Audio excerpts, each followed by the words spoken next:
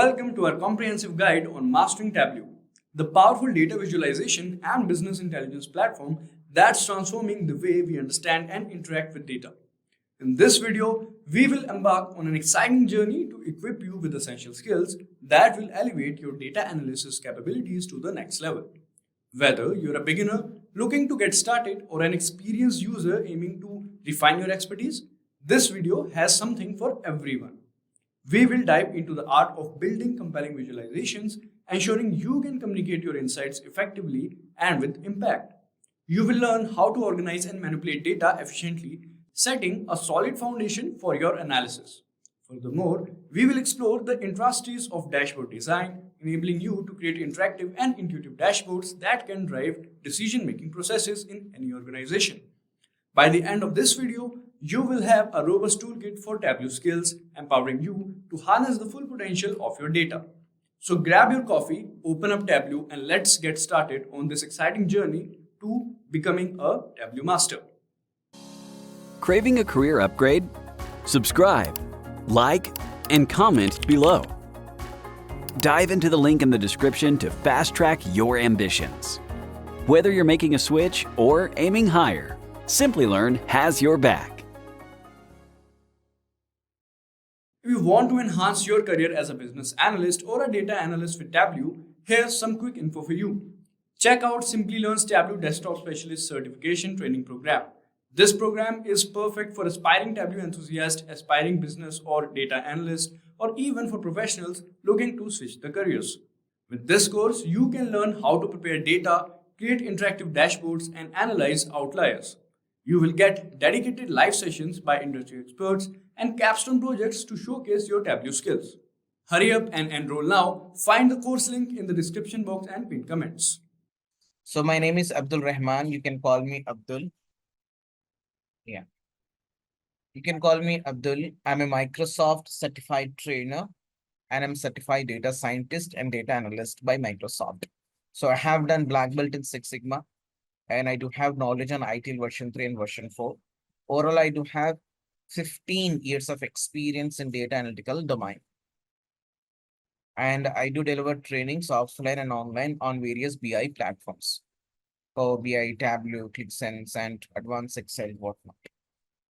Yeah, so this is all about myself. So I will be taking through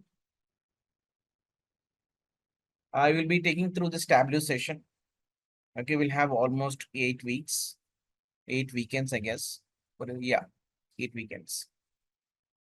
So during the session, we are going to see so many functionalities of Tableau. Okay, so before we proceed further, as you already aware, Power BI. So I would like to hear what is BI according to your knowledge in simple words. Yep. Yes, business intelligence tool. Okay. Advanced Excel, Tarun Khanna, Advanced Excel. I'm asking what is BI, business intelligence. By this time, you should give me a clear answer. Okay. Getting data, getting info from data, finding connections. Okay. Just manipulating data, Tarun. Is it just to get the data? Jenny Scott. Harish now, very close to the answer. Data visualizations. Any other answer? You see, you have to put all these points together, then only it become as a BI, business intelligence. Clear all of you? If you're putting all of them together, then only it become business intelligence. Not just data visualizations, not just importing the data. BI will help us to get the data from various sources. BI tool will help us to get the data from various sources. If you have data in Excel, you can import the data from Excel. If you have data in SQL or Oracle or any other database, your BI tool should be in a position to get the data. The data can be a live or the data can be batch-wise data or offline report. Okay, once data is in, what we have to do? Have you remember what are the 5 common stages we have to perform? Yes, what all are the 5 common stages we have to perform? I have very clearly mentioned, you take any BI tool, Yes, guys. You take any BI tool. Yes, guys, tell me, come on. If you take any BI tool, every BI tool follow how many? Exactly, 5 common stages. See, it is not mandatory to remember 5 common stages. Remember, it is not mandatory to remember 5 common stages, but it always good to know about them. Life cycle of BI tool, life cycle of report. Okay. So first one is we have to collect the data, collection of the data. Right. Once we have data, we'll go for what? Hello, my dear friends. We'll go for transformation. What is the third stage? Going for a data model and creating a join. Have you remembered this? Fourth stage is doing analysis and visualizations. And fifth stage is publish. If you remember 5 common stages, it's make easy for you to go what? Report preparation. Simple. Now, these all are 5 common stages we have in across all the BI tools, and BI tool will help us to get the data from various sources, and that data can be transformed based on our business requirement. The data can be transformed based on business requirement, and we can perform certain data manipulations, or we can get some insights. Why we have to get the insights from the raw data?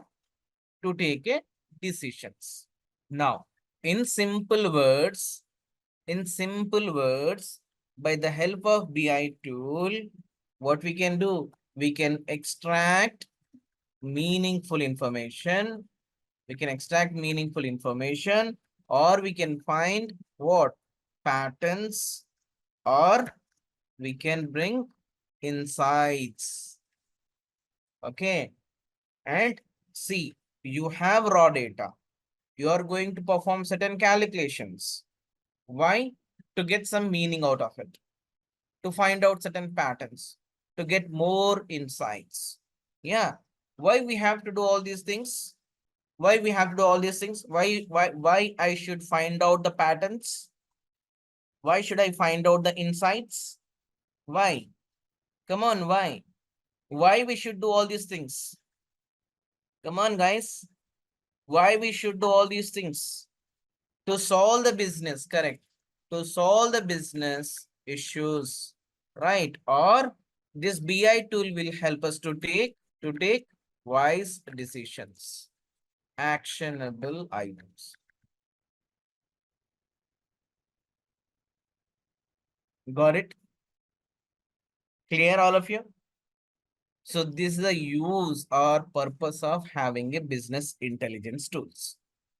How many business intelligence tools we have? Come on, you have to list down quickly. You have to give the answers. How many BI tools we have? A lot. How many? Excel is not a BI tool. Okay, Ashish?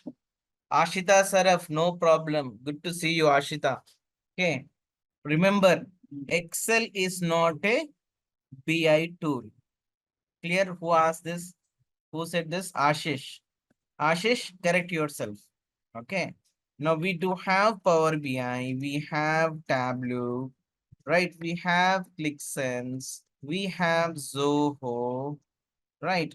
SQL is not BI tool. Remember, correct yourself. Jenny Scott. Okay. SQL and Excel, those are not BI tools. Alt YX, etc. Clear, all of you? Now, one question. Can I call Power BI or Tableau as ETL tool? Can we consider all these BI tools as ETL tool? Yes, can we consider them as a ETL tool? If you say yes, you're wrong. You're wrong. All these BI tools are not ETL tools. You cannot call them as a ETL tool. No. Okay. Why I am highlighting this point here? because you have already gone through Power BI. So I want to add few more points. During interview, they may ask you, hey, Tableau is a ETL tool. You should say, no, it is not a ETL tool. But if you notice functionality of any BI tool, all of them are follows methodology of ETL tool. Got it? You take Power BI or Tableau or ClickSense or any other BI tool. It will follow. It will follow methodology tool, but those all are not ETL tools. Clear all of you? You will see the flavor. You will see the flavor, the methodology, but those all are not actually ETL tools. Those all are purely BI tools. Am I clear? Okay, but Mangesh, here we do. I have made so many mistakes. Is that okay? There are many typos. Okay, perfect. So Ashish asking, apart from Power BI and Tableau, which one is the most used BI tool? So most of the time you will see Tableau and Power BI. Nowadays Power BI is not leading the market. Second position is Tableau. Okay. If not, probably you can see ClickSense in a third position. But as I mentioned earlier also, if you're good at one BI tool, it's easy to learn other BI tools also. Clear? Alterworks mostly will see to do data manipulation and all, but not that much used. Remember, if you're good at one BI tool, remaining all BI tools are very easy to learn. Okay. So now, today onwards, we are going to learn what? We are going to learn what? Tableau. Okay. What I will do, I will correlate with Power BI so that you can quickly recap what we have seen while we were in a Power BI session. Okay. I will correlate. Don't mind. If you didn't attend any Power BI session, don't worry. We are going to learn Tableau from scratch. Clear? One or two guys are there who didn't attend any Power BI sessions. But for you, don't worry. Clear all of you? Okay, guys. Tableau is also one of the most famous and well-known BI tool. Okay. So in Tableau, we do have various products, different types of products we have in Tableau. What are those different products we have? Look at my screen. We do have something called Tableau Desktop. We have something called Tableau Desktop. What is the use of having Tableau Desktop? What is the use of having Tableau Desktop? In this Tableau Desktop, we are authorized to prepare a report. In simple words, to prepare a report, we'll use what? Tableau Desktop. Clear all of you? To prepare a report, we'll use Tableau Desktop. This is like what? Power BI Desktop. This is like what? Power BI Desktop. Now, second point. Is Tableau Desktop free version? Answer is no. This is not a free version. Not a free version. You have to buy. Power BI Desktop free version? Yes, it's a free version. Clear all of you? But Tableau Desktop you'll get for 14 days as a trial version. 14 days as a trial version. Clear? Any questions here? You can make use of Tableau Desktop for only 14 days.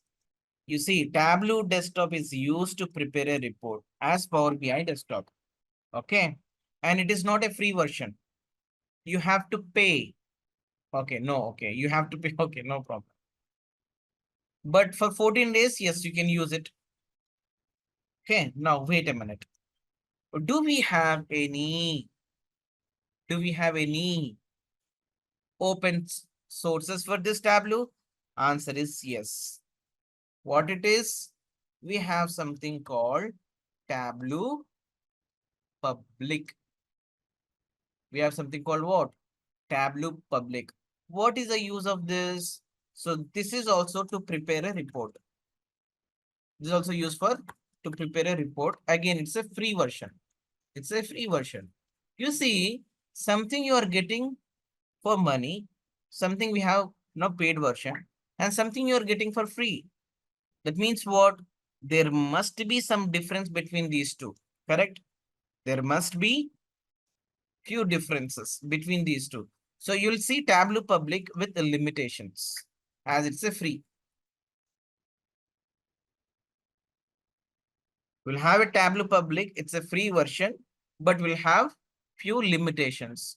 So what I will do, I will highlight those limitations also. And during our training, we are going to use Tableau Public only. Clear? But in real time, which one will use? In real time, we'll go for a Tableau desktop.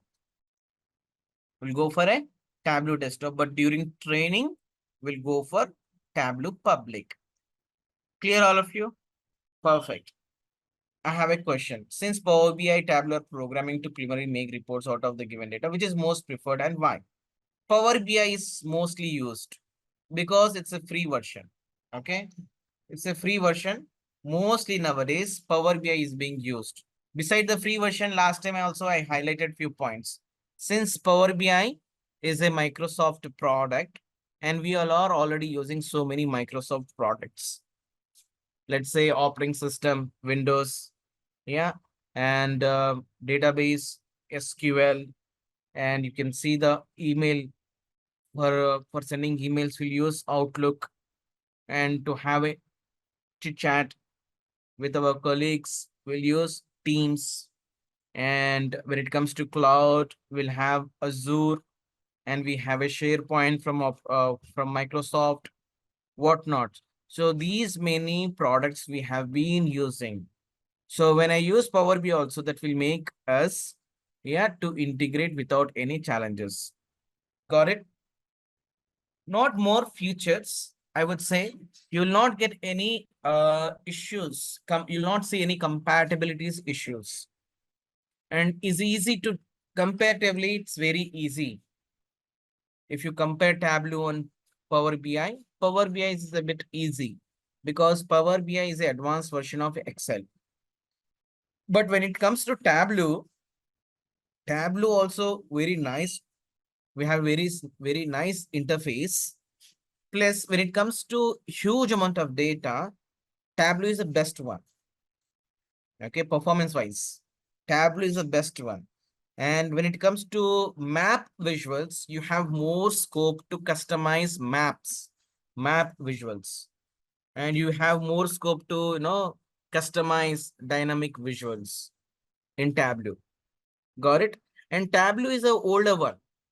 I would say the age of Tableau is around 15 years, almost 15 years. And Power BI is almost 7 years, 7 to 8 years. Got it? And which is okay, Uma asking very good question. Using Power BI or Tableau, is this a personal choice or no, it's a organization choice, Uma. It's not our personal choice. But mostly both are almost same. Concept wise, same to same. You'll see different set terminologies. That's it.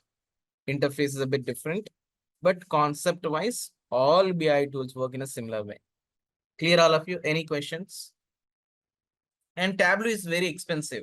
So we do have two different products here, Tableau Desktop and Tableau Public, correct? Now, we have something called what? Tableau Data Prep. So what is the use of having this Tableau Data Prep? Tableau Data Prep we have, right? This is used to perform what? Data cleaning activities. To perform data wrangling job. Got it, all of you? So anyone can correlate this with what in Power BI? Any correlation with Power BI? What do we have in Power BI to perform data cleaning jobs, data cleaning activity? Exactly. We have something called what? Power Query Editor, my dear friends. Okay, I'm just correlating. That's it. Okay, if you're not sure what is in Power BI, you don't need to worry. I'm just correlating. So we have something called Tableau Data Prep. Now, is it free version? No, this is also not a free version. It's a paid version. You'll get this for 14 days as a trial. Clear all of you? Do we have any free version here? As we have a Tableau public, answer is no. You don't have anything for free when it comes to data prep. You'll have this for 14 days as a trial version. That's it. Clear all of you? Any questions? No, right? Now let's move on now. Third one is we have something called Tableau server. Tableau server. Okay, Ash is asking if Power BI is free, then why companies go for Tableau? Is there any major difference so that companies are investing in Tableau? That's the reason, Ashish. Most of the companies nowadays switching from Tableau to Power BI. And if you correlate, the age of Tableau is nearly 12 to 15 years. But Power BI is 7 years. That means what? Earlier people used to, earlier many organization before Power BI launched, they used to work on Tableau. You see, there is a gap between 6 years between these two. You see, 6, yeah.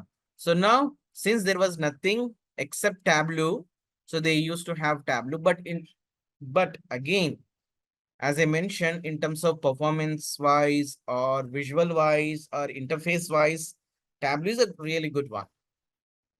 Okay. Now, Tableau server. What is the Tableau server?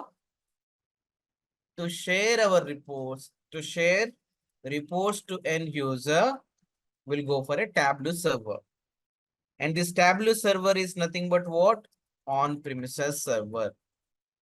What do we have in Power BI? In Power BI, we have something called what? Power BI report server. Understood? This is also on-premises server. On-premises server. Got it, all of you? No questions? All good? Why we have to go for a Tableau server? Once your report is ready, we have to share our report to end user. So how we can share this? We are going to deploy in Tableau server. This is on-premises server. What do we have another server? Come on. What do we have another server? We have two servers. Another one what? Tableau Online. So here what do we have? Power BI services. Oh my goodness. It's a cloud server. It is a cloud server. Got the point? What is the use of having cloud server? Same, to share. So now you have two options. Either you can upload your file in Tableau server, which is on premises, or if your company is using Tableau online, which is cloud server, there also you can upload your files. Am I clear?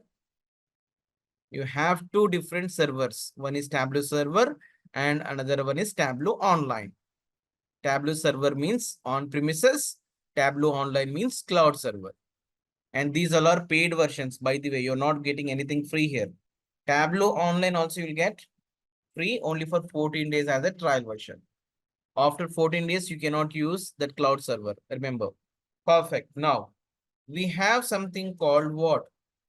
Tableau public server also we have. What do we have? We have a Tableau public server. Tableau public server. That means you can publish your files. Publish to publish reports publicly. We'll use public server also. But in fact, in real time, we are not going to use this Tableau public server. Okay. Because it is available for all the users. Now, what else we have? We do have something called Tableau mobile. We have something called Tableau mobile. Okay, here also we have a Power BI mobile. Yes or no? Power BI mobile. If you want to see your report in mobile phone also, you can install this mobile application. Right now, we have something called Tableau reader.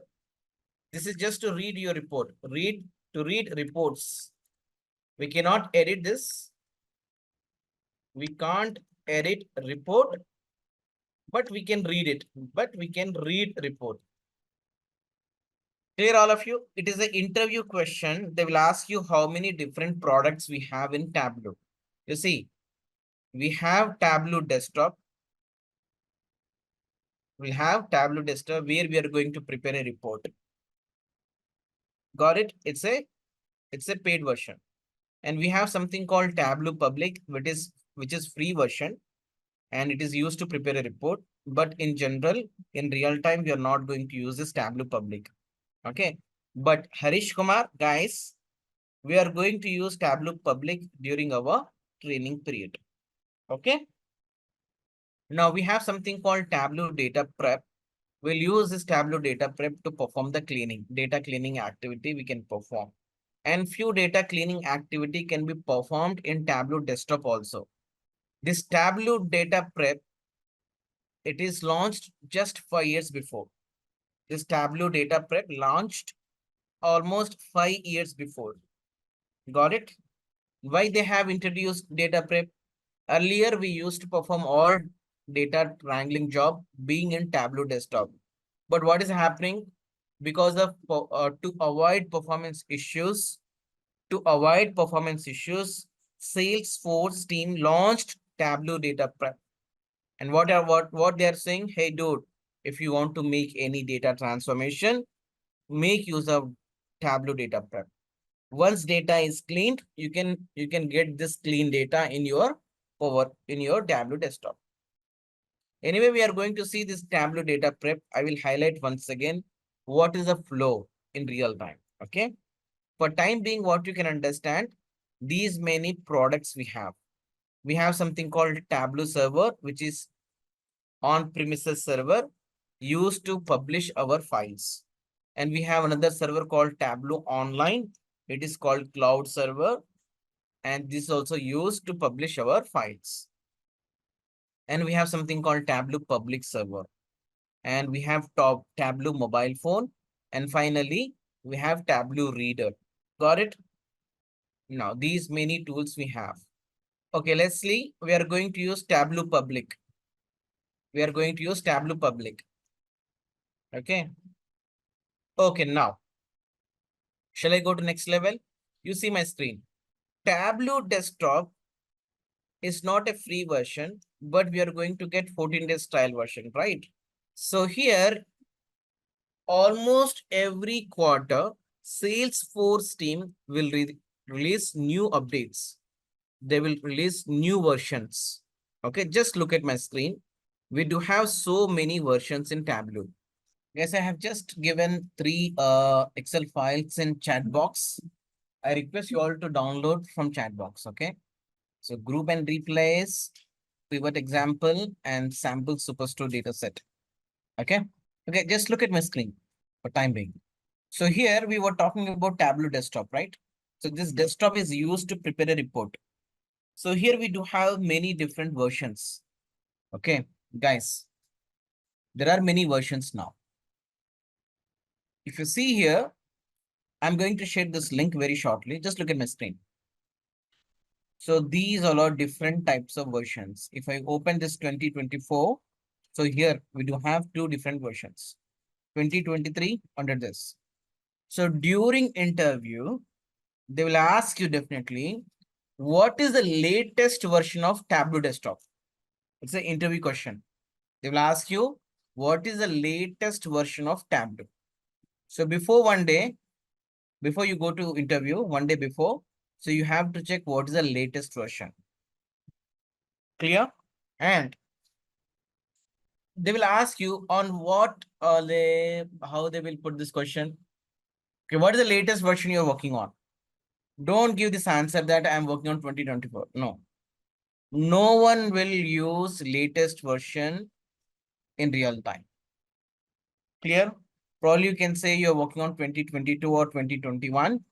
Anything is fine. But don't say you're working on 2024 as it is the latest. Clear? Now, you see, I said Tableau desktop you can use for 14 days as a trial version. Correct? Look at my screen. What I generally suggest to my learners, if you want to work on a Tableau desktop, what I suggest, Instead of going for a latest version, my dear friends, instead of downloading this latest version, what you can do, you can download lower versions. What you can do?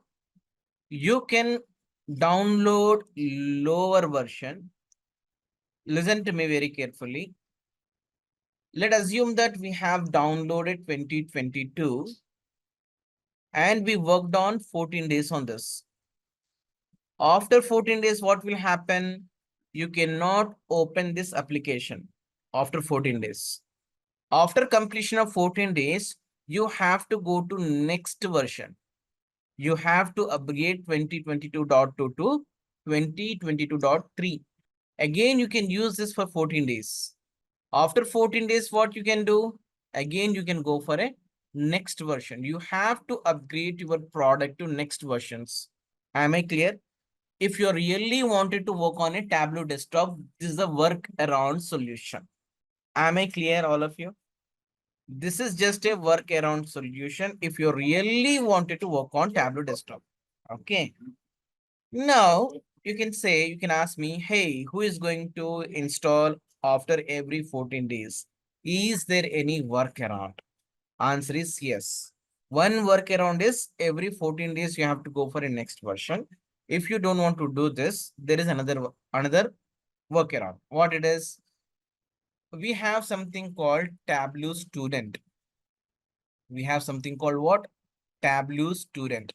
So Tableau team is giving 1 year license.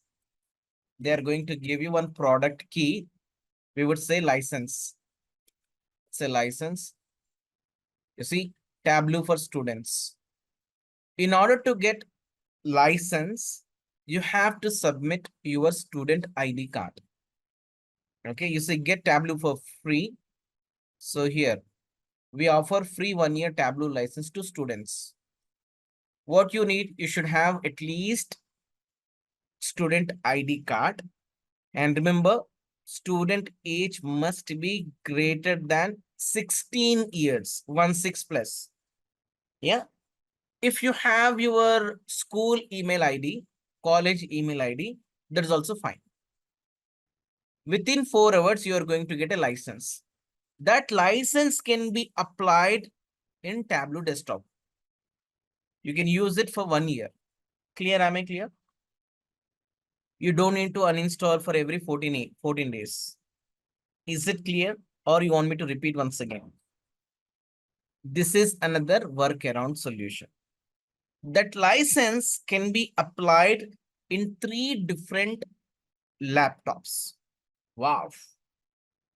I repeat, let's say you have applied for student license. You got one key. This key can be applied in 3 different laptops. Interesting? Yes. Now, plus, you can use this license not only on Tableau desktop, but also Tableau Data Prep. We have something called Tableau Data Prep, right? Same key can be used. Same key can be used in Tableau Data Prep also. Clear? Are you talking about email address? Email address also you don't have, right? You don't have such domain. Tarun@simplilearn.com. No, you don't have it. It won't work. If you have something like this, let's say Leslie at oxforduniversity.com, oxford.com. Yes, for this, you will get it. Okay. Otherwise, let's say you have an ID card. Let's say this is your ID card. That ID card should have a validity. It should not be an expired state. There should be valid ID card. Okay. If you have siblings, you can take that ID card and you can upload it. No problem. You will receive license. Clear, Leslie? Is it clear, all of you? Any queries? No queries, right? So these all are workaround solution to use Tableau desktop. If not, you can go for a Tableau public. That's it. Tableau public is sufficient. Yes. Tableau public is also a sufficient tool to do a practice. I will highlight few areas where you need Tableau desktop. Okay. Now, what we are trying to do now? We are about to download Tableau Data Prep. We'll install today Tableau Data Prep. We'll do certain data transformation. We'll get some hands on it. Later on, we'll install Tableau Public. Okay. Now, how to install Tableau Data Prep? Okay. In order to download Tableau Data Prep, you see now, all of you download this Tableau Data Prep. It may ask you to enter it may ask you to sign in. So you have to sign in. Let's see first. All of you click on this. Perfect. Scroll it down. Scroll down. Don't go here and there. Just go to that URL. Yes. Guys, here we do have various versions. Okay. Just scroll up left hand side. You see, guys, product release. First one is a desktop, second one is a prep. So I have already given prep link. Okay, right hand side, these all are different versions what we have in this. So what we can do now, we are going to install Tableau Data Prep 2023.1 version. 2023.1. Yes, first one. Hold on, Mangesh, hold on. Slow, a bit slow. Guys, I request you all to go to 2023.1 section. So here, first one, 2023.1.3. This version you can download. Which version you have to go for? You see, you should not download latest version. What will happen if you download latest version? If you are downloading latest version, you cannot degrade your product. You have to wait for next version. Got it? Let's say after 14 days, you cannot use 2023.1.3 version. So after 14 days, you have to upgrade. Clear all of you? You can upgrade your product, but you cannot degrade your product. Now, here you can ask me one question. Sir, let's say today we worked on 2023 and I do have few files. Can I open these files in latest version? Answer is yes. You can open older version files in a new version file also. Clear? Now, here, download Tableau Prep 2023.1.3.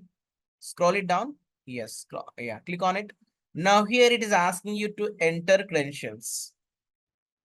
Here it is asking you to enter credentials. Do you have any account? No, we don't have any account as of now, right? So I request you all to create an account now. Anyway, we need this account to publish our files in Tableau Online. I repeat, all of you. Now it is asking you to create the account, right? I request you all to create one account now. Create my account.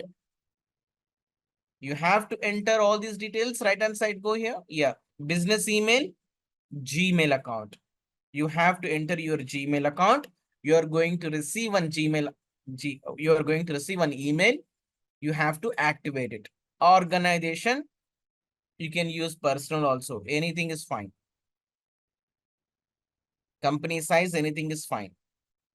Department, anything is fine. Mobile number must be 10 digits. Just give a number. Okay, wait. Just give me a minute. Just wait. Just scroll up. Guys, all of you create one account quickly. If anyone is lagging, please let me know. Ashish created, great. And guys, you have to remember this email address and password. Just click on create an account now. Create my account. You see, you will be receiving an email containing a link to confirm this registration. Okay, you can stop sharing. You can go back to your Gmail account. Just activate it. Scroll it down. Just scroll down. Wait a minute. Scroll down. Scroll down. You have to activate it. Just log on to your Gmail account. Once you click on activate, it may ask you to enter your password. No email it. Probably look at spam, Tarun. Scroll up. Mangesh Yadav, scroll up. You see, please check your email address. Please, thank you for registration. You will receive an email containing a link to confirm this registration. You must follow the instruction in the email in order to activate your Tableau account. Tarun, have you received? Look at the spam. Activated, great. Look at the spam. Once it is activated, again log in now. Click on Tableau account. Now log in now. Which email you have to enter? Gmail account. You have entered Gmail account, right? You have entered Gmail account, right? That email account you have to enter. Yes, Mangesh, could you please download the files? So if you're using Mac version, you'll have a different exe file. If you're using Windows, you'll have a different exe file. Mac user, please download respective file. Okay. Okay, Tarun. What you can do, Tarun, you can use this credential. I'm sharing another credentials. Okay. Guys, whosoever haven't received as of now, you can use this account. It's an email address. The second one is a password. Is it clear, all of you? It's still downloading. Yes, it's around 400 MB, I guess. You have to download and you have to install. Abisola, if you have username, your own username and password, you can make use of your own. If you don't have, you can use what I have given. Okay. Oh, it is 800. Oh my God, 800 MB. Okay. Guys, based on your internet speed, it will take some time to download. Once download is completed, you just double click on it and install. Clear? All of you install the files. Once installation completed, just open the Tableau data prep. While opening, it may ask you to enter some basic details about yourself. Okay, you have to enter your details. Okay, scroll it down now. Okay, here you have prep builder, you see. Click on Tableau prep builder. Click on it. Scroll down. Here, 2023.1. 2023.1. This one. First one, download first one. Simple. Scroll down once again. You'll see you're using Windows, right? You have to go for Windows. Click on it.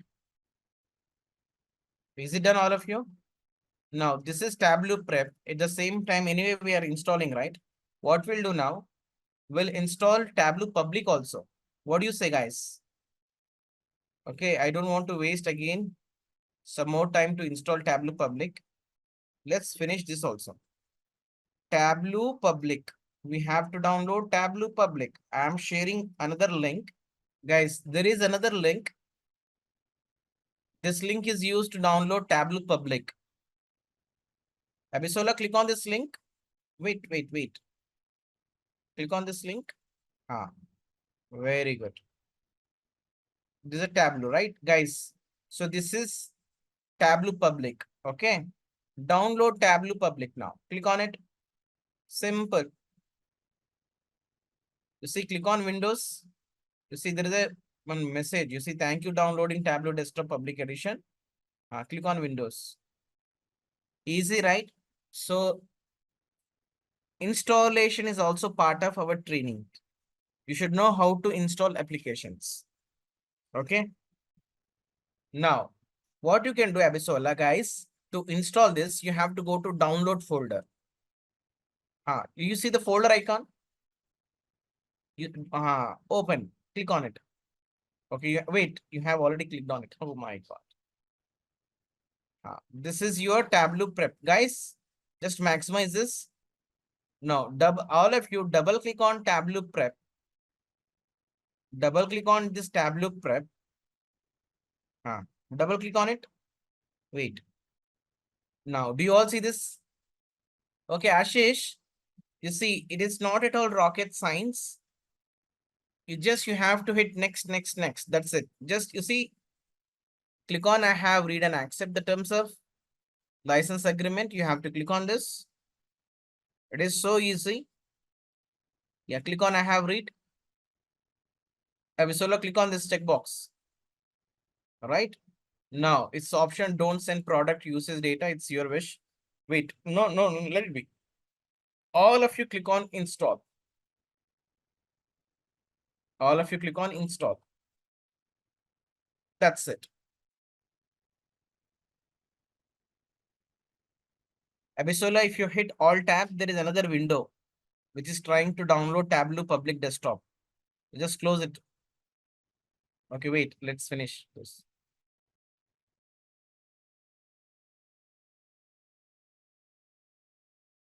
Click on close. That's it. Fair enough. And there is another window also for Tableau public. Yes. Install this one also. Same way. I have read and install. That's it. Leslie, it's not required, guys. Don't restart your application or your system. Okay. Don't restart your system. And actually, it's a good practice whenever you are installing any application, you have to go for a restart. But for time being, don't restart your PC. Okay. Now, close this. Abisola, close this. Very good. Stay here. Wait, wait. Okay, no problem. We'll wait. All of you install Tableau Public and Tableau Data Prep. Okay. Install both. Very good. Mangesh will wait for you. Don't worry. Now, guys, whosoever install Tableau Prep, I request you all to open that file.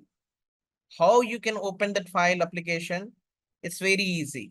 You see, there is a search box in Windows. Right, Abisola, left hand side, you have a search, Windows search. Left hand side. No. Windows search. Windows on Windows bar, toolbar, status bar, you have a search button, right? On Windows toolbar, you have a search. Type window key, not on this, madam, not on a web page, not on a web page. On Windows. Type here Tableau. Just type Tableau here. Wait. You see, guys, if you search for Tableau through Windows search, you will see something like this. Which one we have to open? We have to open Tableau Prep Builder. Which one we have to open? Tableau Prep Builder. Got it? Now, Abisola, just open Tableau Prep Builder. Generally, we'll call it as a Tableau Prep. Okay. Click on it. Click on it. No. You see the arrow marks? Click on the arrow marks. Now, when you open this first time, it may ask you to enter user details. Okay, your details basically. Close this. You have open Task Manager. You see now? Wait. First time, whenever you open this, it may ask you to enter your details. Basic details you have to enter. But I think anyway, we have downloaded by by our own credentials, right? It may not ask you, but if it is asking you to enter, please enter your basic details. Yes, Mangesh, you have to download Tableau Public separately. If you need a link, you see this is a link. All of you, look at screen now. Do we have any product key? We don't have any product key, right? You see, first one, start a trial version. Use Tableau Prep Builder for 14 days without any restrictions. So I request you all to go for a start a trial version. Same screen you're going to see when you open a Tableau desktop. Okay, if you're opening Tableau desktop also, you'll see the same screen. Yeah, click on start a trial version. You see now? Again, you have to enter your details. So this is only one-time activity. First time you have opened, right? Then you have to enter all these details, basic details, your first name, business email address, Gmail account. Yeah, you can stop sharing and you can start filling your details. Is it done, all of you? So this is a Tableau Public. You have opened Tableau Public. You have to open Tableau Data Prep. Okay. You have to open Tableau Prep. Just close this. No, close this. Otherwise, what will happen? It will eat lot of RAM. It's a Tableau desktop. Prep Builder you have to open. You have already installed, right? Mangesh. Okay. Wait. Scroll down. Wait. You see Tableau prep. Yes. Click on get started. You see now click on start a free trial.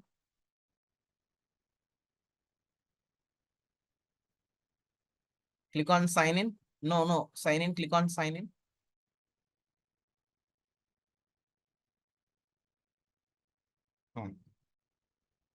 Download free trial. That's it. Wait. Thanks for choosing a trial prep builder to the download should begin automatically. If it doesn't, click here. It's downloading. Right. Open the download folder. Tarun, don't click on it. You have to open the download folder to check whether it is fully downloaded or not. Go to download folder, my dear. Maximize this. Tableau Prep 2024. You see the last one, third one you have to download. Double click on it. Double click on it.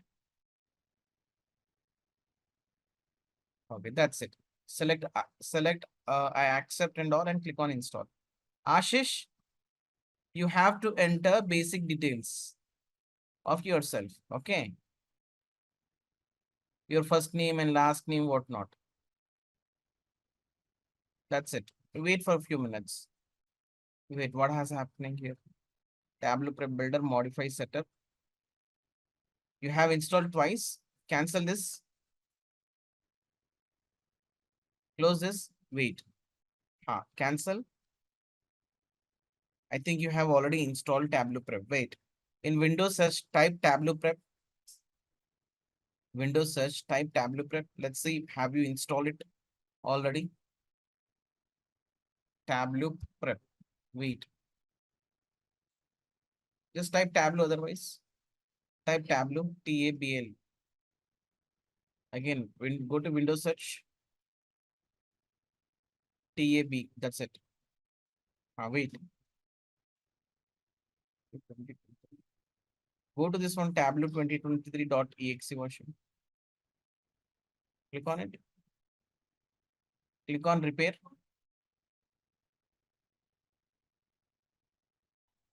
All good, guys. So you have downloaded Tableau Public and you have downloaded Tableau Data Prep also, Prep Builder also. So you can do the Tableau Desktop also. You can download Tableau Desktop in the same way. Okay. Yes, close this. It is not fully downloaded. Cancel. Yes. Now go for 2024 version. I think you have downloaded this one. Tableau Prep 2024.1.1. First one. Yes. So what will happen if you're installing latest version? You have to wait until you get next version. Okay. That's the reason I requested everyone to go for it 2023. But somehow you have tried to install 2024. Okay, Tarun?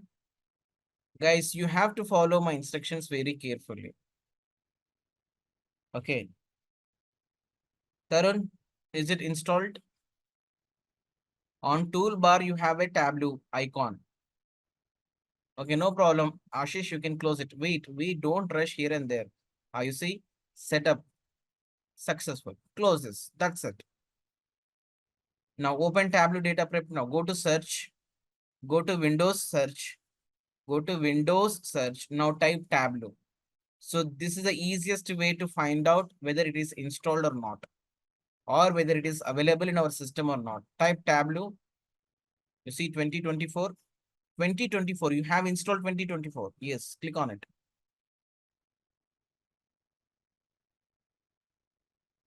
Is it done, all of you? You see now, on taskbar, you have to look at your taskbar to check which application is already opened. Okay, hit Alt tab, you see there on Windows search. On Windows toolbar, you have a Tableau application. That icon is there. Click on it. See, it's now getting downloaded. Start a trial version. What you have to do? Okay, now all of you stop doing and look at my screen now. Today we'll work on Tableau data prep. Today we are going to work on a Tableau data prep. Guys, so the moment when you open this Tableau data prep, you will see something like this. All right. So what is the flow? See, flow means set of actions. Series of actions. Set of action is called as flow. Set of action is called as a flow. Okay. Now, so here you're gonna see recently opened flows. I will let you know once again what is a flow. So at the screen here, you're going to see recently opened flows, and right hand side, you're gonna see some training material. Okay. Now any BI tool, if you take any BI tool, first step is what? We have to have the data. Correct? We have to have the data. And Tableau prep is used to perform data wrangling job or data transformation job. Correct? Now we are going to perform few basic data transformation using Tableau prep so that you can understand beauty of prep builder. Okay. Before we proceed further, let me highlight one problem statement. Let me highlight problem statement so that you can understand how we can utilize Tableau data prep. Okay, just give me a minute. I'm going to open one Excel file. Why my PC is now slow? So we have one Excel file called group and replace. Do you have that Excel file? All of you? Right, we are going to import that file called group and replace. How to get the data? Here. You see, connect to data. You see this connect to data? You have to click on this connect to data and go to that folder where you placed Excel file. See, click on Microsoft Excel. Click on Microsoft Excel. Navigate to that folder. Navigate to that folder where you placed group and replace. What is the file name? Group and replace. This one. You have to take this Excel file. You have to take this Excel file and click on open. I'm holding my screen for your reference. Most of the time, what I will do, I will highlight with markers, correct? You have to follow my markers. Okay. Now, you see this Excel file. Yeah, in this Excel file, we do have one table, but the data contains so many errors. We have inconsistency data. We have inconsistency data. So we are trying to, we are trying to get rid of all those errors by using Tableau Prep Builder. It's still taking some time for me to load the data. Know why?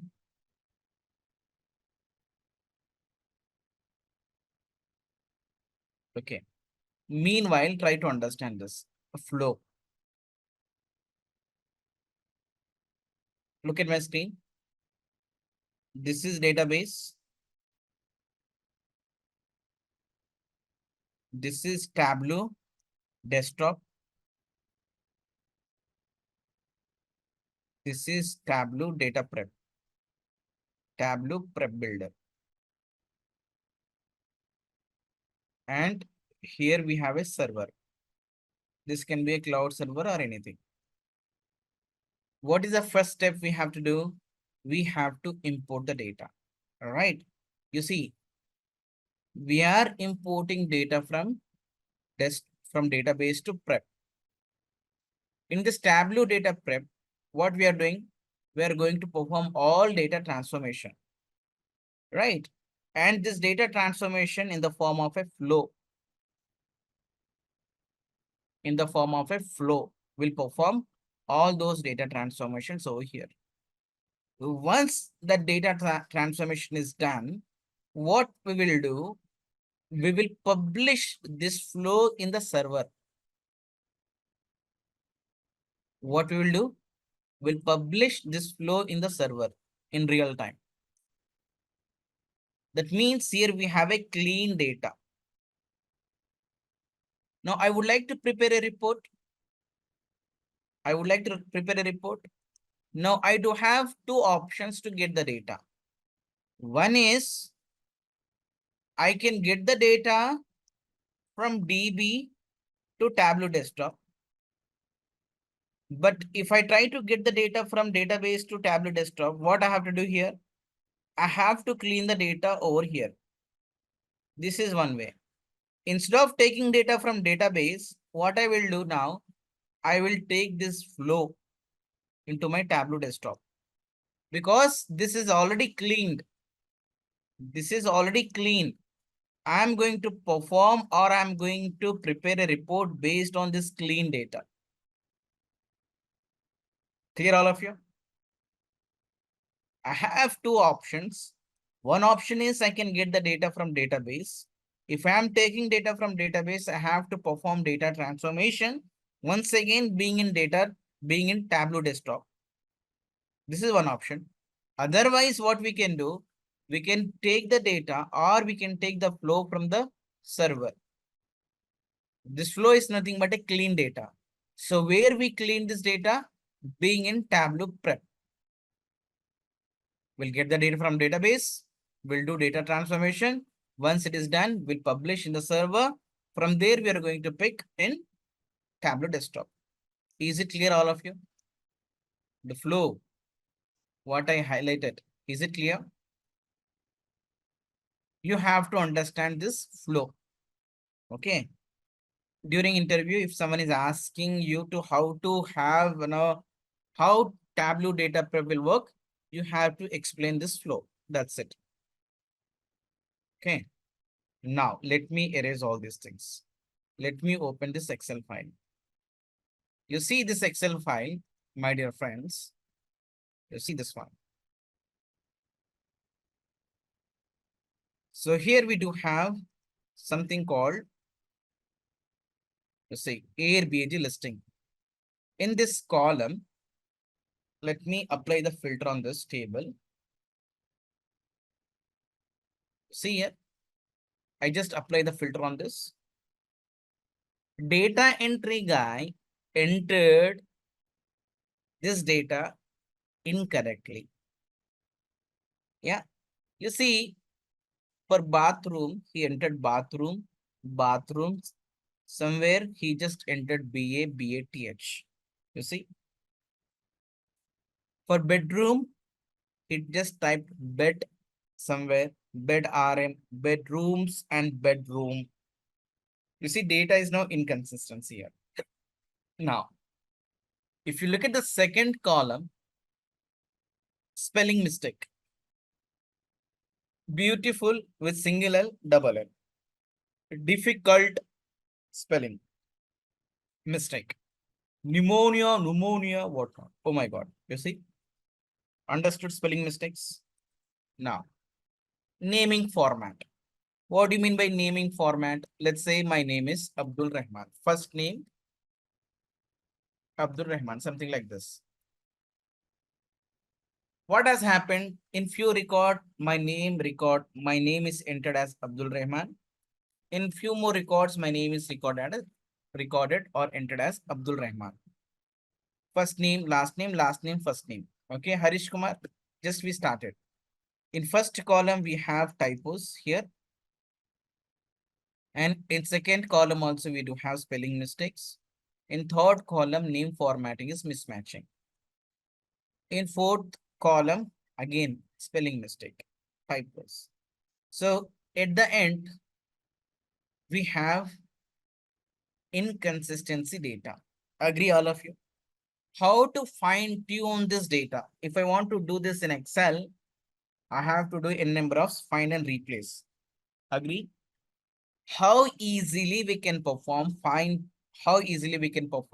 tuning using Tableau data prep. There is a game here. Clear all of you? Right? All good? Now, let's see now, all of you, let's go to Tableau Prep Builder. You see? Right, perfect. Now, my dear friends, you see, we have only one sheet in this file. Automatically, this one sheet is placed on the canvas. Automatically, this one sheet is placed on the canvas. So you see here, so if you look at this plus mark, here we have different options. If you see a bit difference, I think based on Mangesh Yadav, based on the versions.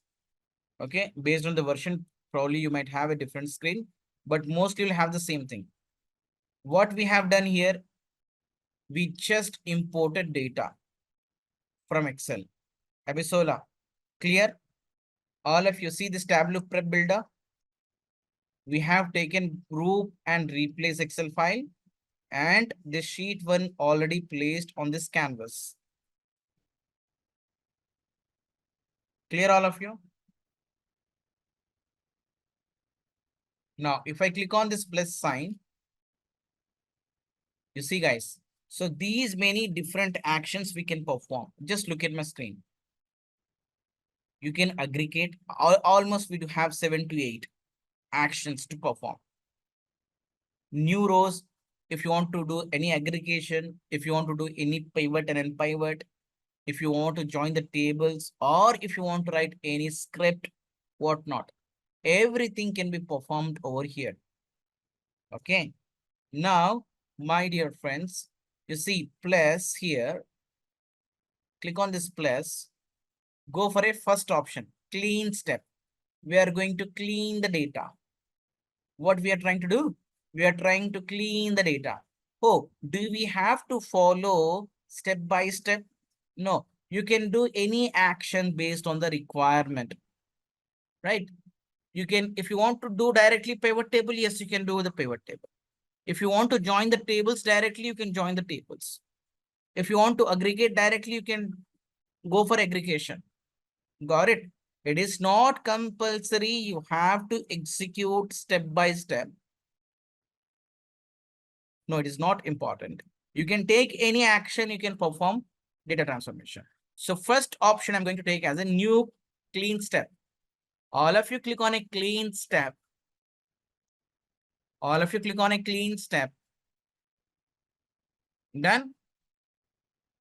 Perfect. Select this clean step. Now here, this is called data grid, where you can see data in a tabular form. This is called data grid. You see here, if I place my mouse on this, you will see the captions. For me, it is taking some time to load. For me, it is taking some time to load. I have to actually restart. Remember, my dear friends, Tableau Desktop, Tableau Prep Builder. It will use maximum RAM. Remember this. If you have 2 or more Tableau Desktop opened in your machine, you have to face performance issues. Your system will go down, or definitely it will slow down. This Tableau Desktop slow down your PC. Clear? This Tableau Desktop, Tableau Prep definitely slow down your laptop. Now, you see my screen here, my dear friends. Here we do have 4 different columns, correct? Yes. We are going to perform data cleaning activity on each and every column by taking different options. Okay. Now, first column called Airbnb listings. You see, on first column, I am going to clean the data. How we can clean the data? So if you place your mouse on this column, you see here, there is option called three dots. If you click on this, more options, click on more options. Yes. Group values. We have 4 different types of option to clean the data. Okay. Manual selection, through pronunciation, and through common characters and spellings. We are going to explore all these 4 options step by step. Okay, Abisola, just look at my screen. Guys, again, once again, look at my screen. How to get this option? First of all, you see, first of all, you have to click on this clean data. And you are going to see one divider, one partition over here. Okay. Abisola. So here we do have one column called Airbnb. Make sure to select this one. This one. Make sure to select this one. Data profiling. Yeah, this is a profile pane. The second one is data grid. So third one is list view. Got it? Make sure to go for a profiling, data profile. So here, if you place your mouse, you will see 3 dots. Click on 3 dots, group values, go for manual selection. Is it done, all of you? And you have to wait for my instructions. Okay. Wait for my instructions. Manual selection. Now, what you have to do once you clicked on a manual selection, you have to pick a right word first. Which is the right word? Based on your knowledge, you have to pick the right word. And if you observe my screen here, few things are getting highlighted. Few words. You see here, here we have a gray color. If I place my mouse on this, you will see the number of, I will show you the percentage also. That means how many times that word is being repeated in this list. Manual selection.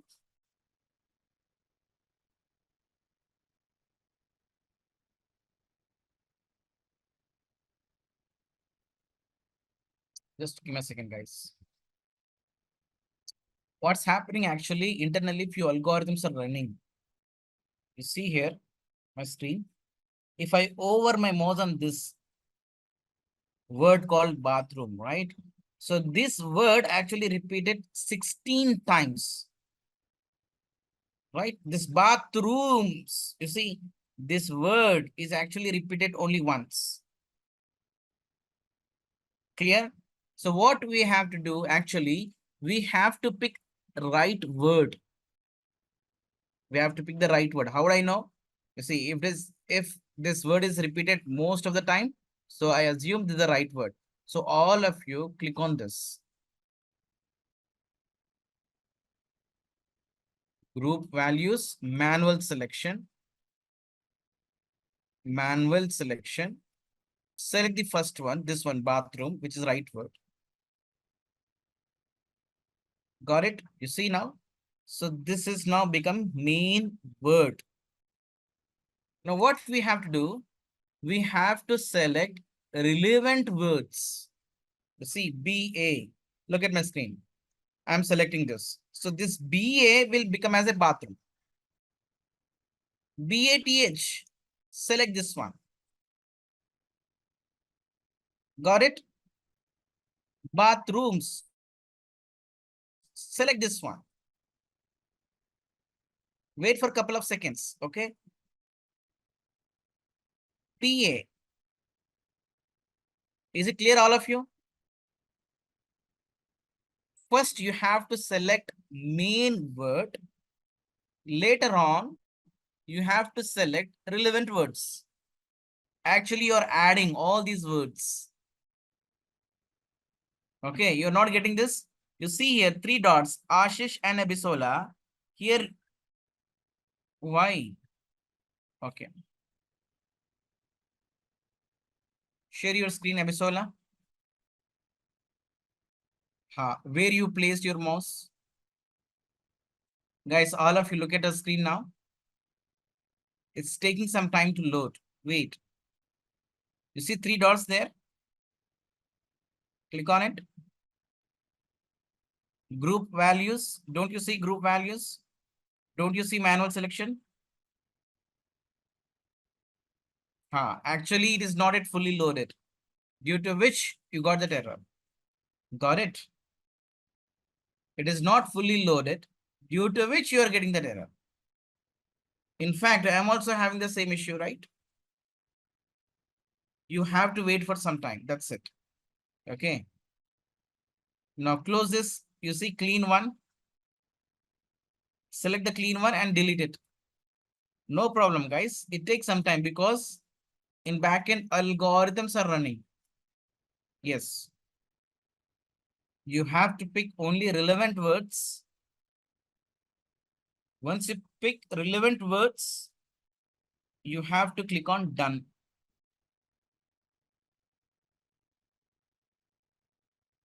Once you pick relevant words, what you have to do? You have to click on done. That's it. I am holding my screen. Values, manual selection. Yes, we have to select all relevant words. You don't need to restart. My dear friend, don't restart anything, okay?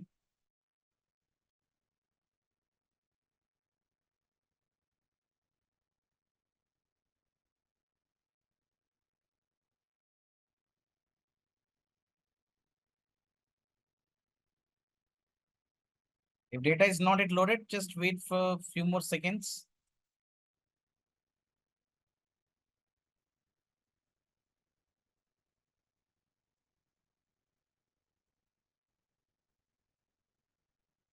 Actually, it should not take this much time. Within a minute, we can see the data actually, okay? I don't know why today it is taking this much time. Within a minute, you can get the data. Every data will be loaded within a minute.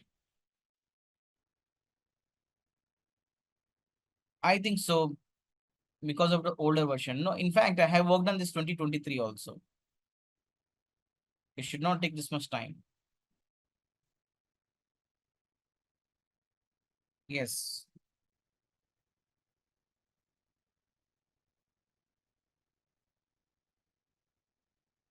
Clean data.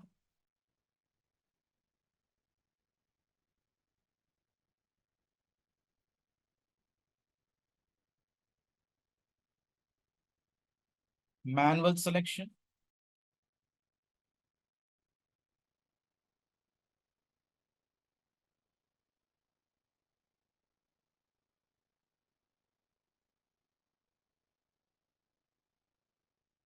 What about others? Okay. Oh, actually, it won't take such a long time. Shall we just close this application otherwise? Guys, quickly close this and just reopen the file. Don't save. Okay. I am also closing this file. All of you quickly reopen. Is it working, Harish? If you are installing any application, it is always good to restart. Yeah, the whole PC laptop should be restarted actually, but we didn't restart. Okay, we'll give it a try once again quickly. How to delete that action, that cleaning activity, what we performed. You have to select that and click on delete. Delete it once again. Delete, remove it, remove it. That's it. Now give a try from scratch. Plus mark. Click on plus, click on clean step. Right? Now, first column, this is called data profiling. 3 dots we have, group values, manual selection. What we are trying to do now, we are trying to tune the data manually. So what we have to do over here, we have to pick the right word first. Click on right word. Click on it now. Wait. You see now right hand side, that bathroom is a main item. Under this, we are going to add relevant words. So first one, BA. I want to have BA as a bathroom, right? BATH. Click on it slowly. BATH. You have to wait for some time, okay? BA once again. Okay, very good. So on. Yes, select third one, next one. What is the next one? Bathrooms. Yep, select BATHS. At last, we have BTH also. BTH at the end. At the end, yes. Click on it. Now, click on done. Click on done. Next, which word we have to tweak? We have to fine tune bedroom. No, bedroom. Again, in same column. Yes, that bedroom is a main item because 31 times it is being repeated. Right, click on it. Once again, go for manual selection. 3 dots, more action, manual selection. Click on it. 3 dots, group values, manual selection.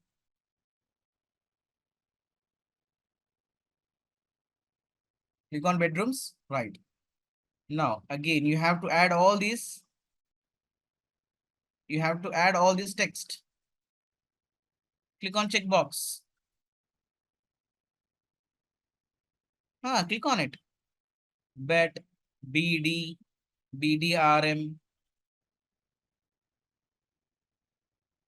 bedrooms, bedroom, BED, that's it. BEDRM. That's it. Wait. Done all of you? Click on done. You see, now finally we have only 2, bathroom and bedroom. Fair enough. Now let's go to second column called misspelling. This time we are not going to do anything manually. Click on more options,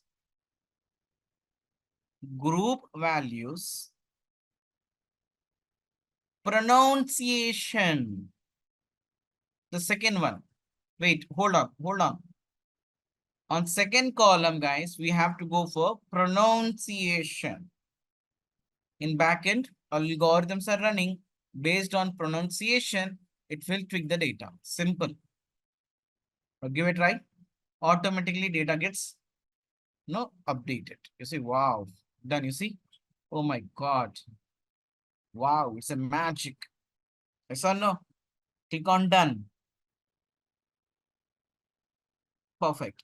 Name formatting. On third column, you see what I said, first name, last name.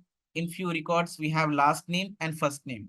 So how system will understand which is the right word? In few records, my name is placed as Abdul Rahman. In few more records, my name is placed as Rahman Abdul. So how system will understand?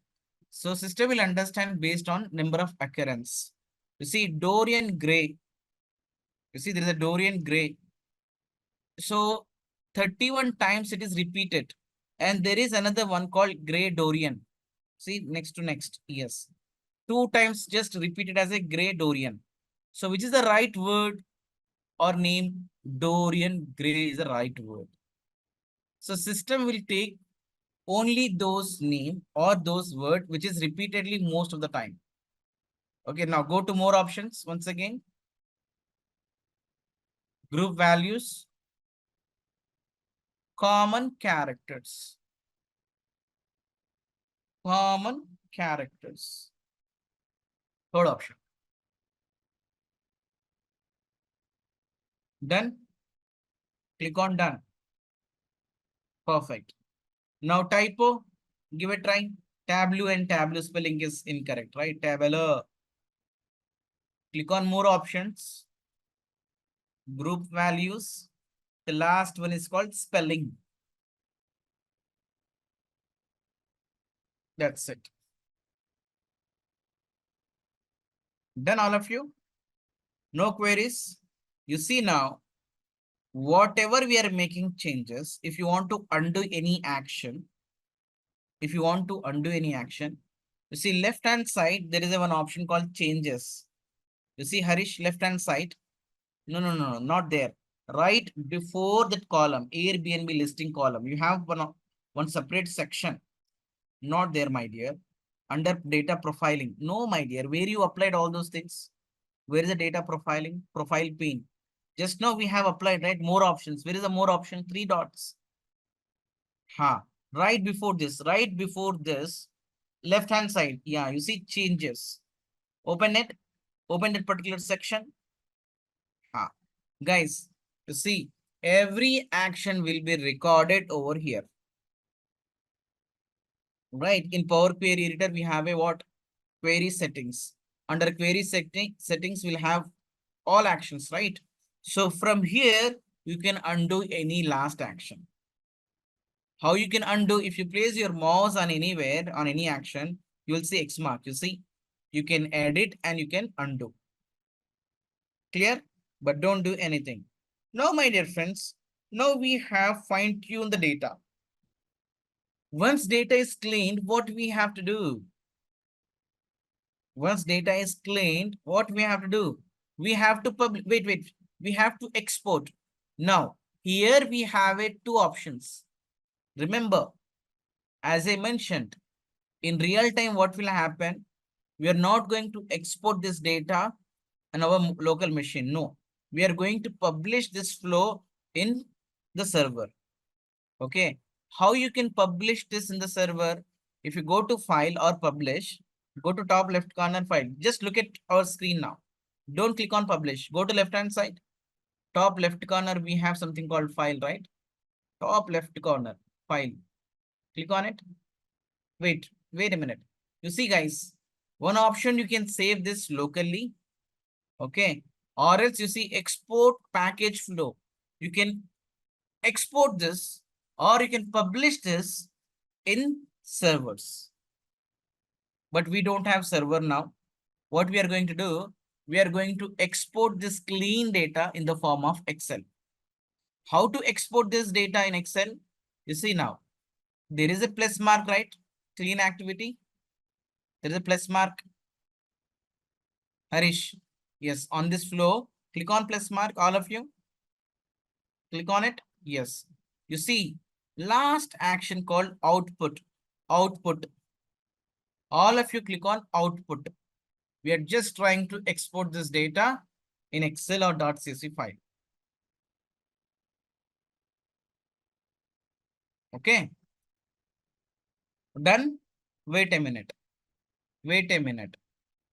You see now, you clicked on output. Now you are on an output action. We are trying to export this in a different format. Where you want to export this file? There is a question. Left hand side, you see name. You can give a name. You see left hand side. Go down. Name. Name of the file. What? If you want to give any name, you can give the name. Let's say what you can see here, clean data, something like that. Give a name.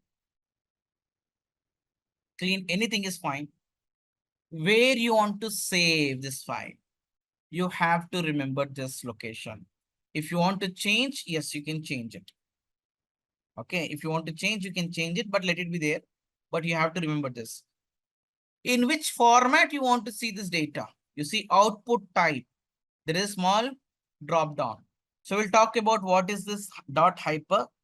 But for time being, what we'll do, we'll export this data in .csv file. All of you select .csv file. Hold on. Is it done, all of you? No one is lagging? Right. Now it's time to export now. You see, that is the location and file name is clean data and file format is .csv file. Now what you can do to export this, there are two ways. There is an option called run flow. Other than that, we have a play button also. Play button on output. On output action, we have a play button. On canvas, flow canvas. You see, all of you click on this play button, run flow. That's it. All of you click on this. Done. So this fine-tuned data now exported in .csv file format. You see this series of action, this set of action is called what? Flow. Set of action is called what? It's a flow now. Now, if you don't mind, Harish, could you just open that file where it is saved under documents, my Tableau data prep, under documents, my Tableau prep repository. There is a by default, I think prep, I guess. Over here, I don't think so. Go back. Go back. Yeah, Tableau prep repository. Okay. Here. So go back to that Tableau data prep. We'll see the location, exact location. Data sources. Under data sources, you have that file. Tableau prep repository. Under data sources, you have one folder called data sources.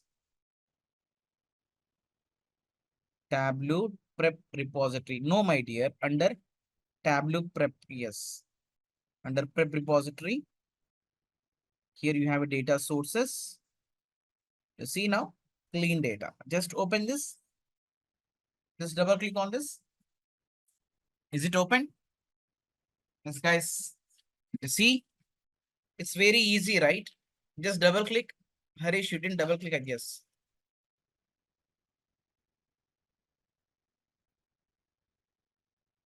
I just wanted to show you all how data will be now. Okay. You see how data is cleaned. It's very easy, right? Oh, wow. Good. Perfect. Thank you, Harish. Thank you for your demonstration. Great.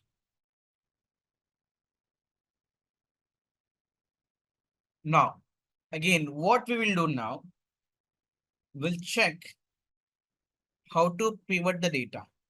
Okay. Just give me a second. Just look at my screen, my dear friends. Do you all see the screen?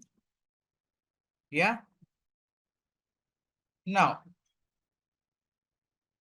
what I would like to do, let's say we have data something like this. I would like to summarize this data. In which format? I would like to summarize the data. In which format? Let's say I want to have something like this. Let me make over here. Where shall I do this? Let's say here country, east, west, south, and north. Here I need India, US, UK, Canada. What is the total value of India in East region? Let's see. If I select all the cells, total is 11756. Once again, what is the total value of India in West region? Let's see. Let me select all this. 12495. 1249495. I would like to have this kind of a summary based on this table. Can we do this? Yes, guys, can we do this? In Excel, what we have to do in order to do this? Let's say in Excel, pivot table. Oh, is it? Guys, do we have to go for a pivot table in Excel to have this kind of a summary table? Is it? Oh, let me give it a try. I'm selecting this entire table, going back to insert, pivot table. Let's say, let me insert this pivot on same sheet. Right now, I'm going to drag and drop country over here and region on column shelf. Now, you tell me what shall I do now? You want me to take this Jan and evaluation? Oops, no. Feb. You see, things are not getting added. You see, we would like to have a summary. We would like to aggregate all those values from Jan to December. Got the point, all of you? This is the problem statement. if we have data in this format, we cannot do summary quickly. We can do that, but there is a workaround. We can do that, but there is a workaround.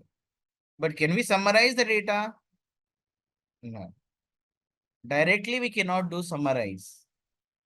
Can we use SUMIF? No, SUMIF also won't work. Jenny Scott, SUMIF also won't work. When SUMIF will work, when pivot table will work, when you have this data in a different format, then it will work. Okay, which format it should be? You see now, I'm just doing manually this. If I have data something like this, let me transpose this. You see, when we have data in this format, okay, this is from country and region, you see. It's a month, it's a values, right? So all these values belongs to India and East region. So what is the value of West? Let me copy down all these values. Let me transpose them, right? So all these values from Jan to December and all these values from West region and countries India. You see, if I have data in this format, if I have data in this format, yes, as you said, we can go for a SUMIF or we can go for a pivot table. Oh, is it? Yes. You see now, I am selecting this entire table. Let me go to insert, pivot table. Let me plot over here.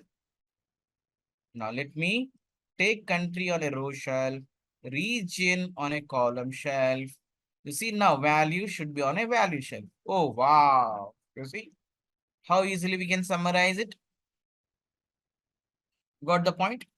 So that means if we have data in this format, we cannot go for a summary. We cannot create a summary table. But if we have data something like this, we can summarize the data. Now you can ask me one question. How should I know when to go for a data transformation? Or when should I go for this kind of a transpose? Or when should I go for pivot and unpivot?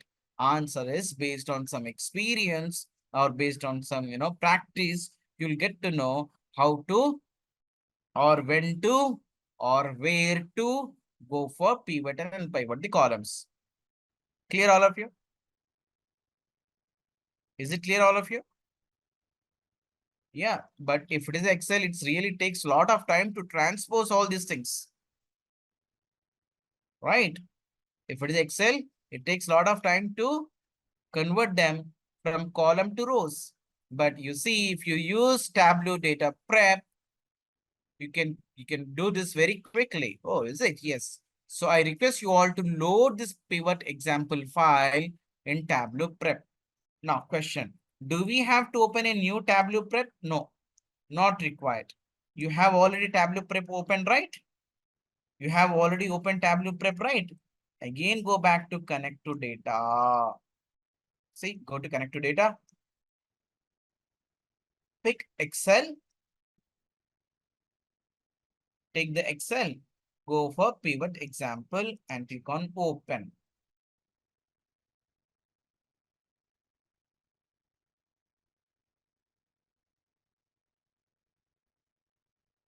Very good. Now, what we have to do now? Again, here we have a plus mark. Click on this. Yeah. Go for a pivot.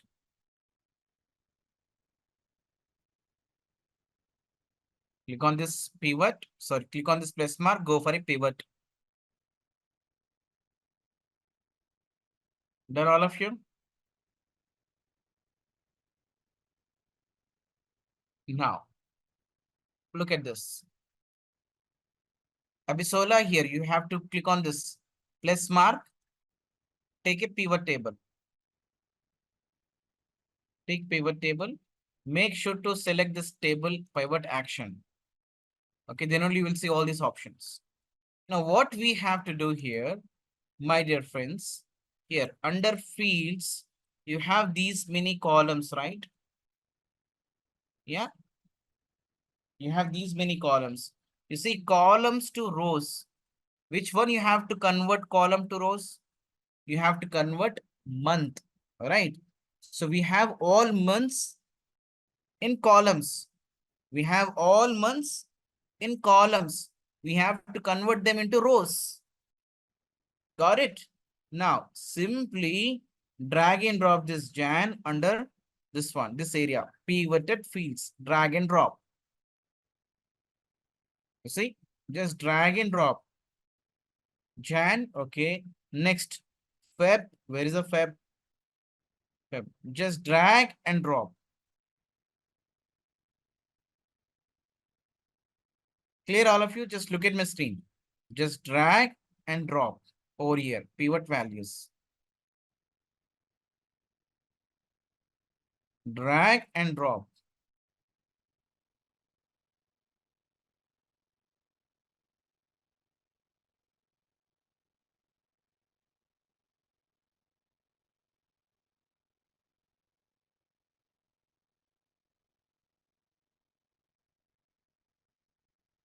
Is it done, all of you? Very easy, right? You see now, here you can rename this. If you want to rename, yes, if you double click on this, let's say month.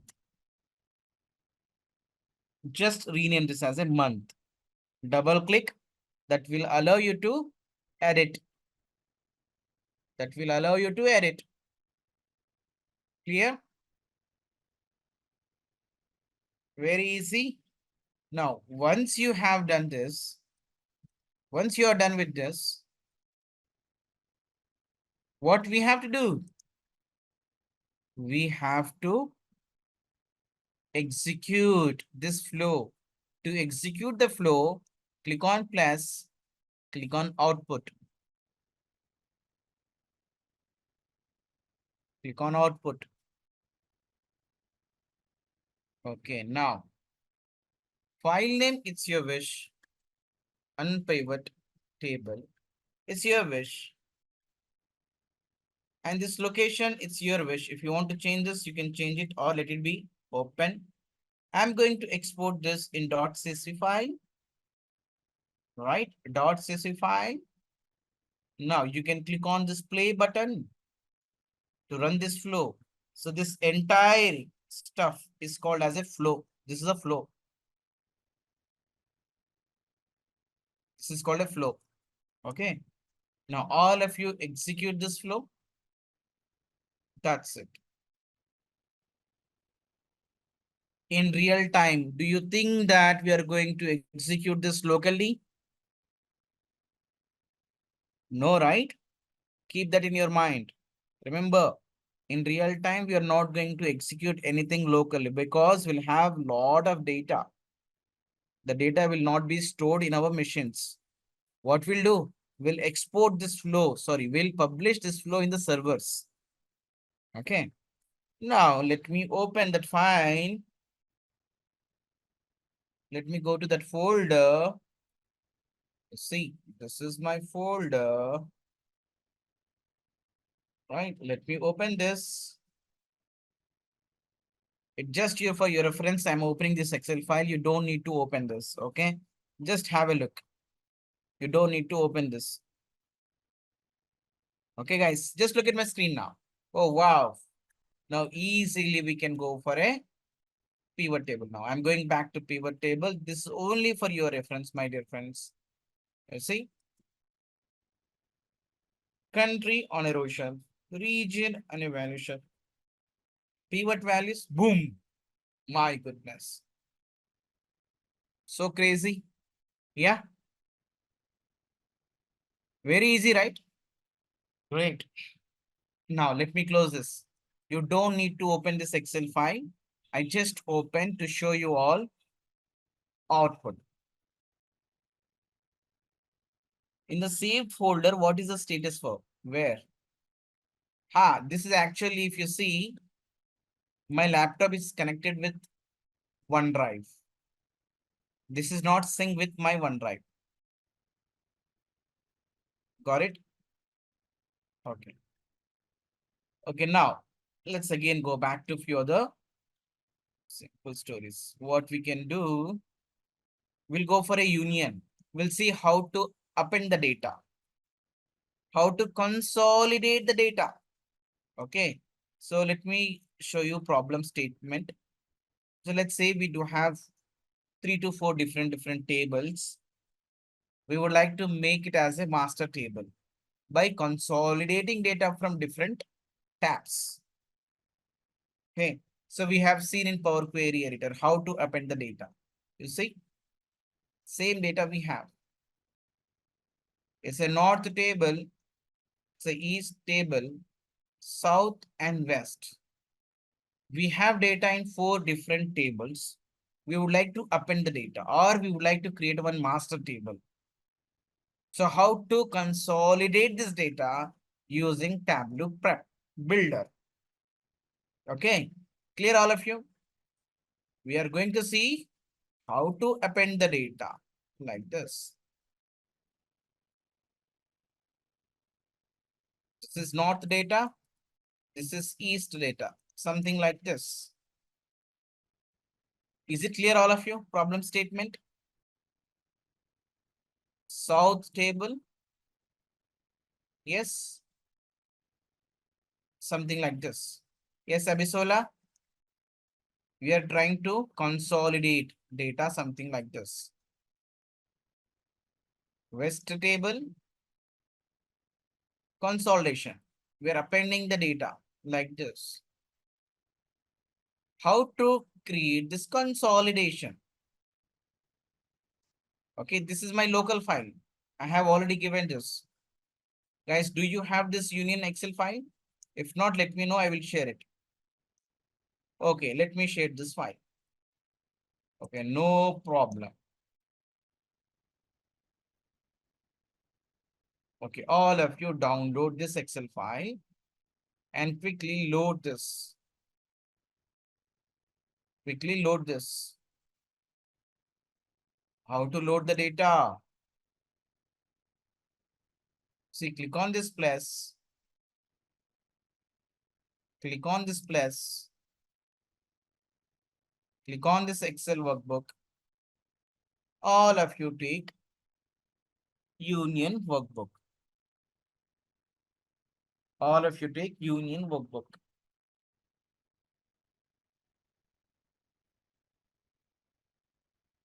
Click on Excel workbook. All of you take Union. Now this Excel workbook is contained, this Excel file contains 4 different tabs, 4 different sheets. So automatically you'll not see anything on the canvas. Earlier, when you imported pivot example or group and replace Excel file, automatically you might have seen or observed that particular sheet is already placed on flow canvas. Right, but this time none of them are imported. You see, because we do have 4 different worksheet in this. This union file contains 4 different tabs, sheets. None of them imported on report canvas or flow canvas. Flow pane. What we have to do now?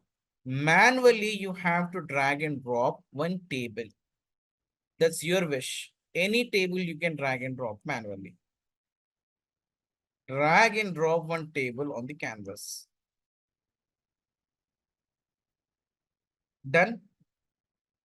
Perfect. Now, so here we have a plus mark. Click on this. So this join, we can join the tables over here, but I'm parking this join here because we are going to see in Tableau Desktop how we can join the tables in Tableau Desktop. Okay. Now let's pick union. There are 2 ways to append the data. There are 2 ways to union the tables, but we'll go with this option. Click on union. Click on union. Now you have to drag and drop second table. You see, you have to move this close to this. You see here options. The moment the moment when you place this second table close to east, you will see few options. Or if you place your table close to this union, again you will see few more options. Drop this over here, add, like this. Abisola, you see my screen here. You'll have this flow pane. Right here, you have the table, left hand side. First, drag and drop one table. You got an error message? Okay, wait a minute. Let me finish this. Guys, once again, take another table. Just move this to union and you have to drop over here. Can't I drop here? You can drop over here also. You can drop over here also. But to give you better clarity, better picture, it's better to add this new table under union like this. So you will see this good picture. You see, you will see a good picture here. That's it. No difference at all. You see, add. So how we can understand this? We are going to combine all these four tables. Yeah, we are going to make it as a union. Clear? Now, once it is done, all of you generate. You have to do this a bit fast, okay? Okay, what you have done, you have taken join. Close it. Click on the join and delete. Click on it, delete, remove it. That's it. It's a union now. Now what you have to do, drag and drop that north. Left hand side here. Drag, wait, yeah. Please, wait, madam. Where so rush? Delete it. Delete. Delete means you have to hit on remove. Delete. Yeah. On keyboard, you have a delete button, right? Delete is always easy, madam. Now drag and drop north. You have to place this north table close to union. And you'll see few options. You see, wait, why you're rushing? Why doing so fast? Slow. Just slow, politely, smoothly. You have to handle with care. Wait, you see add button. Don't drop it blindly. You see, there is option called add. Drop it. We are not joining. We are appending the data. Do the same for south table also. Drag and drop south. Smoothly, handle with care. Very good. You see, this is a momentum. Not here. Place it on union only. Move this to add, plus add, right. Very good.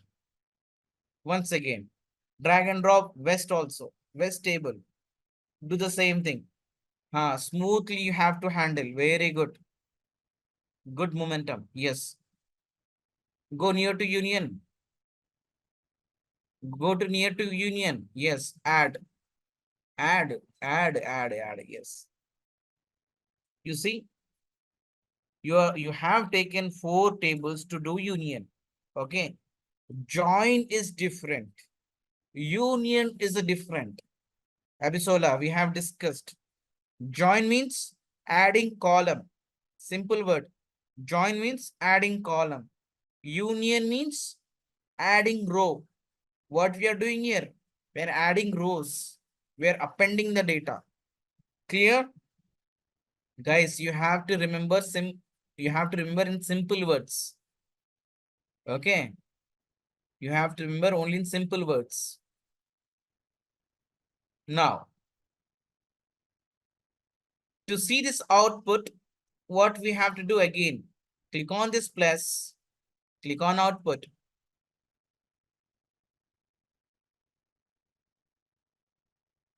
Clear all of you?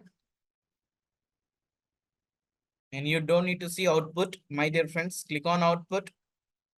So this is, let's say, consolidation. Consolidation file. Select .cc file.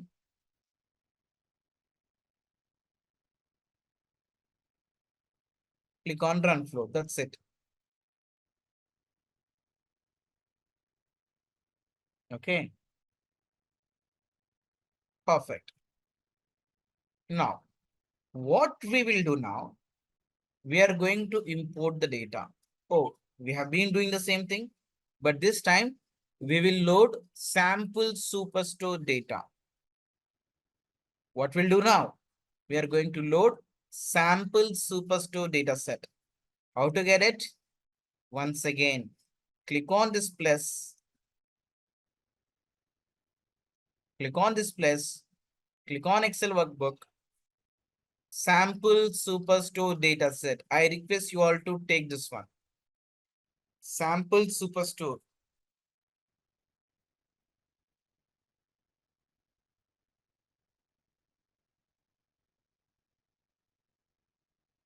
Is it done?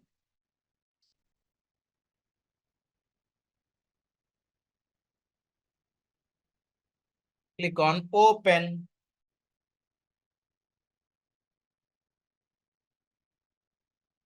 Click on open.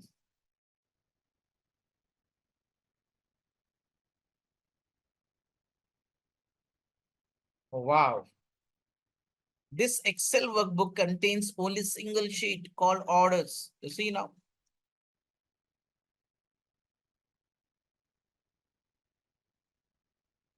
Got it?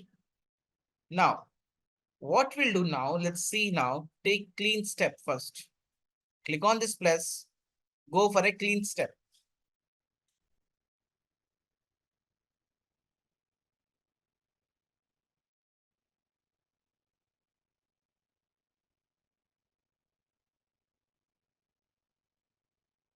Now, all of you click on this data. This one, data grid, where you can see data in a tabular form. Right? Here. Now, stop doing, just look at my screen. Don't do anything, just look at my screen. Now here, you will see how your data is framed in this table.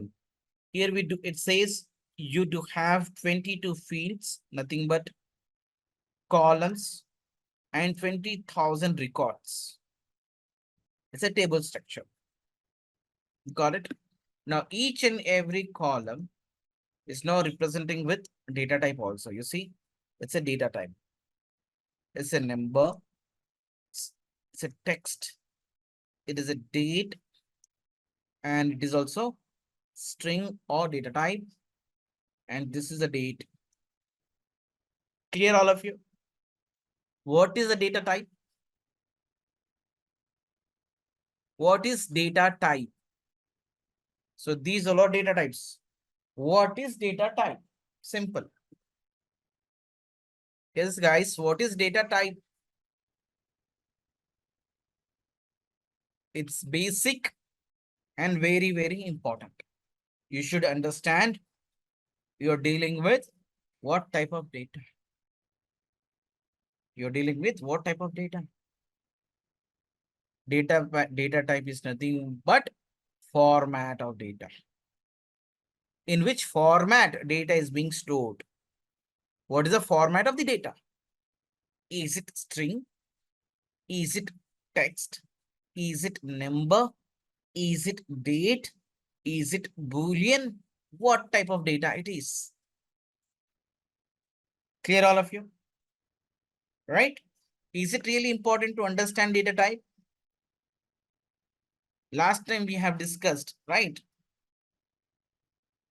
Last time we have discussed. Have you remember? Let's say here we do have A10, P20. Yeah, can I sum up these two values? Can I do summation on these two values? No. Right? Now, for example, if I want to do sum on 10 plus 20, what I have to do? I have to extract values, right? 10. So in order to extract, I'm using write function, write comma 2. I'm extracting numbers only. Again, write function, right? I need two characters from right hand side. What I did, I have used a formula to extract digits from right hand side. 10, 20. Now, can I use some formula here to do summation on this? Can I use some formula to do summation on this? Can I use some? Okay, what is the output of this now? If I execute this formula, what could be the output? No, no if but cut. No. Tell me the answer. If I execute this formula, what could be the answer? Yes, guys. You should give the answer now, my dear friends. If I execute this formula, you see, why you're saying if they are numeric? You see, if I execute this, we got 0. Why we are getting 0? My dear friends, remember, these all are very basic things. At the same time, it's really, really important to understand. Okay, these all are really basics, but really, really important. Okay, in real time, we are going to face this kind of a challenges very frequently. Clear? Okay, actually here we have used write function. This write function has given output correctly, but format of this cell is text. It is not in a number format. You see, hey, are you text? I'm saying yes, it's true. I'm saying, hey, are you number? Say, no, I'm not a number. Say false, I'm not a number. I'm a text. So we have used some formula over here to do the addition. But since it's in a text format, it is giving 0 as the answer. And do remember, as I mentioned earlier, you'll have problem, especially when you have date. You're importing data from database. You have a date column. It sounds like a date, but it won't be in a date format. It would be in a text format. Due to which, if you're performing any analysis, you will end up with wrong numbers. Clear, all of you? Don't forget this. It is really, really important. Understanding data types. Okay, let's go back here. So now here, it is displaying data type of each column. Here we do have something called extra geographical data. You see here, recommendations. Okay, here, recommendation. Look at my screen. Region-wise column, it's a string. Of course, it's a string. There is no doubt. ABC is nothing but a string or text. If I click on this, you see here, region-wise column is saying change data role to state. Country, let me go back to, oops. Let me go to country column. So that country column itself is string. But if you look at the recommendations, it's saying, hey, this country is a geographical data type. You see, let me place over here. You see, ABC, it's a string. There is no doubt. But these are all geographical data. You see, now if I click on this recommendations, you see, country, change data role to country. It means we are trying to change data type. This bulb also recommendation. What it is recommending? It's saying, hey, dude, don't consider this column as just a string. Consider this column as a state or a country. That means geographical data type. What it is? Geographical data type. What is the benefit if I change this to geographical? What is the benefit in return? What will have in return? You see, Tableau is super smart. Whenever you drag this column called country, anyway, we are going to see this, but let me explain you why we have to change this from string to geographic. You see, if you drag and drop this country column under report canvas, by default, Tableau will generate map visual. Is it clear? I repeat, if you drag and drop this country field on report canvas, Tableau automatically pick map visual. Got it, all of you? That is the reason We have to convert this country column, state column, city column into geographic. It's just giving recommendations. Hey, dude, you have to change them as a geographic. Clear, all of you?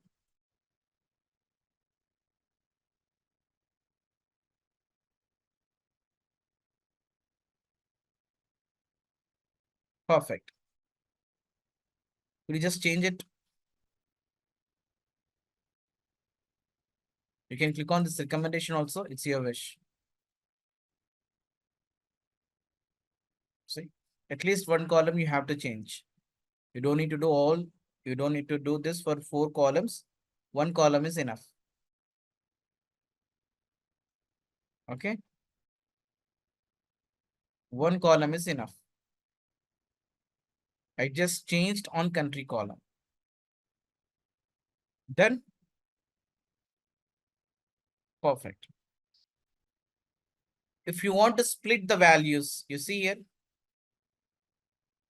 go to customer ID here. Go to customer ID. If you want to split the values, click on these 3 dots. So here we have a split values. Split values. Automatic split. You have to click on the second one. Data grid. You have under data profile. You have to click on data grid to see data in a tabular form. We are going to see so many options in Tableau desktop. Okay. I'm not sure how you're going to remember all those things, but I'm going to each and every minute is really important. Every minute is really important. You're going to see new features. Okay. And practice is really needed. Now split values, custom split. If you want to go for a custom split, you can go for custom split. Use the separator. What do we have separator? It's a hyphen and split the value. Simple. Split the values.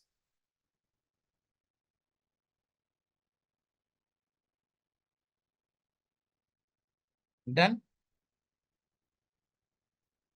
For example, let's say you want to apply filter on this data set. For example, you want to apply the filter. You don't need whole this data set. You need only few records. Which records you need? Let us assume that. So here we do have a ship mode, right? You want to have only first class records. What you need? You need only first class records. How you can apply the filter on this? You see, select this ship mode. First class, we don't have first class. I think we do have same day. Or let's say, let's pick this one, region wise. I would like to take only US records. How to apply filter on this? See, click on this. Go for create calculated field. Go for create calculated field. We are going to use this create calculated field probably in our upcoming sessions. Just wanted to show you how you can write this. Okay. Click on this create calculated field. Go for a custom calculations. Go for a custom calculations. You're going to see this field, this box now. We'll talk about this box later. Okay. Now, region wise is equal to what? We need US. In double quotes, just do mention US. And click on apply. Wait. No, just give me a second. We want to apply the filter, right? It is not right way. Let me remove this.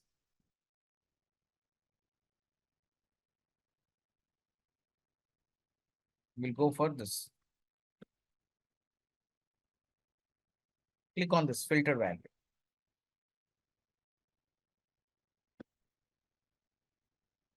Select this region wise, click on filtered values. See.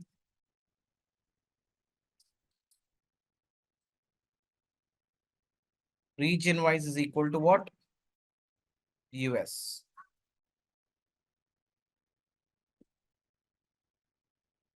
We're actually applying the filter on this column. We'll talk about this this box later. Okay. All of you click on this filtered value. Region wise is equal to US. Click on apply. Clear all of you? Perfect. Now we have only those items where region wise is US. We have only those items where we have US region. Then perfect. You see, any action you perform any action, you are going to see all those steps over here. Have you observed? Change data type, we apply the filter. Yes. So here we have done something else. We have removed, you see, I have removed. This is first one is changing data type. The second one is I have removed one column. So this is a filter one. This is split. All actions are recorded over here.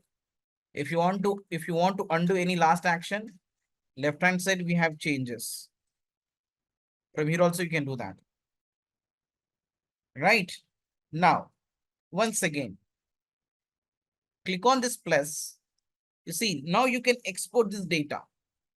If you're trying to export this data in the format of .csv, you will see only those records where region is US. And if you just observe this, earlier we used to have 20,000 records, but this time how many records we have? Only 3,000. That means it's already applied the filter. Okay. Now, do I have to export this in .csv file? Can't we do any other action? We can do other action also. It is not like you can go with only single action. It's not like that. If you want to perform any other activity, yes, still you can do that. What we'll do now, we'll go for a pivot. We'll go for a pivot. What do you say? Or we'll go for aggregation. We didn't see this aggregation, right? All of you take this aggregation. All of you take this aggregation. Click on this plus and click on this aggregate.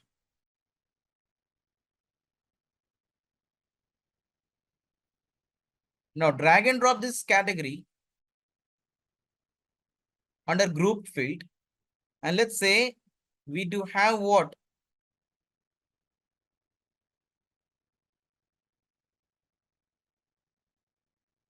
We do have profit. See, drag and drop this profit over here. Aggregated field.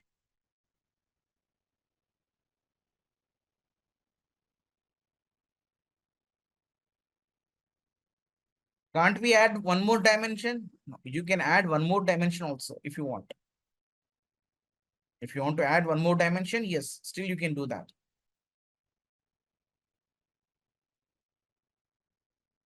Now you see, now you tell me if I export this, am I going to see this summary or am I going to see the raw data?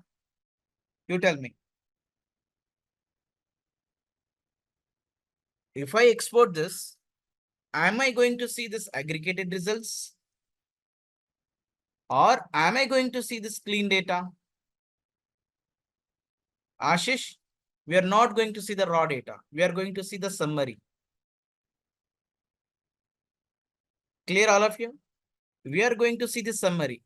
So how we can export this here? Click on this plus and click on this output.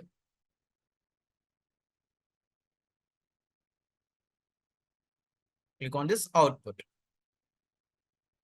You see, you're going to see output something like this. Got it? And again, you can take this output file in .csv file, in .csv, and you can run this. You can execute this. Click on this play button. That's it.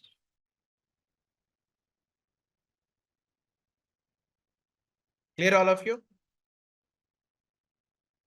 So enjoyed Tableau data prep? It's too good, right? Now, go to File and save this. Go to File, save this. Where you want to save, it's your wish. Wherever you want to save this, you can save this. It's your choice. Okay.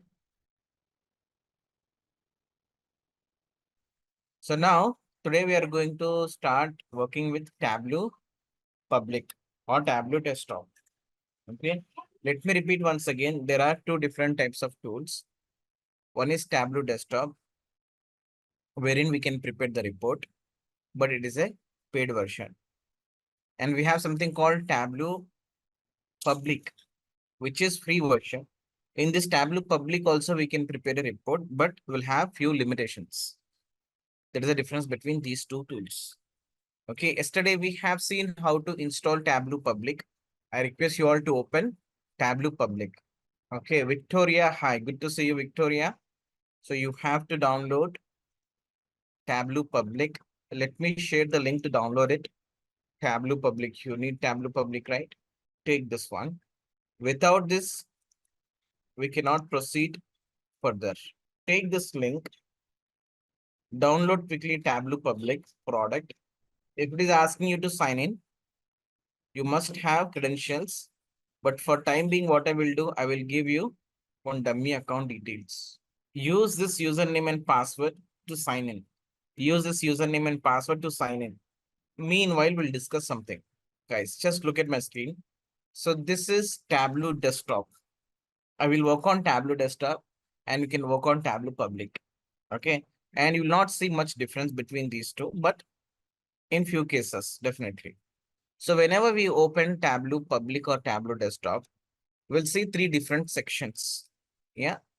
First section, second section, and third section. Under first section, you have an option to connect to different sources. For example, if you have data in Excel and you are going to pick the Excel. If you have data in a .csv file or a notepad, you're going to take a text file. Okay. Now, if you have data in SQL or any Oracle database, just look at my screen here. If I click on more, so if I click on more, so these are all different servers. You see, if you have data in, let's say, where IBM DB2, you'll pick this DB2. If you have data in Azure SQL database, you'll pick SQL database. If you have data in MySQL, MySQL. If you have data in OneDrive, Microsoft SQL Server, whatnot. SAP HANA, whatnot. So my dear friends, in Tableau Public, you're not going to see these many connectors. There is a limitation. Clear? In Tableau Public, you don't have these many connectors. You will see only in Tableau Desktop. Clear, all of you? Now, yesterday I was highlighting something. Yesterday, I was talking about data flow, how you can get the data from server using data flow. Let me recap once again. So here we do have a database. This is Tableau Desktop file. Tableau Desktop. And here we have Tableau Data Prep. We do have two ways to get the data, right? You see, I am importing data from database to Tableau Data Prep. Here I'm going to perform data wrangling job.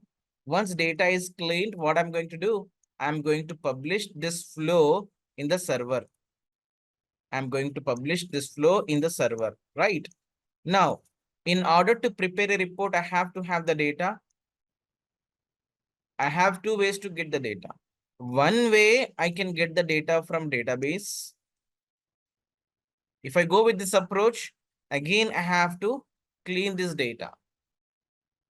And another way, I can get this flow data from this server directly into Tableau desktop. Got it? Now, again, once data is in, I can create a report over here. Again, I publish this into the server. Now, how to get that flow from the server? I repeat, how to get that flow from the server? You see, if I go back to here, you see here we do have it to a server, right?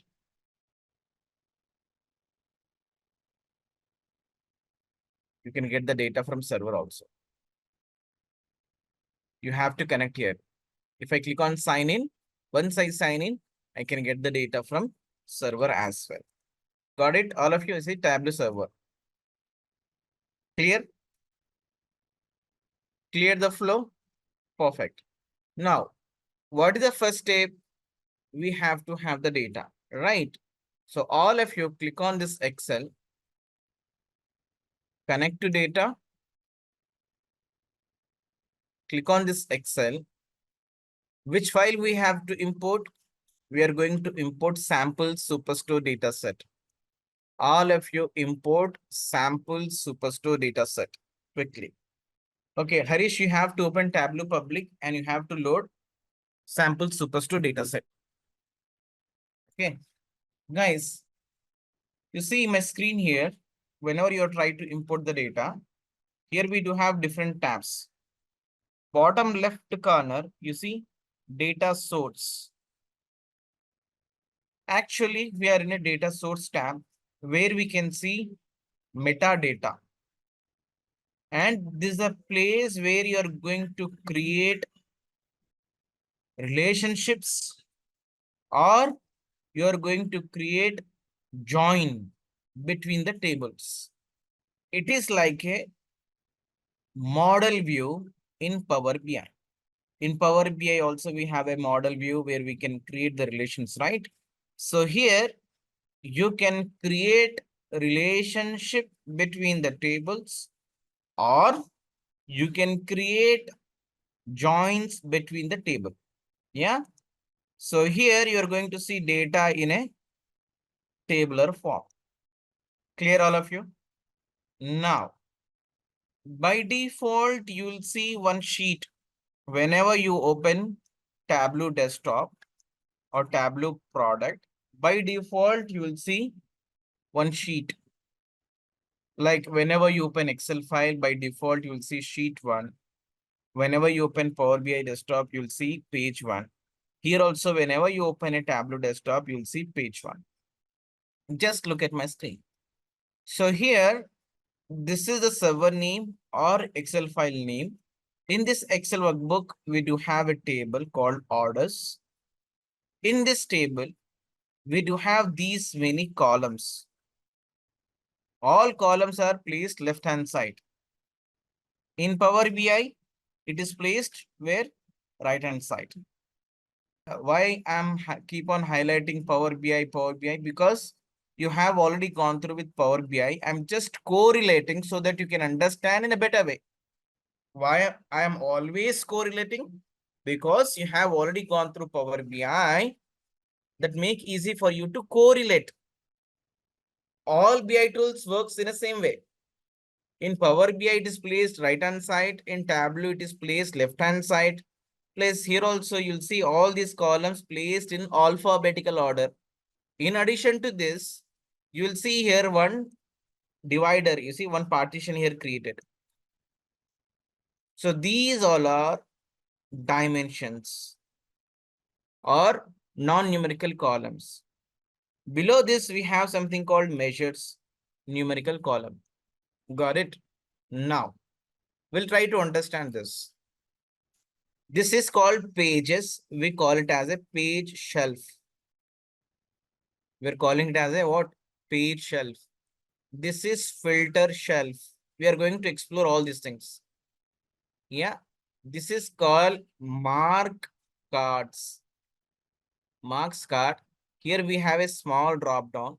By using this small drop down, we can customize the visuals. You see, we do have different options. And this is called color shelf, size shelf, text shelf, whatnot.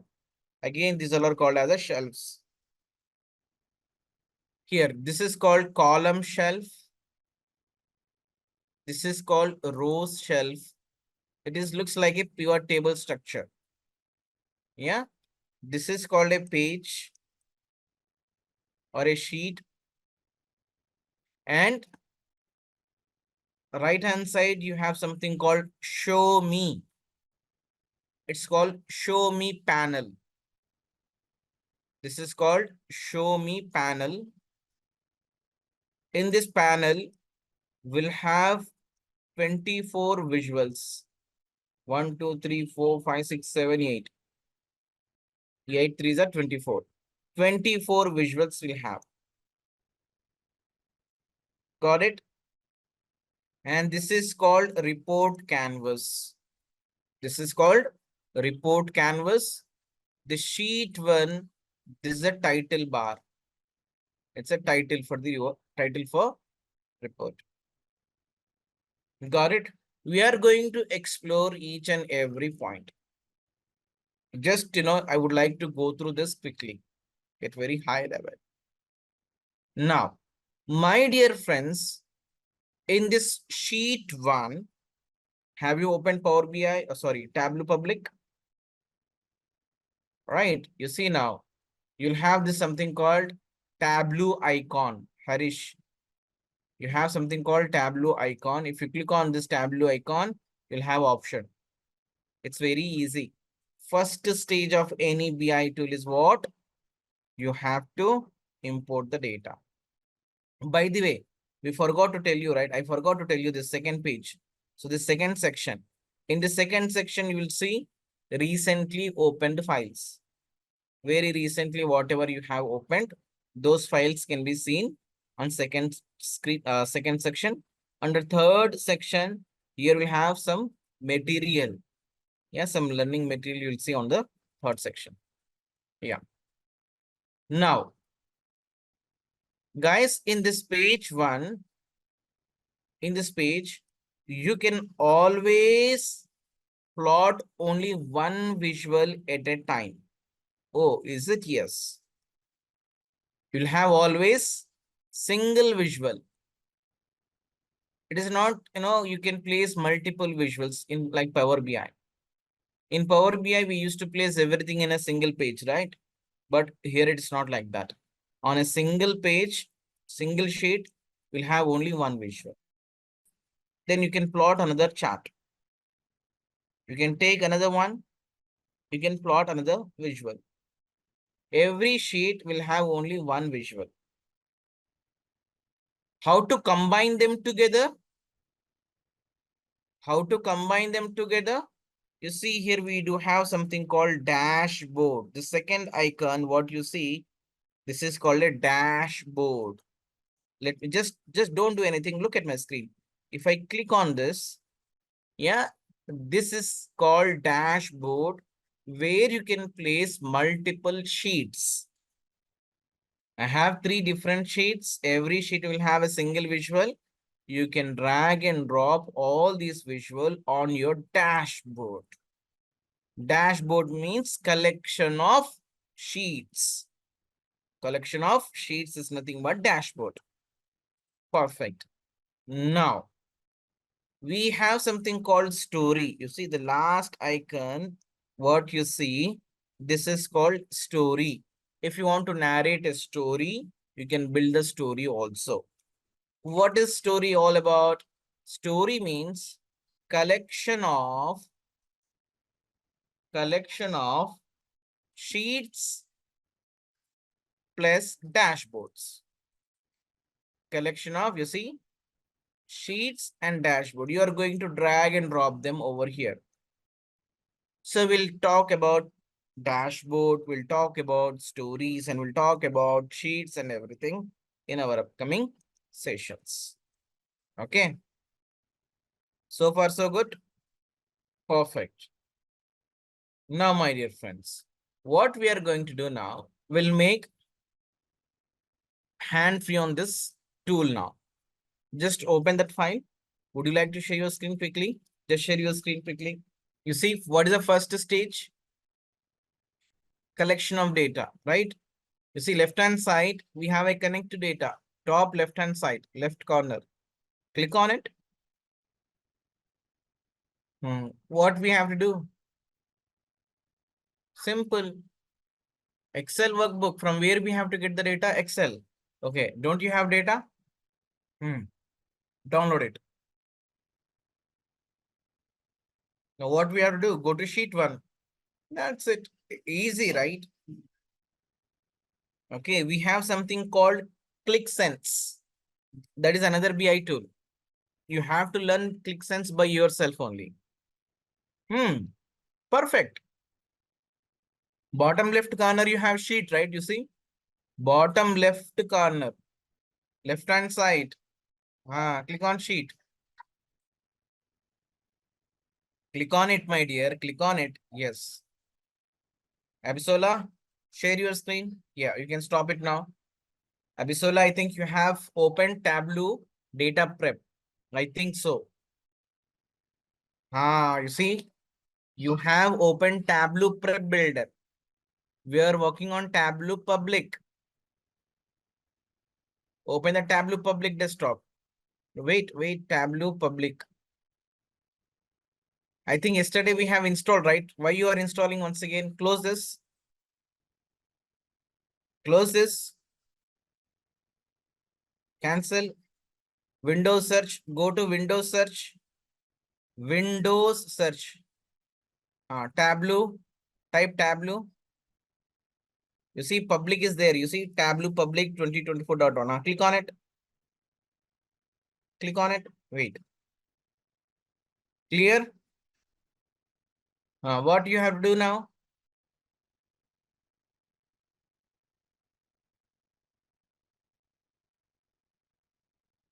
Very good. Wait. Guys, I need your attention. This is Tableau public, right? We'll have few limitations. If you're working on Tableau public, can we save this file in our local machine? Answer is no. You cannot save this in your laptop. Oh, is it? Yes. How to save this file? In order to save this file, you have to sign in Tableau public server. You can save this under Tableau public server only. Now, how to save this? All of you look at the screen now. Go to file. Go to file. Top left corner. Yes. Okay. You see, save to Tableau public as 1, 2, 3, 4, 5, 6th one. Yeah. This is now grayed out. The moment when we have a visual, now we are going to see that is in enabled state. So what we'll do, let me give a try with 1 or 2 visuals. Then I will ask you to save this in server. Okay. Now all of you look at my screen now. Look at my screen. This is called column shelf and this is called row shelf. Right. We are going to place dimensions and measures based on our requirement. We do have 2 different set of data over here. One is dimensions and another one is measure. Dimension is means what? In layman language, non-numerical data. Non-numerical data called dimension. Measures are nothing but numerical data. Numerical data. Technically, qualitative and quantitative. Yeah, you can quantify this. This is qualitative data.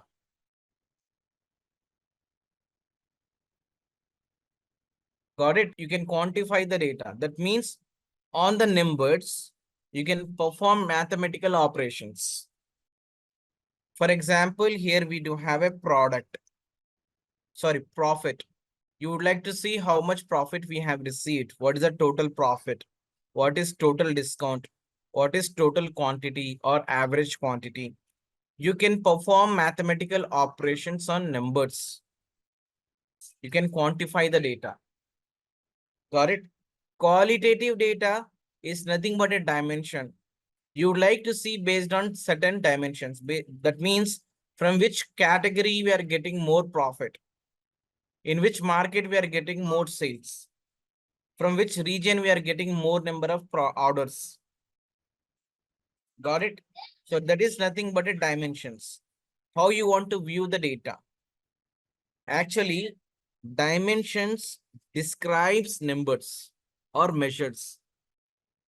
Dimensions describes measures. How you want to see your numbers, in which angle you want to see the numbers, or at which level you want to look at the numbers. So these are different definitions of dimension. Okay, now we'll plot one graph now. Let's see now what we can do.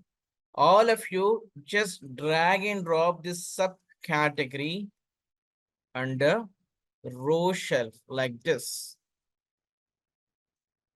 All of you drag and drop this subcategory under row shelf. Clear? Now, it's very easy. Drag and drop sales under column shelf. Wow. You see now? Clear? Do you see now, bar? Remember, it's very easy to plot any graph in any BI tool. It's just a dead easy job. Yes or no? Now, we'll see how to sort this. But before we proceed further, we have to understand terminologies. You see this one under row shelf, we have subcategory, right? So this is called pill. This look like pills, right? These are called pills. Clear? Now, yes, we do have two pills, but one is in a blue color and another one is in a green color. What does it mean? You see, this color indicates this green pill is a measure. What it is? This green pill is a measure, and dimensions will be represented in a blue color. Got it, all of you? Green pills represents measures. Blue pills represents dimensions. Yeah. Clear, all of you? Perfect. Very good. It's an interview question, by the way. Now, I would like to enable data labels. How to enable data labels? There are multiple ways to enable the data labels, but we'll go with this option. Here we have a T for text. You can drag and drop any field under column shelf and row shelf. You're going to get one visual. Okay. How we can understand this, I will let you know once we are in a visuals. Okay. Now all of you click on this T for text to see data labels. Got it? Now we have a data labels for each and every bar. Yeah. This bar indicates the sales value, correct? Now, how to sort this visual based on sales value? Now, there are many ways to sort. If I over my mouse on this area, mid of this canvas, we'll see one option. You see, if I over my mouse on mid of this canvas, do you all see this? One click to sort largest to smallest. Another click, smallest to largest. Third click, sorting by ascending order. Sorting subcategory by ascending order. Got it? All of you sort. Easy. Very good. Now, this is really very simple sorting. let me take you through advanced sorting. Okay. As I mentioned yesterday, you're going to see so many options. Okay. Now, one more option. You see here, this subcategory, right? If I place my mouse on this, yeah, here we have a small drop down. If I click on this, so again, here also you have option to sort. Click on the sort. This one. If I click on this drop down, here you have option called to sort. Done? Yep. Now, from here also you can sort by ascending order or descending order. This is very normal sorting. If you want to sort by some other field, still you can do that. You see, sort by, one is manual sorting. If you have something to sort manually like this, you can drag and drop. This is something called manual sorting. This manual sort you can do through visual also. Just look at my screen. You see, for example, I want to have this label at the top, you see, like this. This is called manual sorting. Very rarely we'll go for a manual sort. Okay, we do have something called, I would like to show this one. By field, you see. By field, by which field? Can I pick some other field? Yes, why not? You see, field name, just take the profit. Descending order, like this. Select field. Field is nothing but a column. Sort order is descending. From this drop down, just pick the profit. Things will change automatically in backend.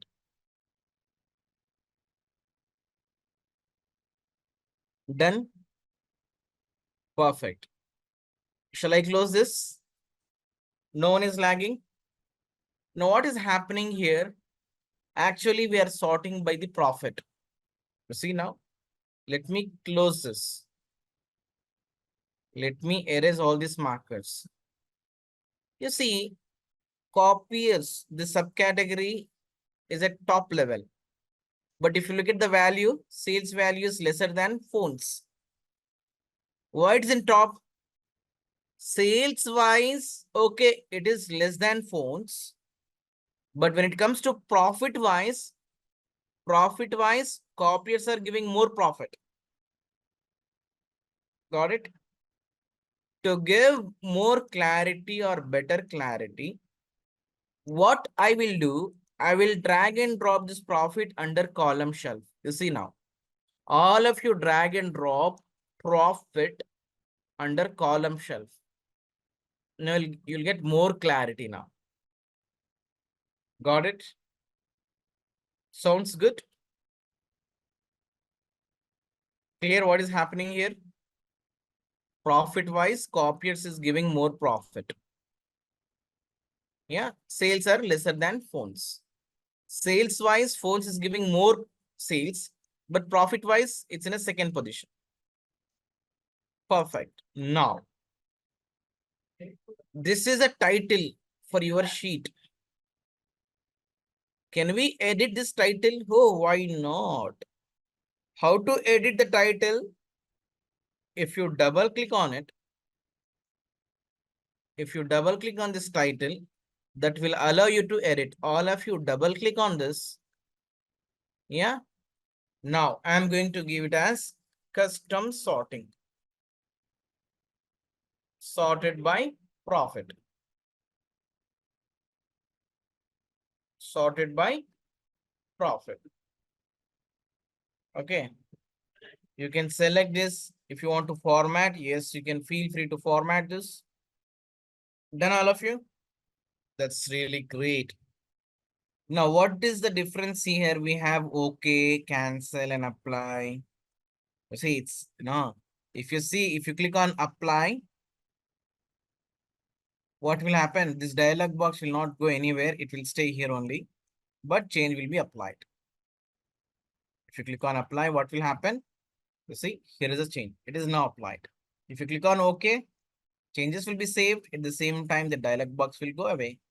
Simple. Yeah. Now, if you want to rename this sheet, yes, you can double click on this sheet and you can rename. If you want to rename this, double click and say sort. Done. Perfect. Shall we go to next sheet? Yes. All of you take another sheet here. Otherwise, what we'll do now, we'll try to save this file. What do you say? Go to file. I need someone's system now. If you are using Tableau desktop, you can you can save your file in your local machine. You will not have any challenge. Okay. But when you are using Tableau public, then you have a challenge. Now go back to your Tableau public, my dear friend. Yes. This is Tableau public. You see, earlier that option was in disabled state. Now it is enabled. Got it? How to save this? All of you, please follow the steps. You may require to create your credentials now. Okay, click on save to Tableau public as, click on it. Yesterday you might have created account, right? Yesterday, guys, you might have created an account.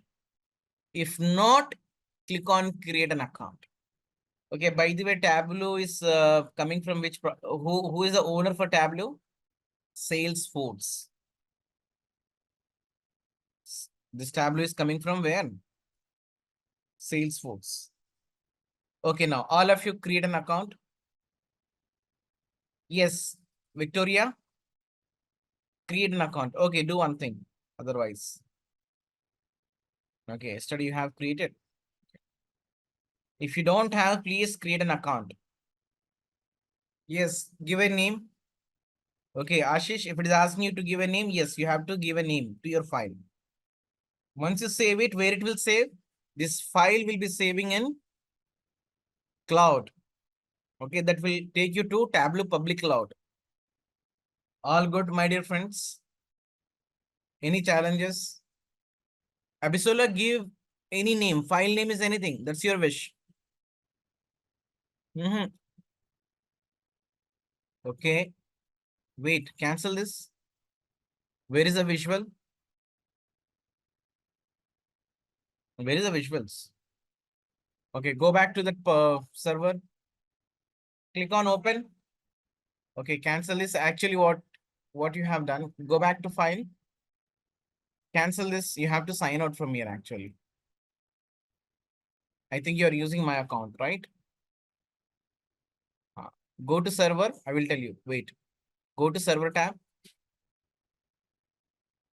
No, server. So mean, not there, madam. There is another tab called server, right? Click on it. So here,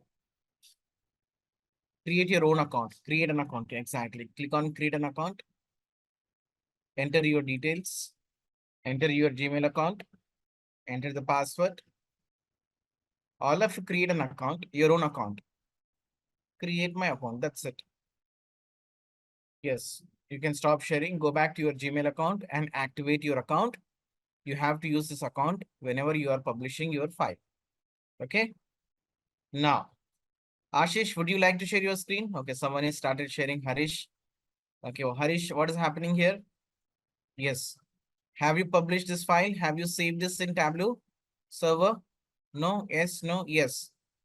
Guys, you see now, by default, the moment when you sign in, what will happen? That will be redirected to this website. You see the URL public.tableau.com. Clear? So whenever you want to save your Tableau public file, you have to save in this portal, in this website only.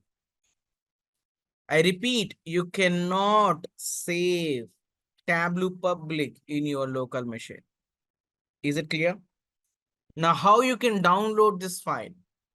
You see now, top right-hand side, we have a download option.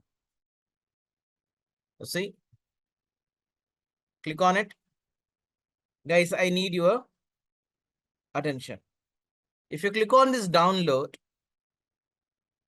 Perfect. Minimize this. Let's go back to Tableau server again. You see, as it is a public, anyone can access your file. Oh, is it? Yes. Ashish can access Harish file. Harish can access Ashish file. And you can access Victoria file also as it is public. Got it? So here, right hand side, we have a settings. You see the option called settings. Yeah, settings, right hand side, where you have downloaded the file. You see the download option. Settings. Click on it. Guys, since we have only one sheet, so we'll not have any problem here. But when you have multiple sheets and you would like to see all the sheets, you see here, show sheets. If you enable this, you can see all the sheets, whatever you have. Enable this. You see, allow. If you don't want to allow others, you see, allow access. Let other download or make a copy of this visual. If you disable this, others cannot able to see this file. Clear, all of you? Yep. Okay, Victoria, what you can do for timing, let it be there as it is. I will take up your screen once again. Only thing is you have to sign out from my account and you have to sign in with your account. Okay, let it be there, no problem. Done, all of you? All good? Okay, let's proceed now. All of you take new sheet. We'll talk about filters. We do have various filters. Oh, is it? Yes. We have something called dimension filter. We have something called measure filter. We have something called interactive filters. Interactive. We have something called data source filter. Data source filter. Whatnot. Context filter. We do have these many filters. Shall I make a note of all these filters? No, you don't really require to make a note of all these things, because if you go through LMS, you'll have one document on this topic. Okay, if you go through LMS, you'll have a document. I will not prefer to go through any PDF. Okay, but in PDF, you have all this content. Clear, all of you? Now we'll see how to apply the filter using dimensions, measures, and how we can have a context filter, our interaction, whatnot. We'll talk about the filters in today's class. In order to do that, do one thing, all of you. Once again, drag and drop the subcategory under row shelf. Drag and drop subcategory under row shelf. And drag and drop profit under column shelf. Now onwards, what you have to do? Whenever you are doing this, you have to sort the values and you have to enable the data labels. Make a habit to do this, okay? So that it's, you can practice this. You have to sort them and you have to enable data labels. Perfect. Now we'll see what is dimension filter. We'll see what is dimension filter. Dimension means what? Non-numerical column. You see now, we have something called subcategory, right? I'm trying to place the subcategory under filter shelf. All of you just drag and drop this subcategory under filter shelf. The moment when you do this, you're going to see one pop-up. Wow. Done.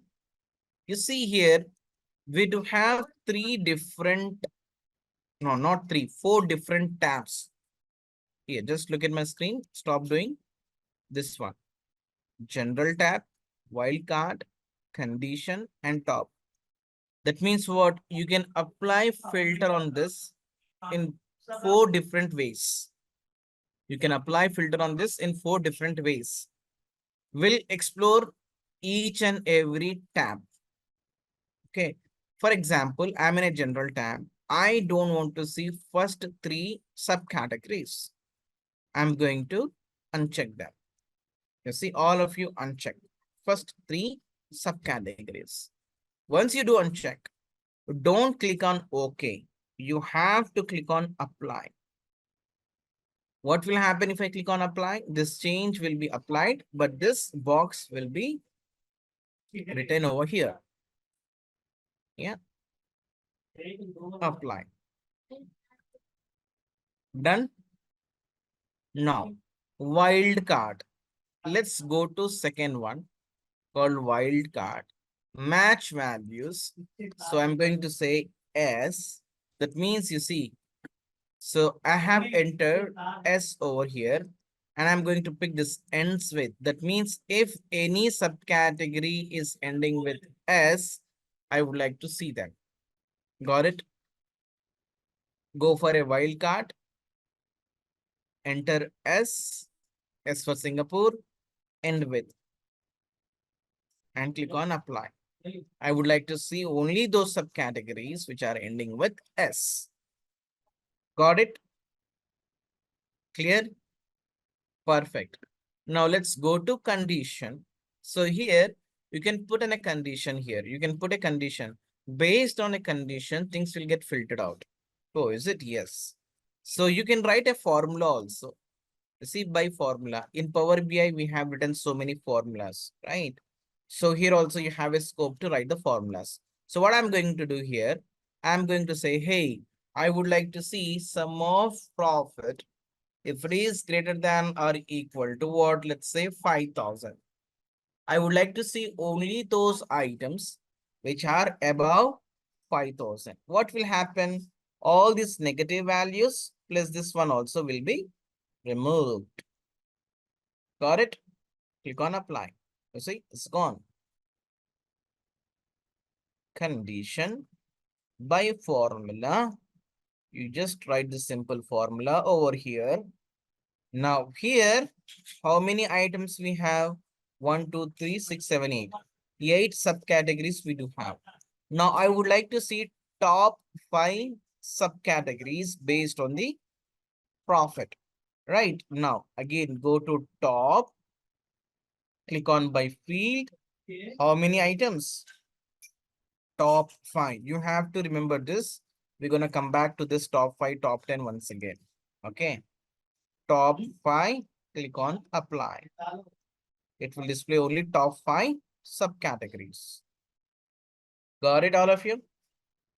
Oh, do we have to use 4 different tabs in real time? Answer is no. Very rarely you will get a chance to apply. Very rarely you will get a chance to apply filter through all 4 tabs. Since we all are in a training, we are just trying to explore each and every tab. Condition, this one by formula, simple. Sum of open the bracket profit is greater than or equal to 5,000. I'm holding my screen for your reference. Remember guys, we all are in a training, right? We are exploring each and every tab. You will not get a chance to apply using 4 different tabs. No. Okay, let me click on OK. If you want to edit, you want to modify Abisola, what you have to do here. Here we have a subcategory. If you place your mouse over here, you'll see drop down, click on this. Here you have option called edit filter. This is how you can edit the filter. Clear? Condition. Is it clear, all of you? Got it? And now, whatever we have applied, we can see over here, summary. Right? Whatever we have applied under general tab, so you are going to see the summary. Clear? All good? Let me close this. Now, how to rename the title? Double click on the sheet 2 and say dimension filter.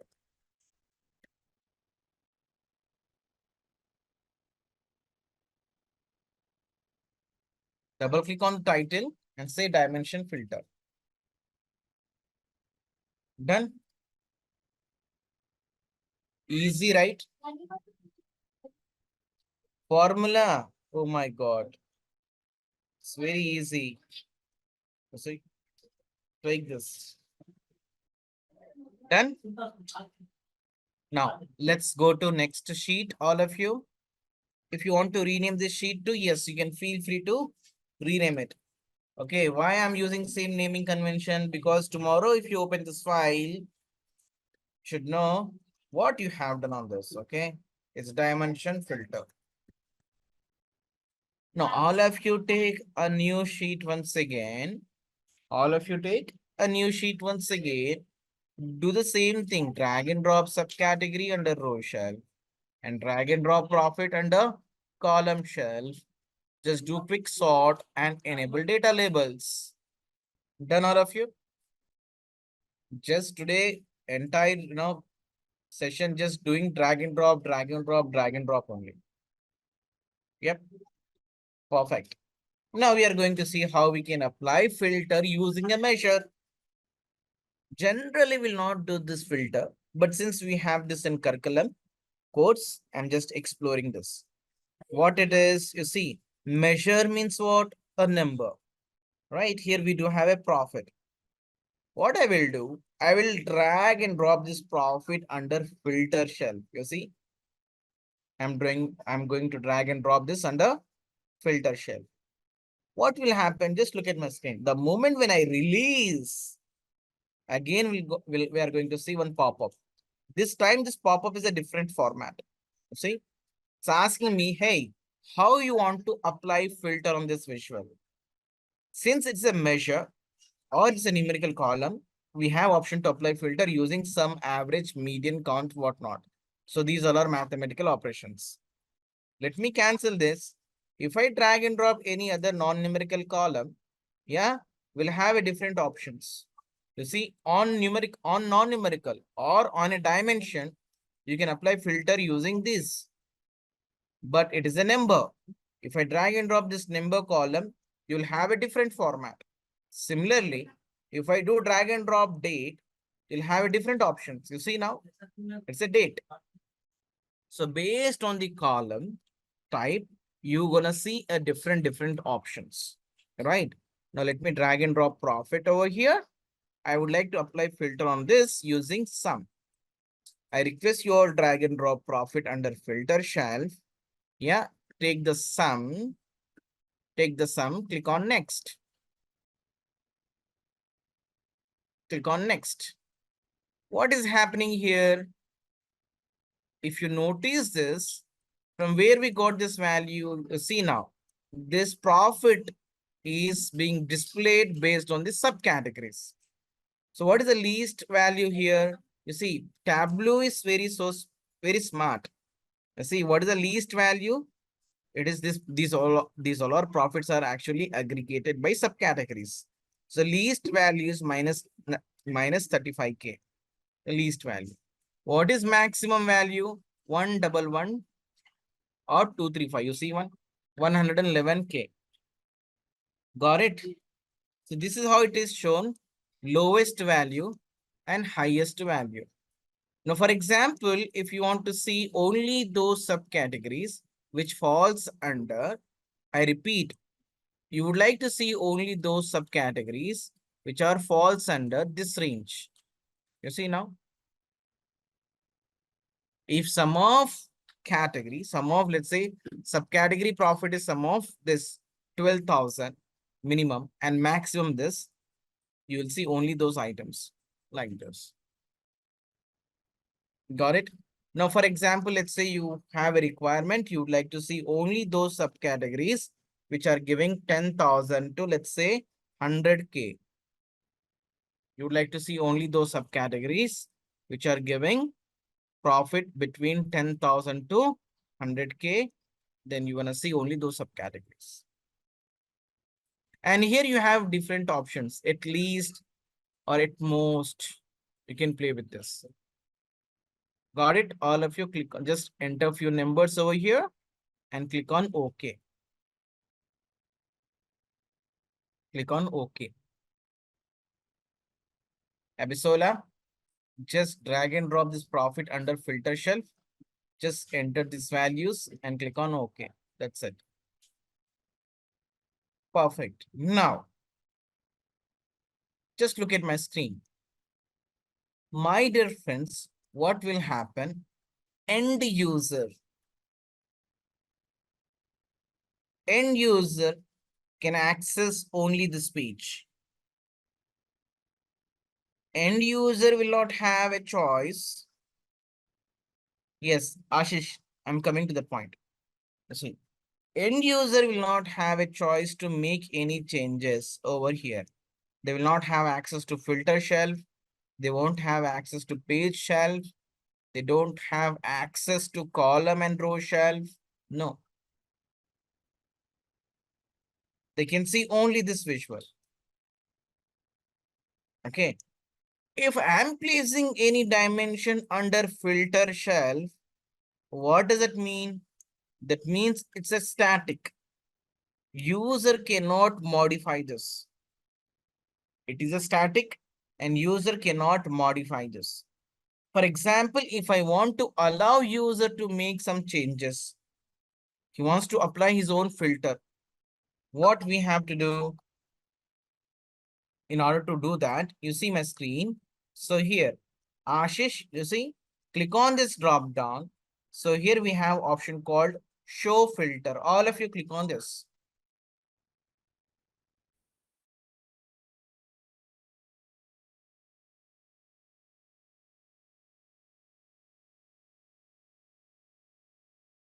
Okay, what is happening over here? Just clear the canvas, remove profit and category. Abisola, just look at our screen now. Remove it. Yes. Yeah, remove it. Yeah, remove this also. Remove profit from filter shelf. Okay, now drag and drop subcategory under row shelf. Subcategory under row shelf. These are all the subcategories what we have. Drag and drop profit under column shelf.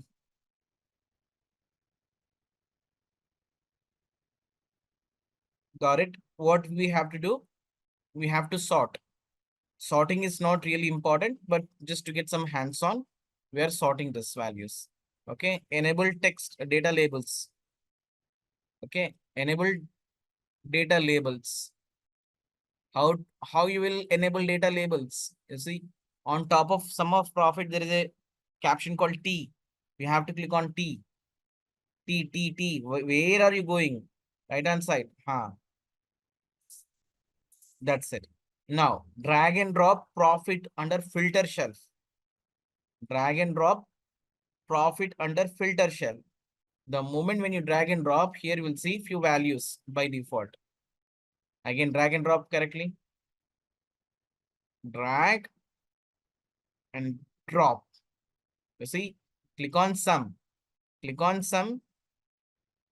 Click on next. See, from where you are getting this minus 35,450, the least total profit of subcategory. That is nothing but table. And from where you're getting 111,235, that is a maximum total profit of copiers. Okay.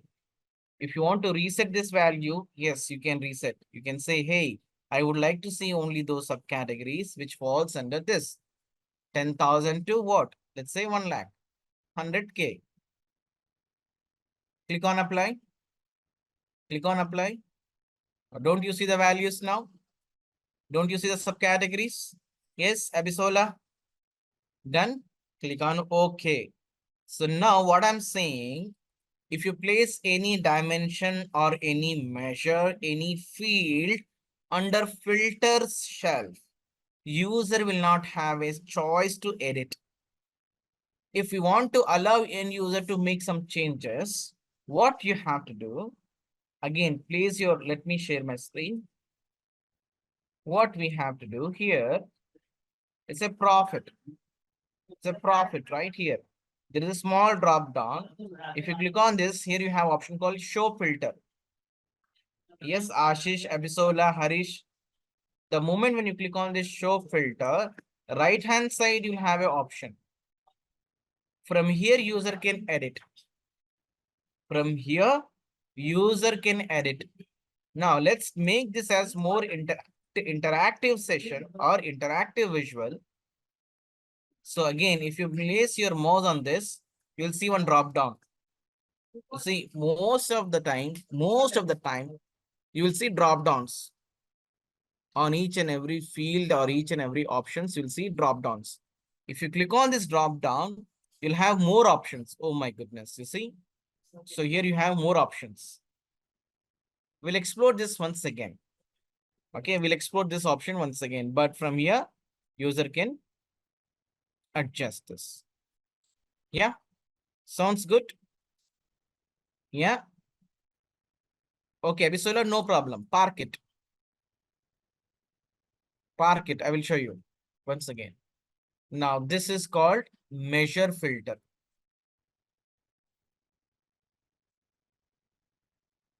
What it is, it's a measure filters.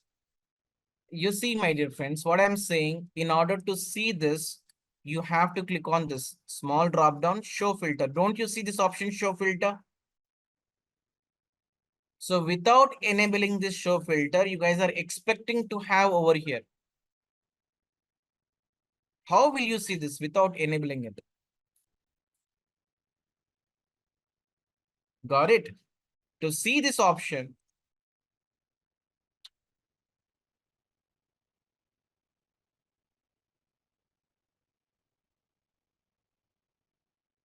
here, you have to click on this drop down.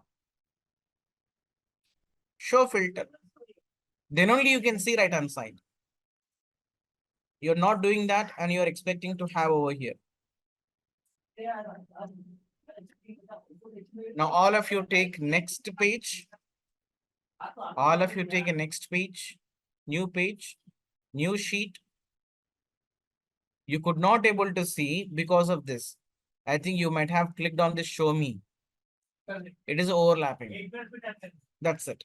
Victoria and Abisola, you might have clicked on this show me, due to which you could not able to see that option, but it's there, you see. If you click on this, you'll see that. Okay, no problem. Park it. Let's go to sheet, new sheet. All of you go to new sheet. Now, once again,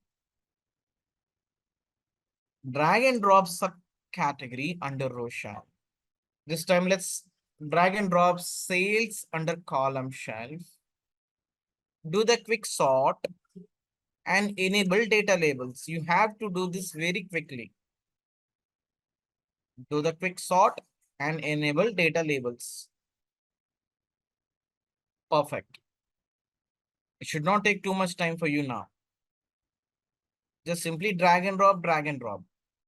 Now we'll talk about how we can apply a filter on this using date. Date as a filter. Okay. Just look at my screen. Here we do have a order date. Here we have a order date. Let's drag and drop this order date under filter shelf. The moment when you release this, again, you will see a different pop-up with different options. Just drag and drop what? Order date. Drag and drop this order date under filter shelf and wait for my instructions. Got it? Now these all are various options. It's saying, how do you want to filter? How do you want to filter what? This visual. Okay. All of you make sure to click on this range of dates. Right. Now click on next. Click on next.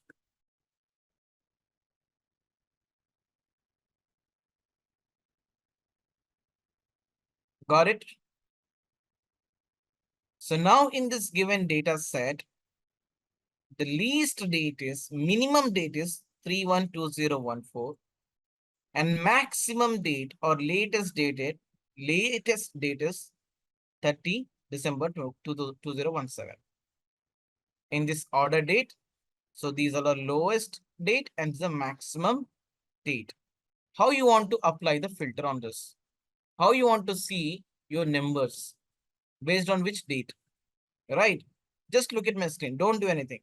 If you want to see only those subcategories, range between this. Yes. So all these profits are based on this date range. Okay. If you have any specific date, start date, for example, I would like to see, let's say from 2015 onwards. Let's say one new product is released in 2015. I would like to see from 2015. So this is how you can set.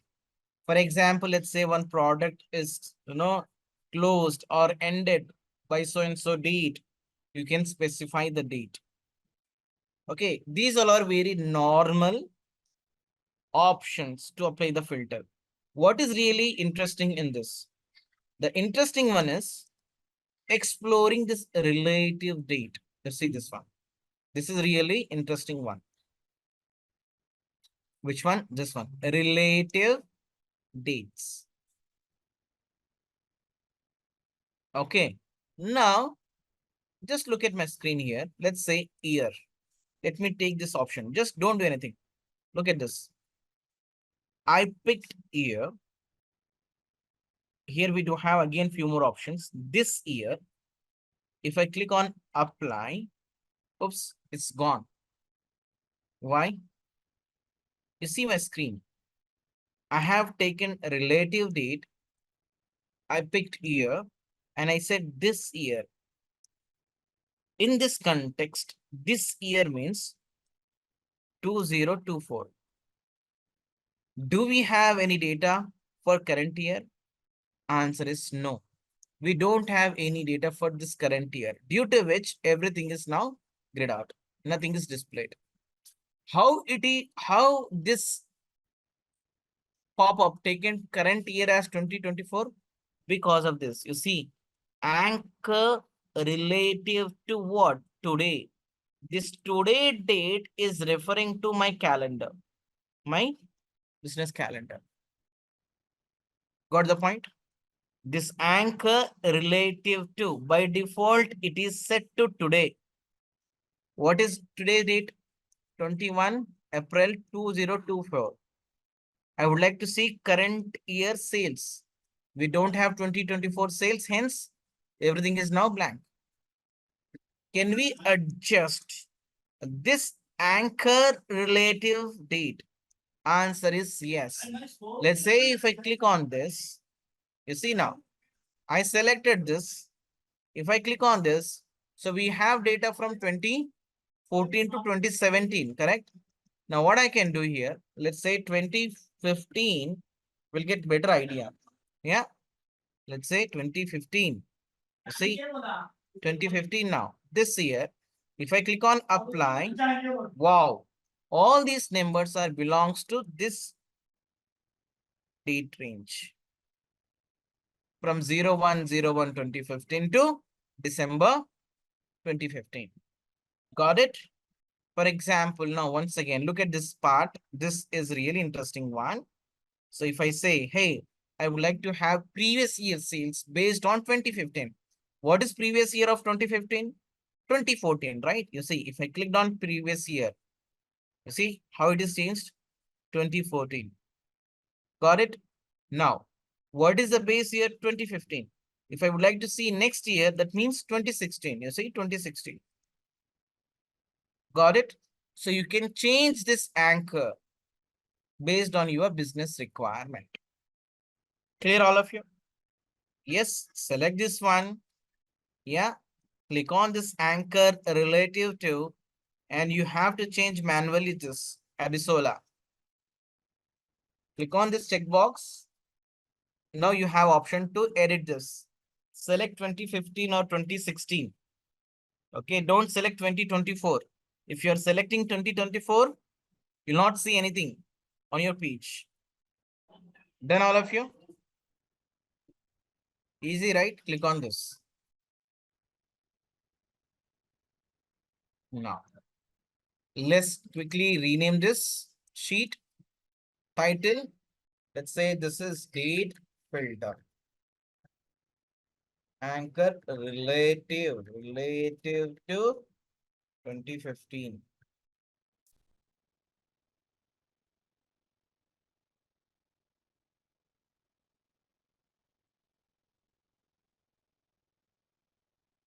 Shall we proceed further? Now, all of you take next sheet. All of you take next another sheet. Now, what we are trying to do now, let's say what we'll do now. Okay. We'll take anything, any dimension, that's fine.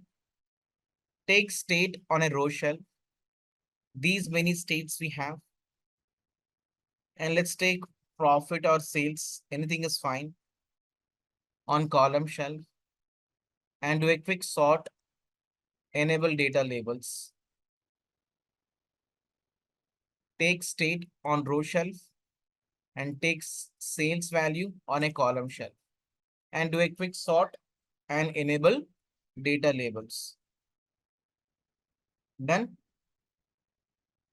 Perfect. Now, what we have to do now, just look at my screen. I'm going to place this category as a filter. What I would like to do, I would like to place, or I would like to use this category as a filter. Here, on category column, here left hand side, if you keep your mouse over here, you will see drop down. Click on this drop down and click on show filter. I repeat once again, left hand side we have a category column. If you hover your mouse on this, you will see a drop down. Click on this and click on show filter.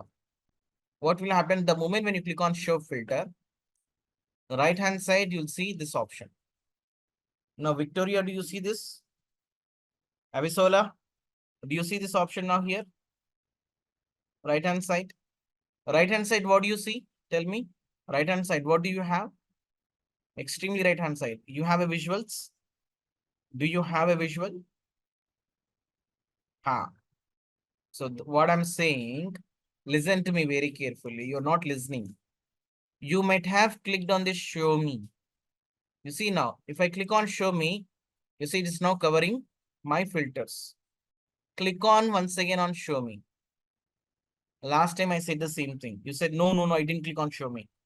Click on the show me now. It's now hidden. Got it now? Very good. Now, what is happening now?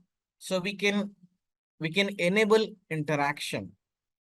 User will have a scope now to make some changes using these filters. Oh, is it? Yes. You see now, let's say, suppose if I want to see only technology sub values, I can uncheck this too. You see, these are not just these values are belongs to technology. If I click on office supplies, you see all these values are belongs to office supplies. Furniture. Now it is now interactive. Got it? Can we change this layout? Can we change this layout, style of this slicer or style of this filter? Answer is yes. How we can change this layout? Look at my screen. There is a small drop down. If I click on this, here you have these many options. Based on the requirement, let's say you want to always allow a single value selection. You'll go for a single value. If you want to keep it in a list format, you can set this list. You see? Wow. Always one. Got it? Single value drop down? Yes. Clear all of you? You want to have a list? List. Now make it as a list. Make it as a list only. I will tell you why. Can we have another dimension as a filter? Oh, why not? Why can't we have it? Sure. Now, what I will do now, all of you bring subcategories. You see here we do have a subcategories. Click on this and click on show filter once again. All of you bring subcategory as a filter. Is it done? Just show this subcategory as a show filter. Now, you see, I'm just rearranging them. You can drag and drop like this. You see, on the top, I'm placing category. Next to this, below to this, I'm placing subcategory. Let's say I'm a user. Let's say I'm a user. If I pick technology, this chart is displaying only technology values. But at the same time, I would like to have only those subcategories which are belongs to technology. Yes or no? Here it is displaying all subcategories, but I would like to see only relevant subcategories.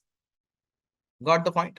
Now, how to cascade this filter to this? How to cascade the filters to next filter? To do that, you see here on subcategory, we do have a small drop down. Click on this. So here you have an option called only relevant values. Click on this. On subcategory, click on drop down, click on only relevant values. Yes, why not? Definitely. When your trainer is amazing, things will have an extraordinary way. So no. So how it's really magic or it's really important to place or to spin the balls accordingly. At right time, we have to spin the ball so that it it's easy to understand. That will make easy for you to understand. Done all of you. Now, if you want to change them, the layout, yes.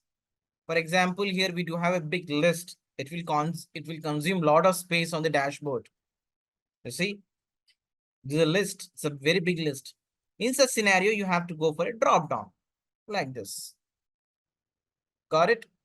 Let's say, let me pick the technology. If I click on this, yes. To save some space on the canvas, you have to change them accordingly. Clear? This is called interactive filters.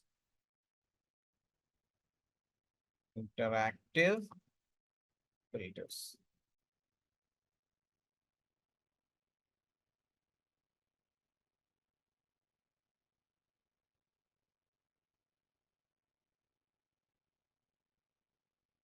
Now, what we have to do? We have something called context filter. What do we have? We have something called context filter. This is really interesting one. Okay. What I will do to explain this topic, I will take very simple example. Okay. You will understand in the easiest way. Look at my screen. Let's assume that we do have how many students in our classroom? Don't take it too personal. I'm just explaining few things. Okay. How many students we have in this classroom? 30. Okay. We have 30. Total students. Total learners. 30. Okay. Fair enough. 29. Oh, no problem. Make it as a 30 only. That make easy to do calculation. Okay. 30 students we have. If I ask you a very simple question, who is quick learner? Let's say who is a topper in this batch? Don't take it too personal. I would like to know top 10 students, top students from this classroom. Let's list down few names. Okay. Let's list down few names. Top 10 students. Let's say Ashish. Ashish, you're from which country? You're from India, right? Okay. Now, Abisola, you're from which country? Okay, Nigeria. You're in a second position. Okay, now, let's say Leslie, you're also from Nigeria. Mangesh Yadav, you're from Japan.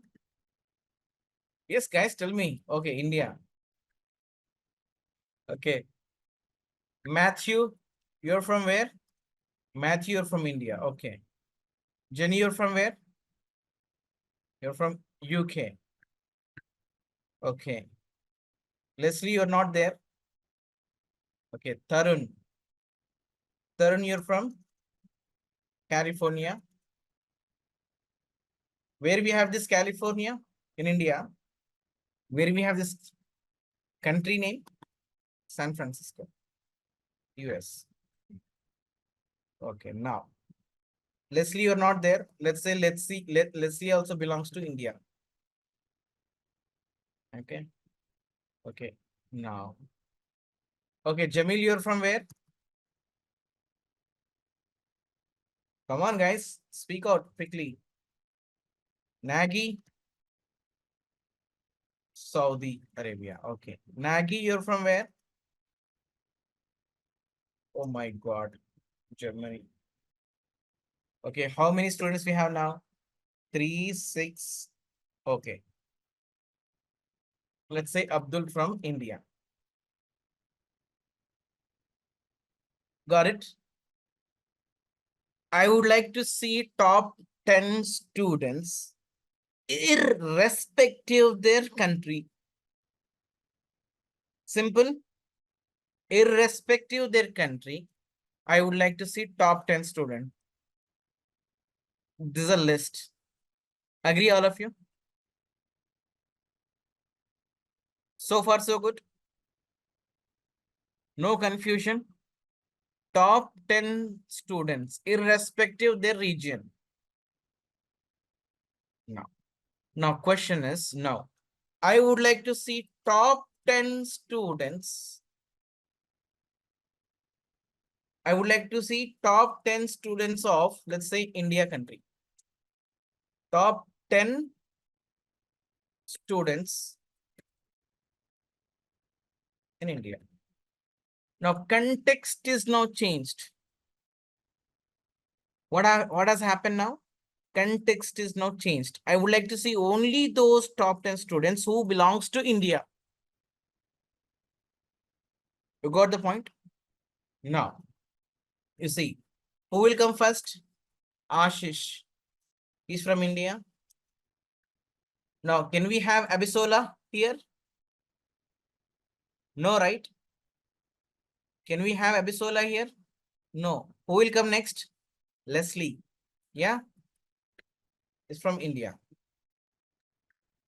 Now, who is third? Mangesh is India.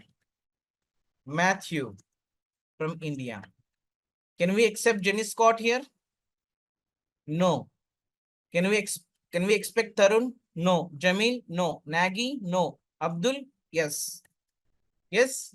Now, Harish. Let's say Harish also we have. Now, India. Right. Now, Javur. Let's say India. You see now how filter is now changed based on the requirement. You got the point? You got the point now? So now context filter means what? It will apply, it will create one logical table. It will create one logical table internally. Okay. So any filter you apply on the visual, it is actually by default context filter only. Any visual you take, you're applying anything, what will happen? Okay, we'll do one thing. We'll give a try, then only you can understand. Let me go back to Tableau. What I would like to see, I would like to see top 10 products based on profit or based on sales. Let's take the profit only. What I would like to see, I would like to see top 10 products. Now you tell me how we can check top 10 products. We have already seen that. Don't say no. We have already seen. Right. You see, while applying this dimension filter, we have seen. What we have to do, you see, first drag and drop this product name under row shelf and drag and drop profit under column shelf. Let's do a quick sort. Done. Is it done now? Now you tell me what we have to do in order to see top 10 products. In order to see top 10 products, what we have to do now? Victoria, what is the error message? Okay, wait, give me a minute. Let me finish this.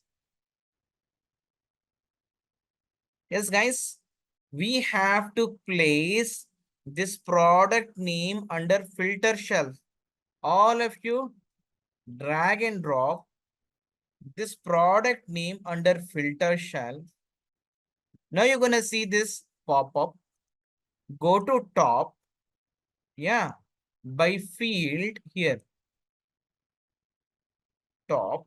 By field. Top 10 products based on the profit. Click on apply. Done, all of you? Easy. No one is lagging.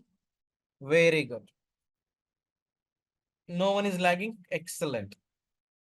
Let me click on this. Victoria, yes, you got an error, right? Yes. Park it. Now, let me go back to this notepad. You see, we have addressed this one. Top 10 students, top 10 products, irrespective their country. Top 10 products. There is no such filter now. Now, requirement is, I would like to see top 10 products with regards to each and every state. With regards to state. Let's say in California. From California, what are those top 10 products? Got it? Now, what we'll do now, take the state and click on show filter. Take this state here and click on show filter. Done. Right hand side will have a one separate section where you can see list of states. Yeah.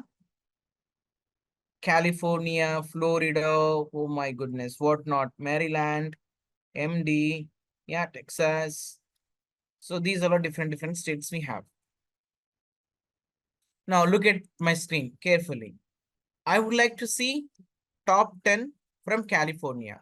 If I click on this California, oh my goodness, how many products are displaying this now? I clicked on California. I could see only 4 items. Why not 10 items? By the way, why it has shown 4 items? You see, try to understand the concept.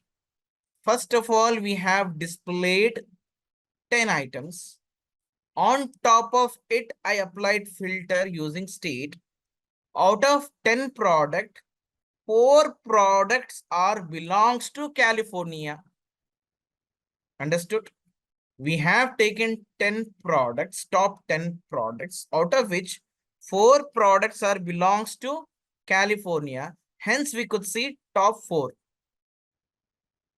Clear? Now, let's say I am removing this California. Let me select Florida. Oh, my goodness. Do we have any product? No. That means what? None of them falls under Florida state. We have taken top 10 items. None of them belongs to Florida state. Hence, everything is blank. Am I making sense? Yes. Am I making sense? Now, requirement is what? When I select Florida, definitely the state will have certain products. The state will have definitely a few products. I would like to see top 10 from Florida only. When I select Florida, I would like to see top 10 items. Similarly, when I select California, I would like to see 10, not 4. What we have to do in order to see with regards to the state, I have to change the context. You see how to do that? Here we have a state, right? Click on this small drop down. Click on this, add to context. Add to context, simple. Add to context. Done.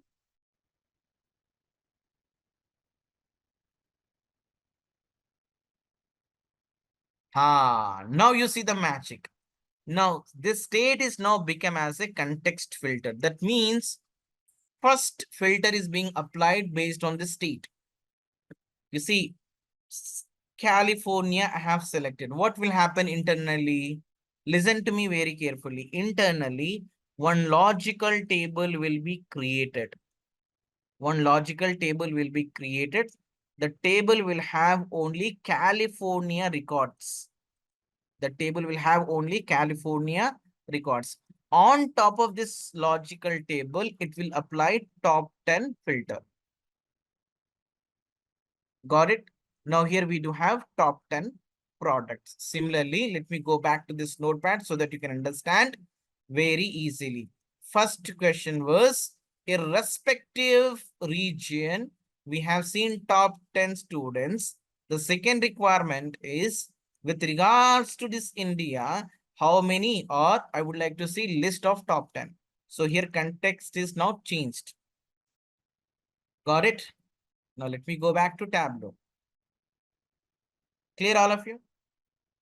For example, let's say, let me ask you one simple question. I'm checking your understanding. Okay. For example, if I select Florida, I have already selected California.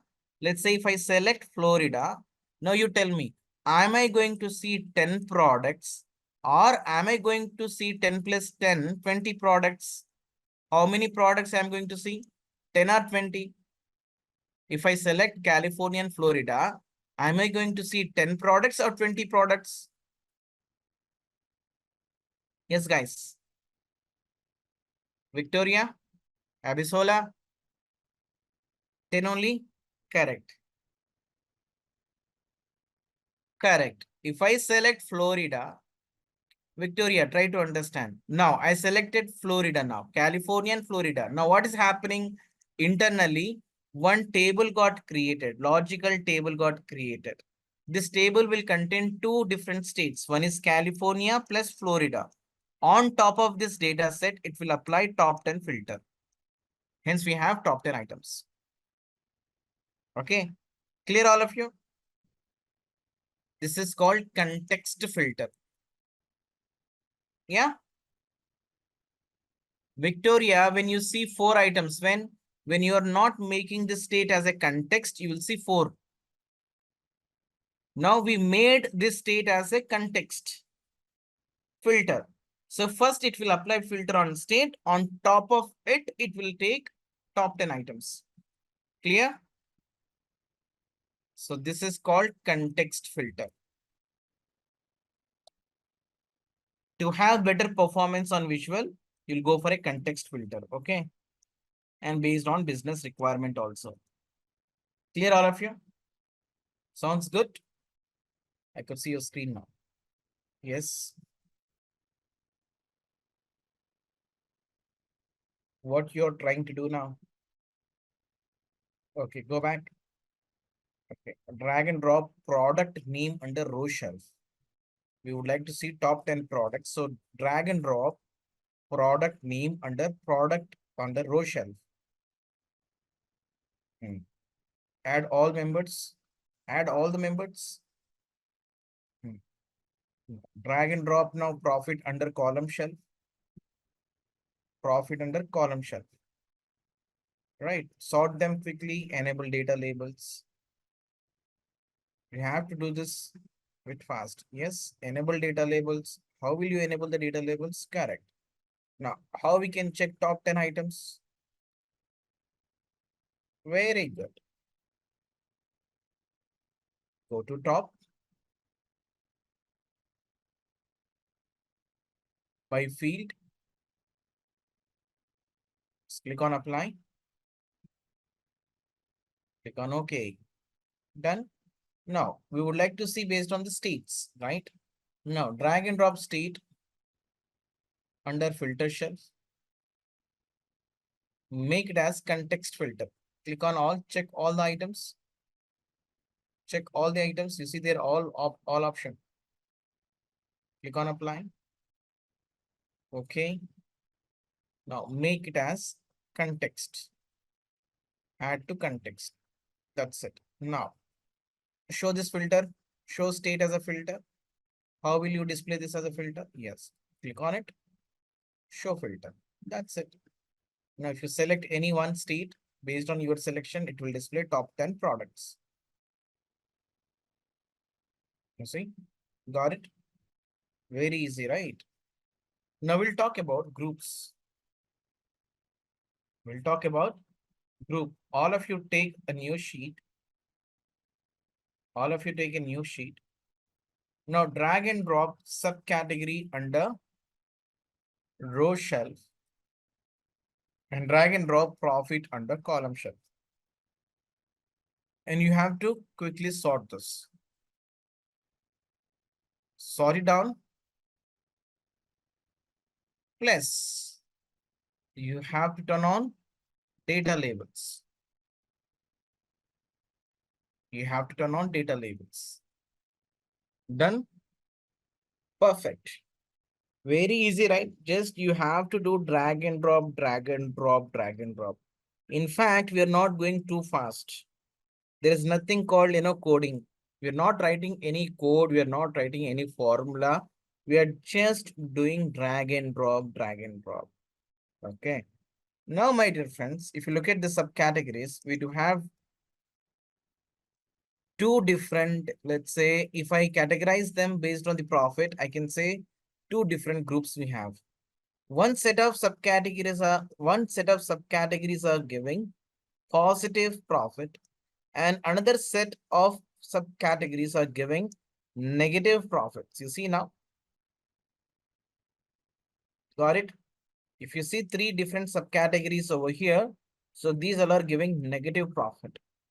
And remaining all other subcategories are giving positive profit. So what I would like to do, I would like to create a group based on the profit value. I would like to put all subcategories, all positive subcategories under one bucket and all negative subcategories under different bucket. Basically, I would like to create a group on this. In order to group them, we do have multiple options. I would say different ways we have to group. We have different ways to group them. Now, we'll go with visuals. How we can group using a visual. It's very easy. Just look at my screen first.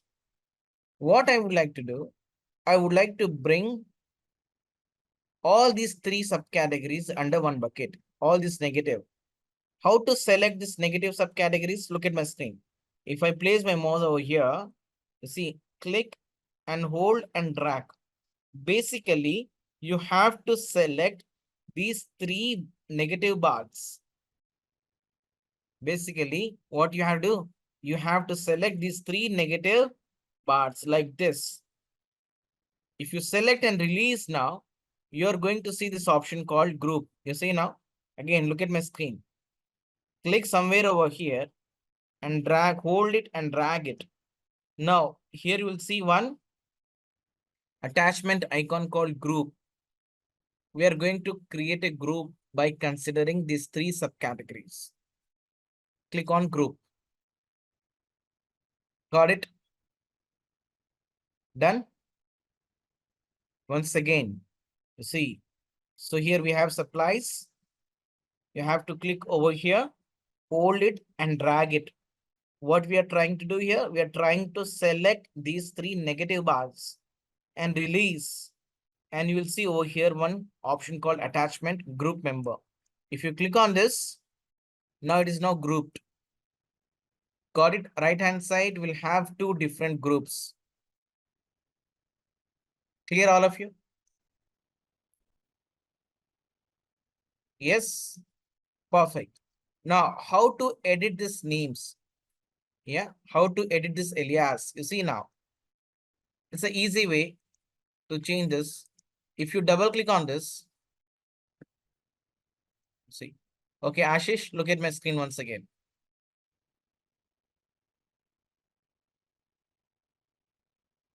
No, you will get it. Okay, how to undo? let me show you how to undo this. If you want to undo any action, so here you have a back arrow. Do you all see this back arrow? This is like a undo. Okay. Now, Ashish, look at my screen. Select 3 bars and release. The moment when you release, you'll see this one. Click on group. That's it. Got it, all of you? Now, what we can do, if I want to rename this, you're not getting those options. Okay. Give it a try. Release. Okay, hold on. Once again, click somewhere else. Okay, once again, give it a try. Oh, wait, what you have to do, probably I'm just verifying this. You have to select last bar, not full, just off of the bar you have to select at the end. Don't drag till the end. Don't select x-axis. Once again. Enough. You see now, what you are doing, Abisola, you are selecting X also. Got it, Abisola? If you are selecting X-axis, you may not able to see that option. Clear? Now, how to edit this name? No problem. Okay. You see, I'm going to edit this name. If I right click on this, so here you have option called edit alias. You see now, right click on this bookcases. Look at my screen. This first one, bookcases, it is actually a negative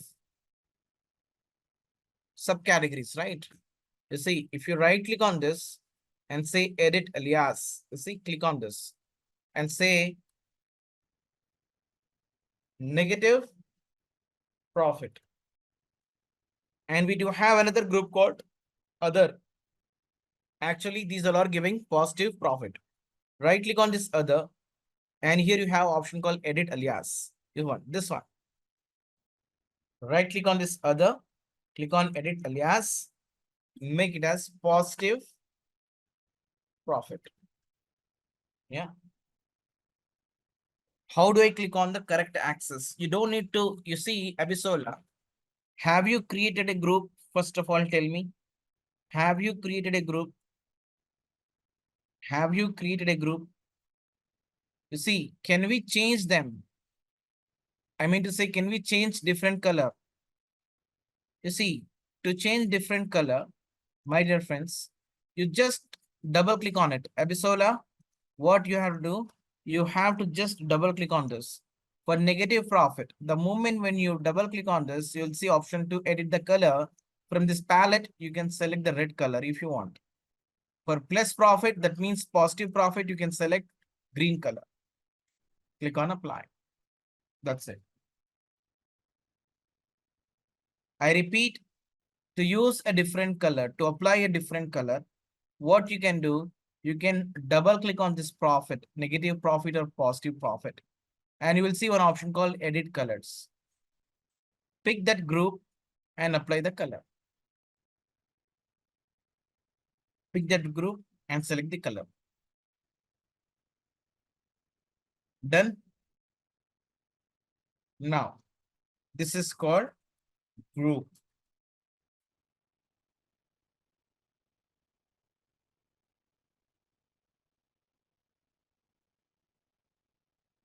This is called group. There is another way to create a group. Oh, is it? Yes. There is another way to create a group. How we can create the group? How we can create the bins? Let's see now. For example, guys, for example, let's see. Let me take a new sheet. All of you take a new sheet. All of you take a new sheet. Yeah. So here we do have, let's say,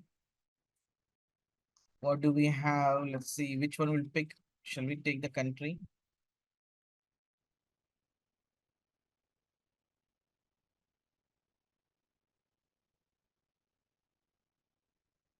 We have only US country. Okay, let's see. So we have a state column, right? So let's say for every, let's say group of states, we have a lead. Let's say we do have 10 states. For this 10 states, we have particular lead. Let's say Ashish leading 10 states. And we do have 10 more states. Those states are leading by whom? Let's say Leslie. How we can create this kind of a group? Or, for example, we would like to categorize states based on region. Let's say few states, east side, east region. And we do have 20 more states. Those are north side, north region. We do have few more states. Those are belongs to west region. Got the point? So how we can group them? Let's see now. Go to state here. Click on this arrow mark. Click on this state. There is an arrow mark, small drop down. You see this one. Click on this. Go to create. So here we have an option called group. Click on this group. This is another way of creating the group.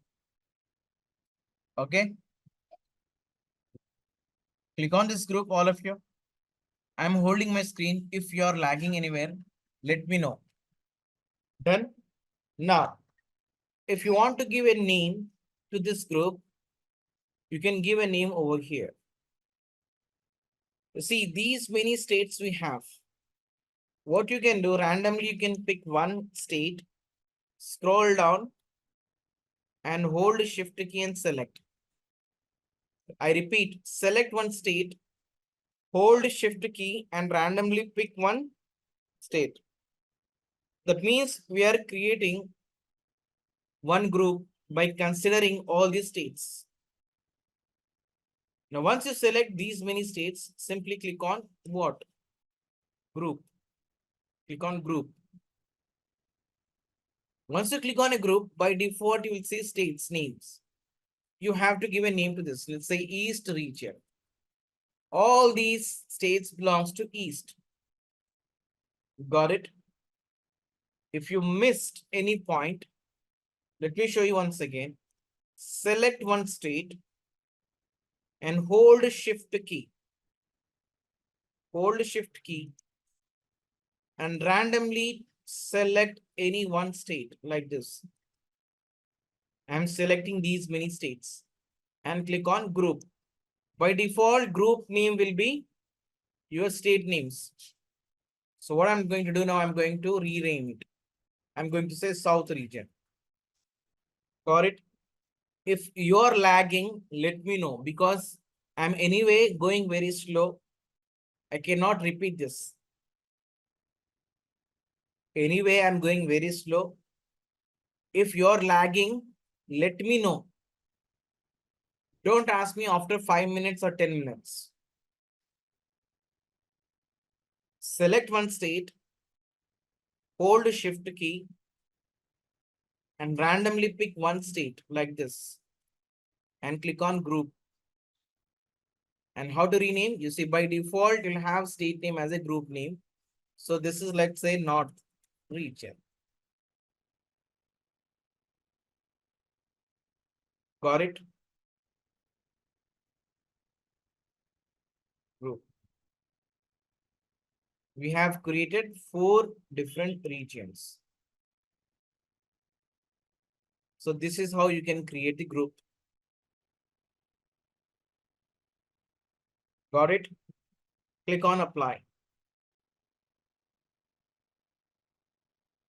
Click on apply or OK. You see, under data section, you're going to see a new field called state group. Can we use this field to visualize the data? Answer is yes. You can make use of this new group to visualize the data also. So is it? Yes.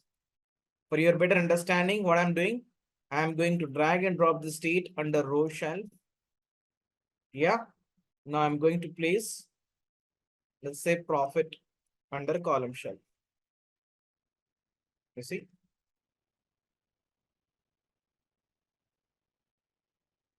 This is also another way of creating the group.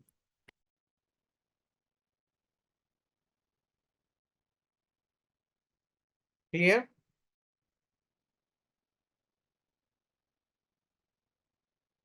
Now, all of you take a new sheet. Once again, all of you take a new sheet.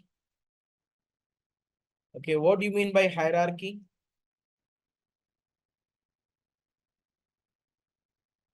What do you mean by hierarchy?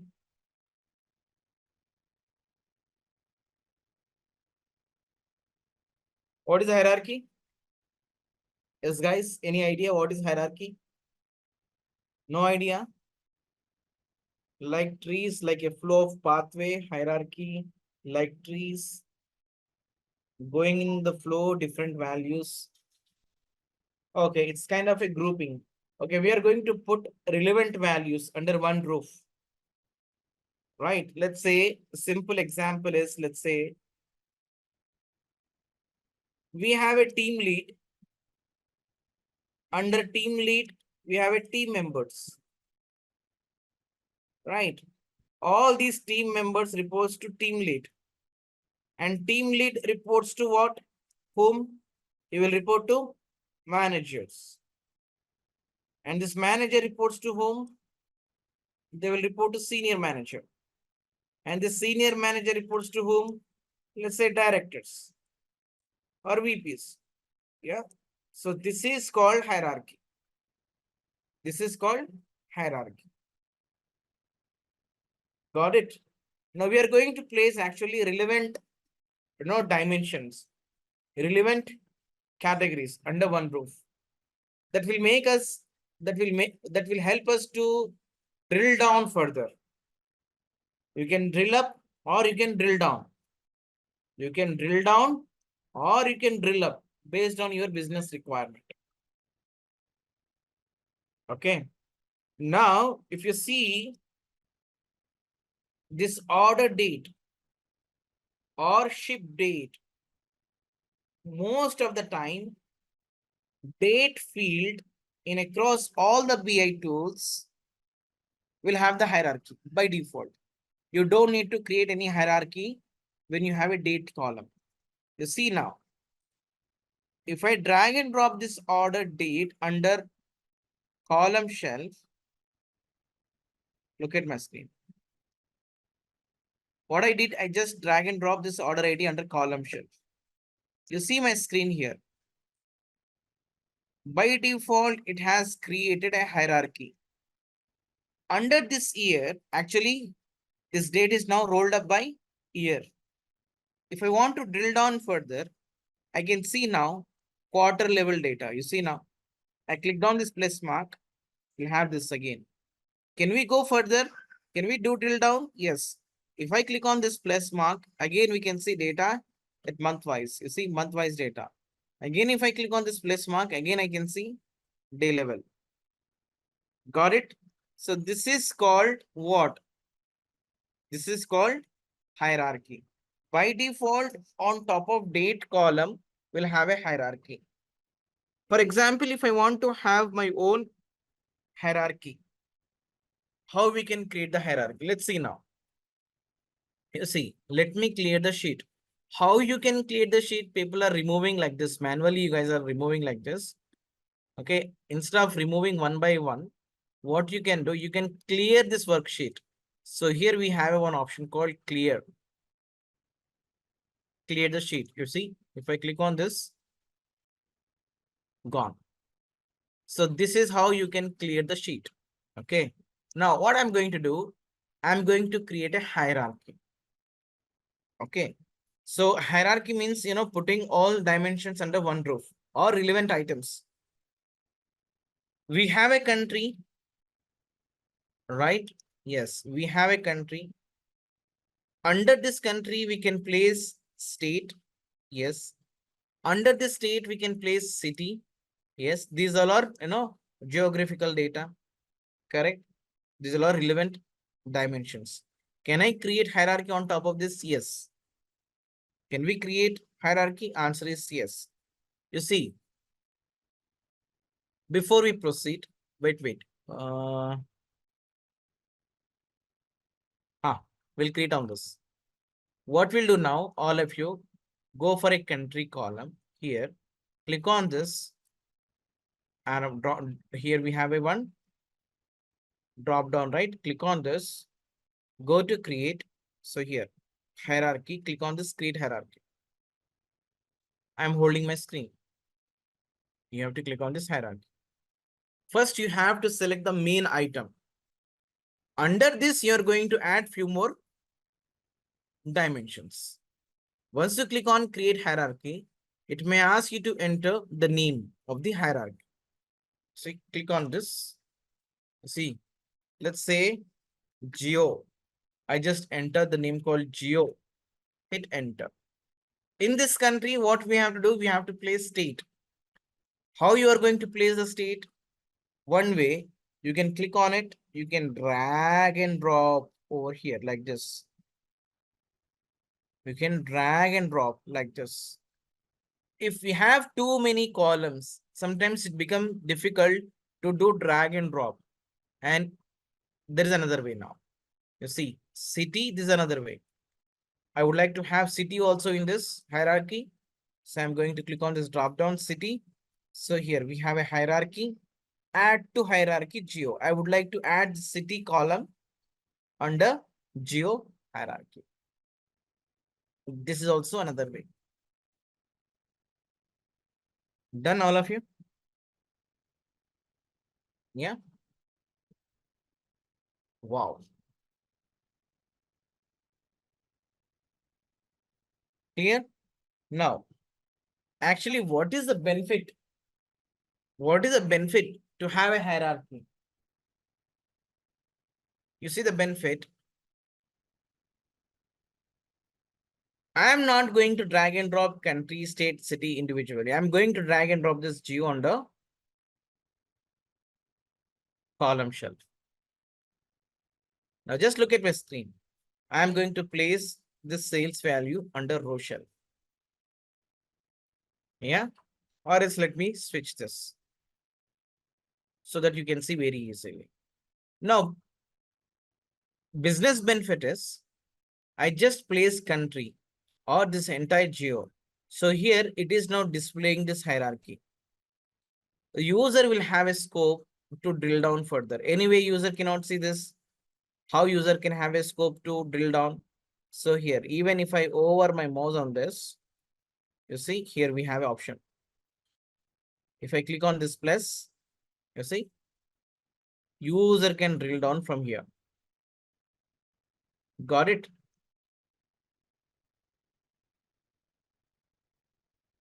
So this is the benefit of having a hierarchy.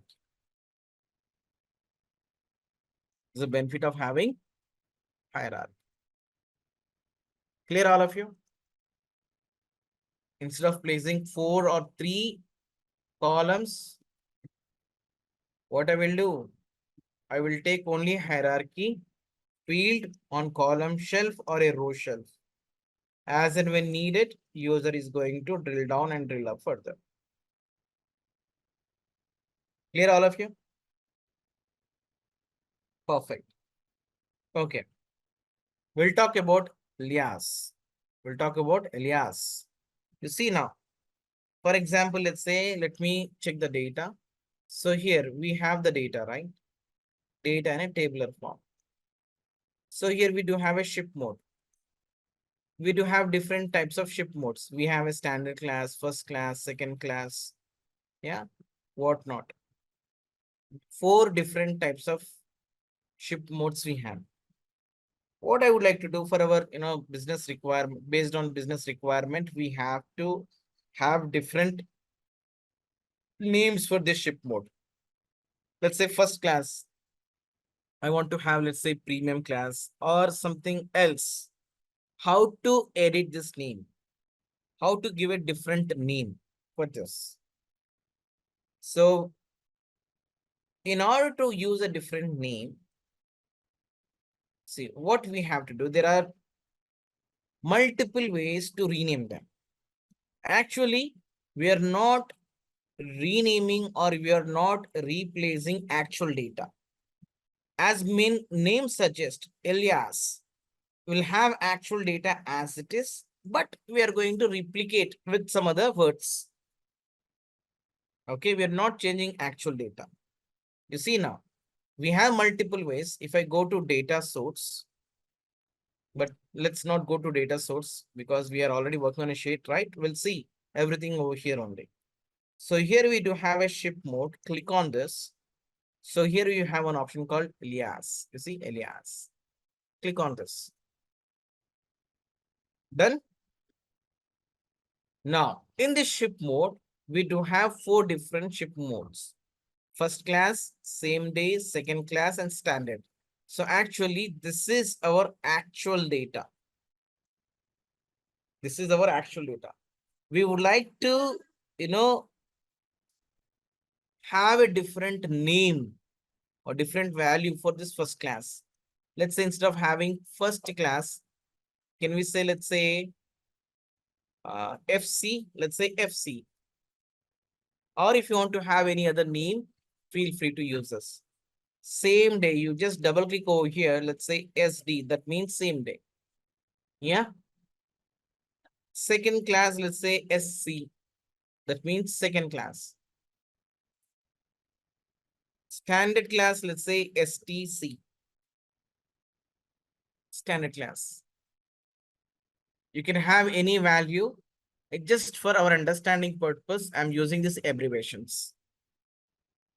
Okay. And click on OK. That's it. Can we use this in our visuals? Yes, why not? All of you just try to drag and drop this newly created alias.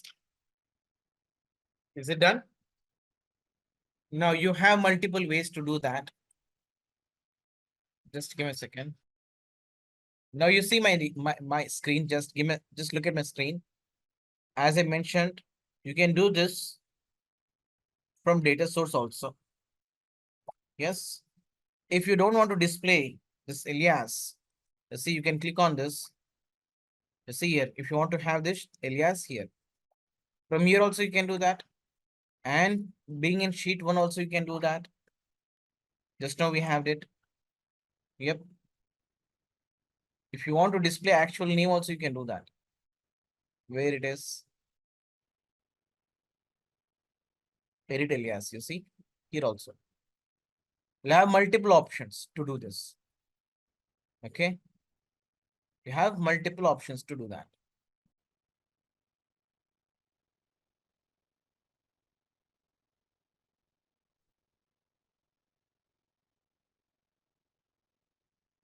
Now, what we'll do now, we'll talk about, again, let's go back to group. You see, we have created a group, right? So especially this one, we have created 2 different groups. One is for negative subcategories and another one is a positive subcategories. Fair enough. Now let's assume that, let's say we have one subcategory called table. As of now, this table is now giving negative profit. As of now, this table is giving negative profit. Hence, it is in a negative bucket. Let's say tomorrow onwards, this table's subcategory started giving positive profit. Do you think that this table automatically falls under positive bucket? Do you think that this table is now placed under positive bucket? Yes. Yes, guys. As of now, this table subcategory is giving negative profit. Let's say tomorrow onwards, this table subcategory started giving positive. Now, can you expect this table under positive bucket?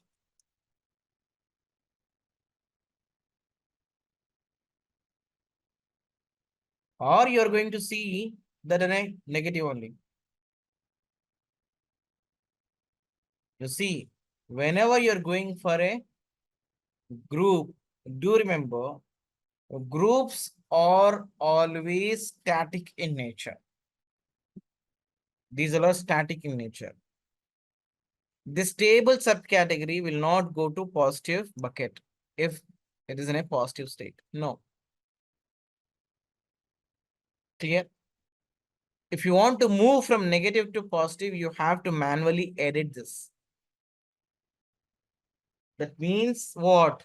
When you are sure that things will not change frequently, then only you have to go for a group. If things are changing very dynamically, you cannot create a group on it. Is it clear? Similarly, here also we have created a group, right? Let's say here, we have created this group in a different way. For example, these many states belongs to Ashish. Or lead, Ashish is the lead for these many states. Jenny Scott is leading these many states. If it is fixed, then only you have to create a group. For example, let's say California moved from Ashish to Jenny Scott. Then you have to manually edit. Clear, all of you? So groups are actually static in nature. Dynamically, it won't change. If you want to make any changes, you have to manually change them. Clear? Yeah. Now, we have something called set. What? We do have something called set.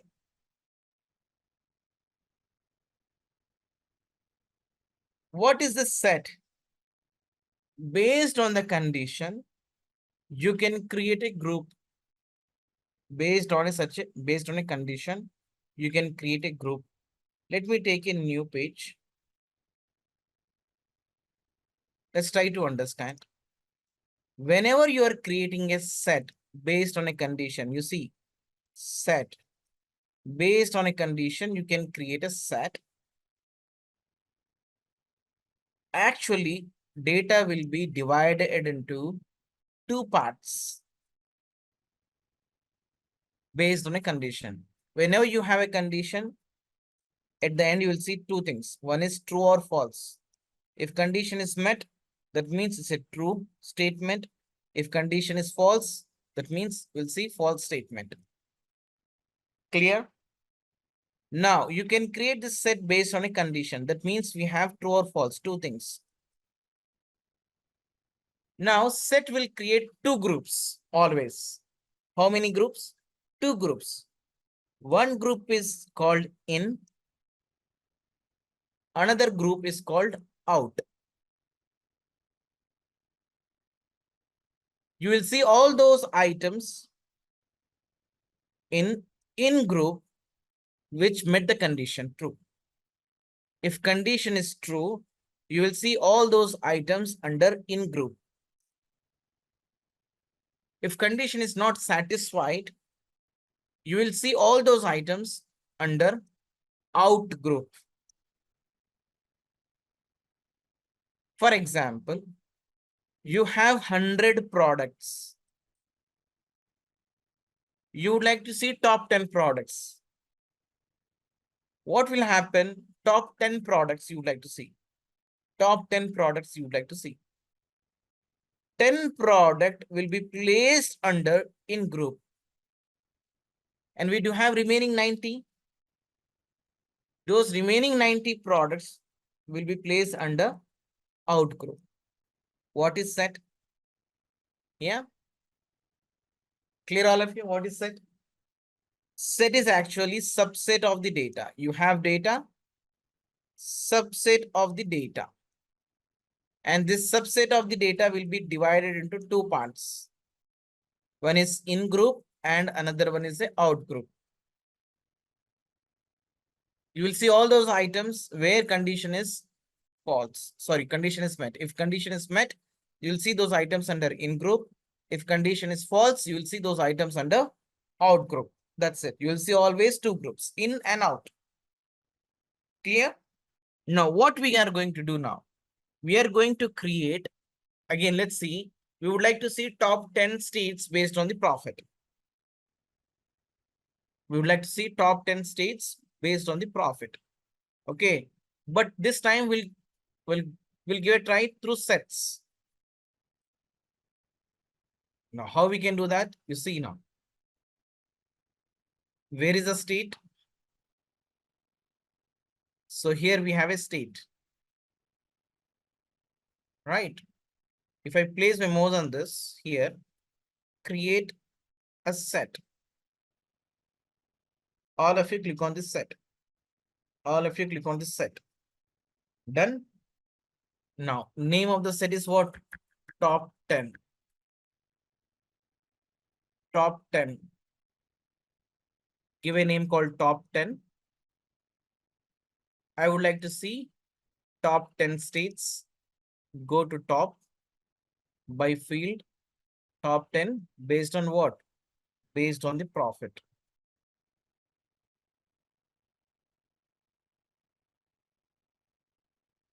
Click on OK. All of you click on OK. Let me click on OK. Done. The moment when you click on OK, you see somewhere over under data section, you will see top 10 set. An icon for set is different. You'll see something like this, circles. You see? You'll have different icons. For set, you'll have this kind of an icon. For group, you will see attachment. Right? For hierarchy, you will see different one. Like this. For calculated field, you will see something like this, equal to ABC. For calculated field. Yeah. By looking at this icons, you can understand what is for parameter, you'll see something else. We're ready to discuss parameter. So you have to look at these icons, right? Now, top 10 set is now created. Fantastic. Now, just look at my screen. What I will do, I will drag and drop the state. Don't do anything. Just look at my screen. I'm placing the state under row shelf. So these are our states. And I'm going to place profit under column shelf. Fair enough. I'm just doing quick sort and I'm going to enable data labels. So far, so good. Okay. So these are our different states, all the states. Okay. Now we have a set. Just look at my screen. This is only for your understanding purpose. Top 10 states, just look at my screen. When I move, when I drag this top 10 set, you see, the moment when I started dragging, it's showing in and out. You see, in and out, in and out. You see. Now just look at my screen. If I place this under row shelf right before the state, just look at my screen. Now it has created two groups. One is in group where you will see 10 states and remaining states you're going to see under out group. Got it? Clear, all of you? Now what I will do now, let me clear this. Let me clear the sheet. I am going to place top 10 under row shelf. You see, once again, let me place profit under column shelf. You see now what is happening? You'll have two groups, in and out. In means top 10 value and remaining state value is in under out group. Yeah. So this is also another way of visualizing it. Now let me clear this. Now let's give it a try. All of you drag and drop state under row shelf and drag and drop profit under column shelf. Do the quick sort and enable data labels. Now, drag and drop this top 10 set under filter shelf. Finally, drag and drop this top 10 set under filter shelf. By default, it will take in group. Sometimes if it is throw in pop-up stating which one you want to pick, you just take the in. Most of the time by default, it will pick in only. If it is asking you to choose which one you want to take, you can take in. Done, all of you? All of you rename it. Give a nice title to this report. Let's say top 10 states using set.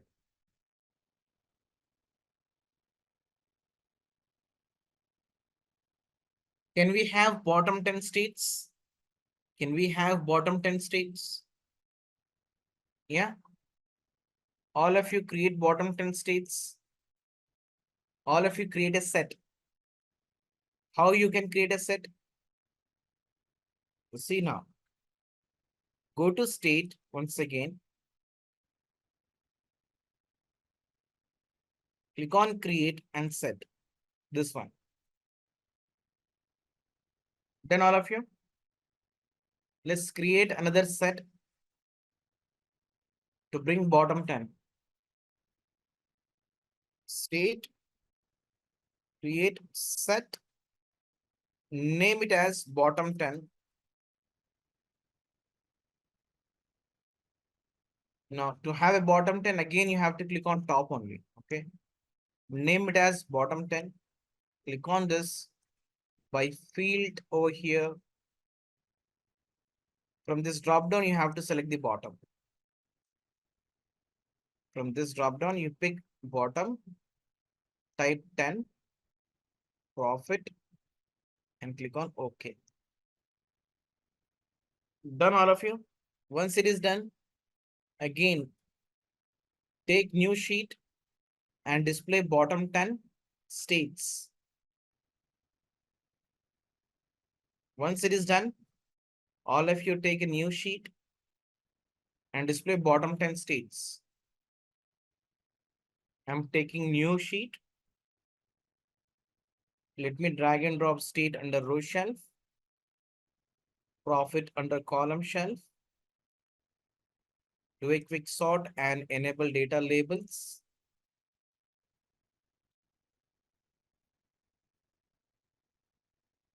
And where is bottom 10? So here, drag and drop this under filter shelf. You see, it is a bottom.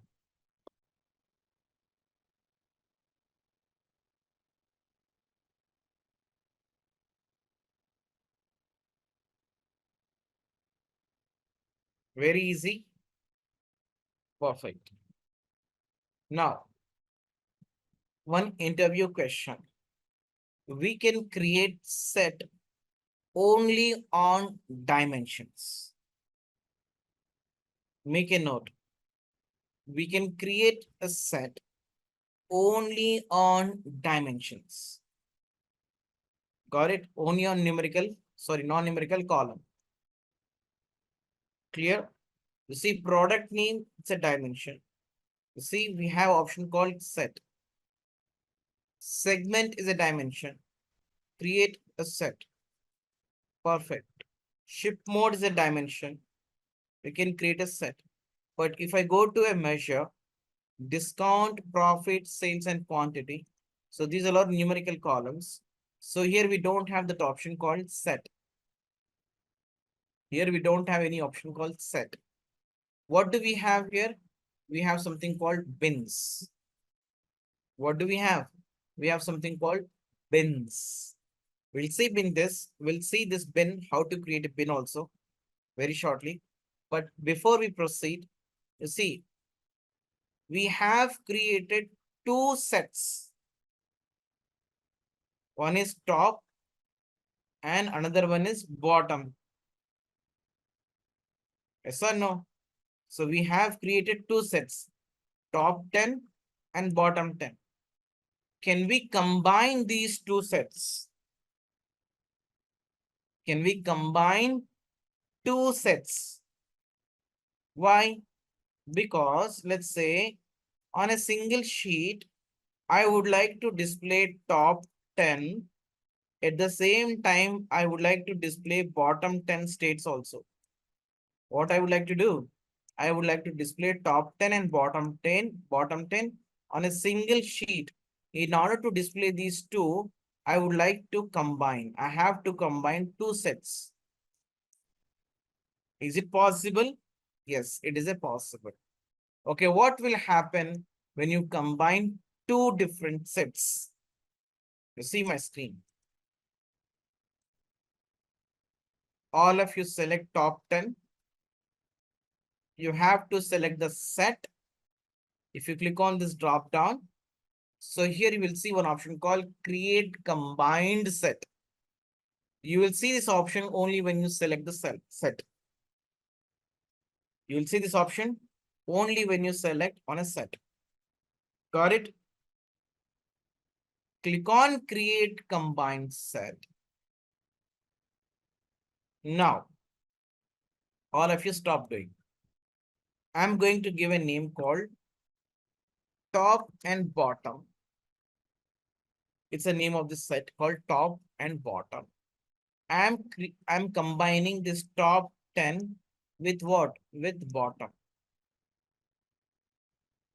With bottom. Okay, now, so here we do have 4 different ways to combine them. It's like a join. Okay, it's like a join. The first one, you see, all members in both the sets. All members in both the sets.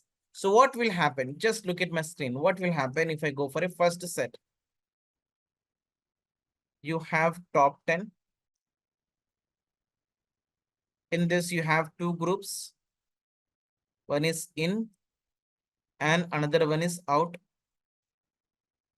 And you have another set called bottom 10. In this also, you have 2 groups. One is in and another one is out. Got it? When we are combining these 2 sets, what will happen? It will create another set. It will create another set. In that set also, we have a in and out. Whenever you create any set, you'll have 2 in and out. So now in newly created set or in combined set, under in, what you're going to see?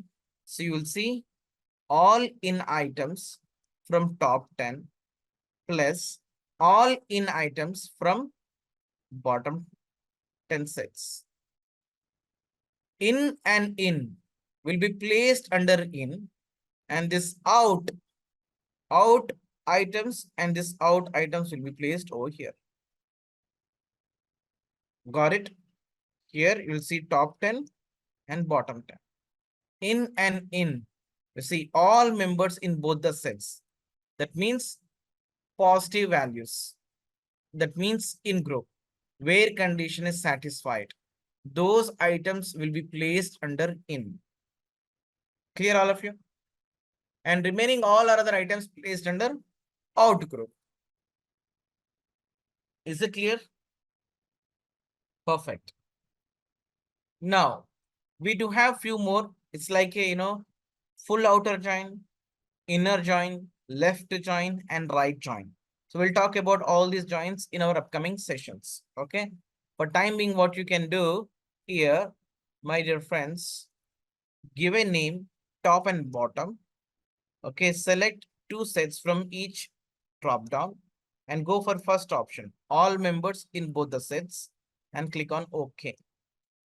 No, here we don't have option to combine with more than 2 sets. But what you can do, you see, now 2 sets are combined, you'll have one combined set. On top of it, if you want to combine, yes, you can combine. And then you'll have another set that is called combined set. On top of it, if you want to add another set, yes, you can do that. Clear, Victoria? Let me click on OK. Now, again, you're going to see another set, top and bottom here. Now, what we'll do now, just drag and drop this, state under row shelf and drag and drop profit under column shelf. Let's do a quick sort and enable data labels. Now, you have to drag and drop this top and bottom under filter shelf. Wow. Just drag and drop top and bottom set under filter shelf. Top 10 and bottom 10 states using combined set.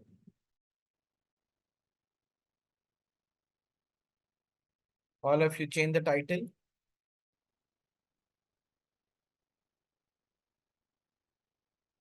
Looks good. All good. Fantastic. Now, shall we proceed? Now, my dear friends, let's go back to top 10 states here. We have a top 10 states. Yes, of course, we have a top 10 states. Now, user is asking, hey, dude, I don't want to have always top 10 states.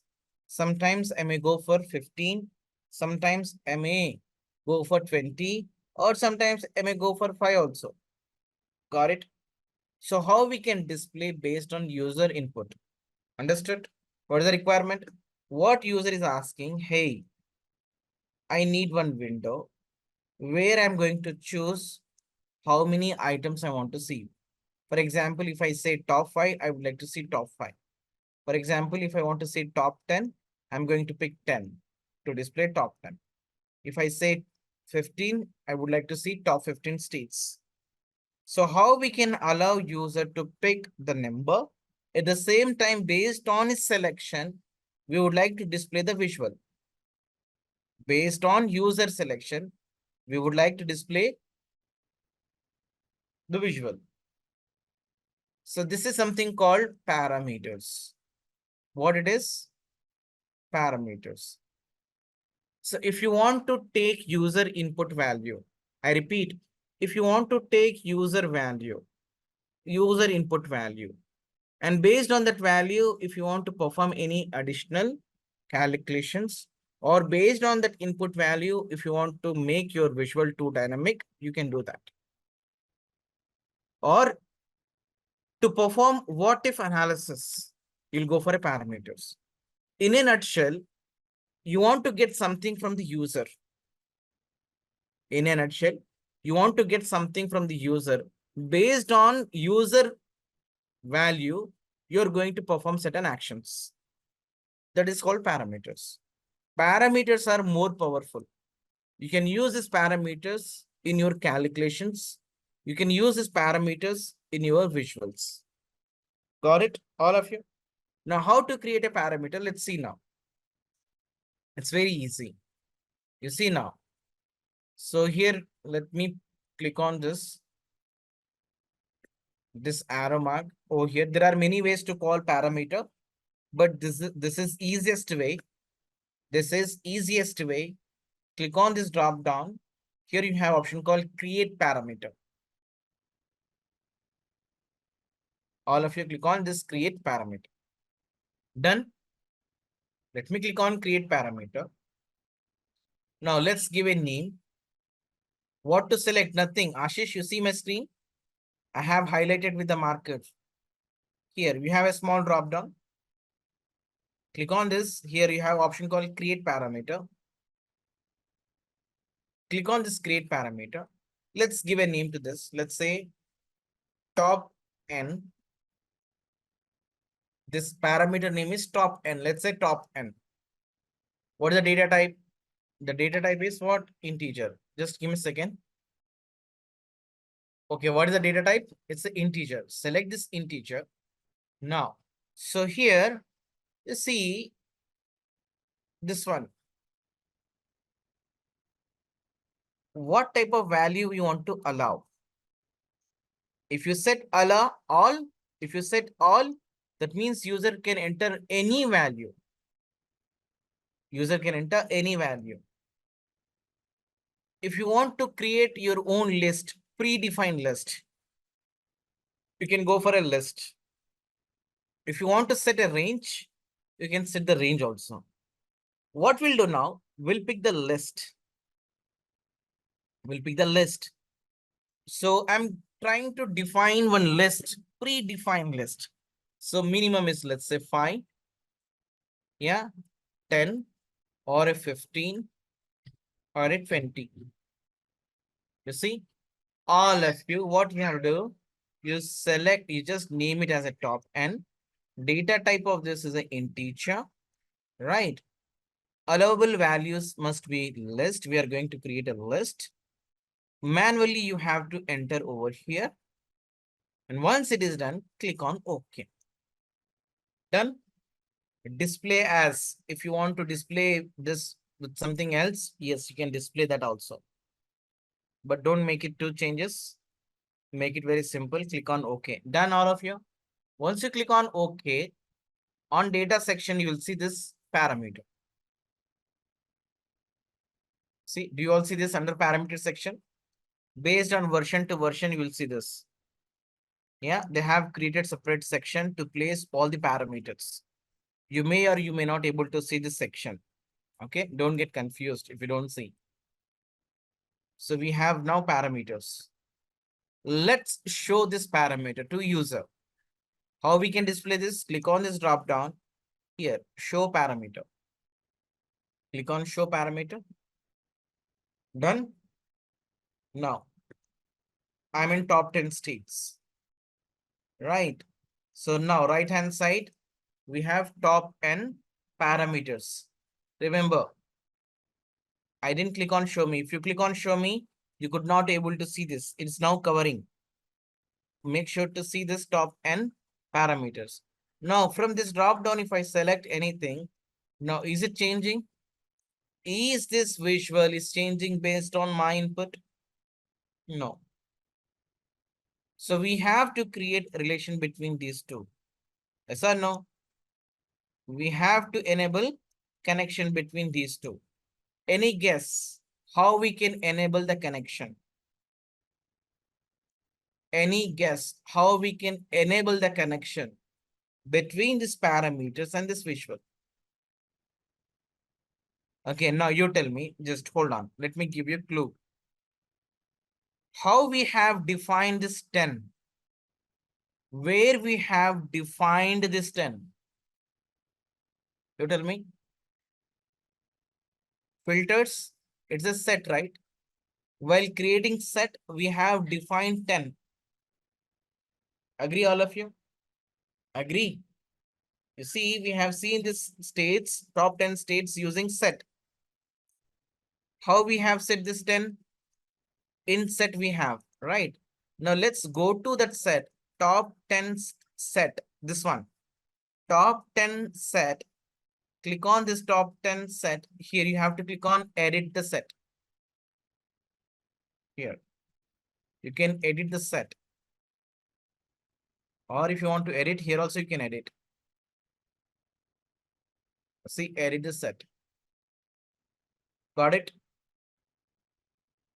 If you click on this edit set, now tell me where we have to make a change.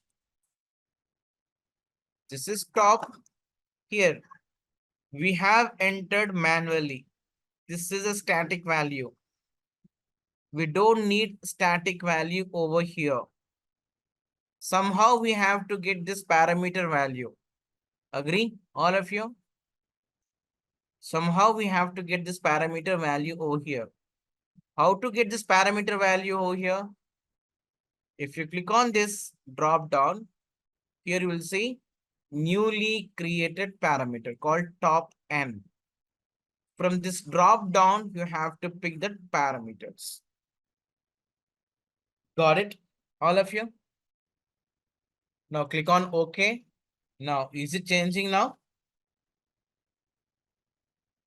Now, if I select 5 items, oh, wow, superb.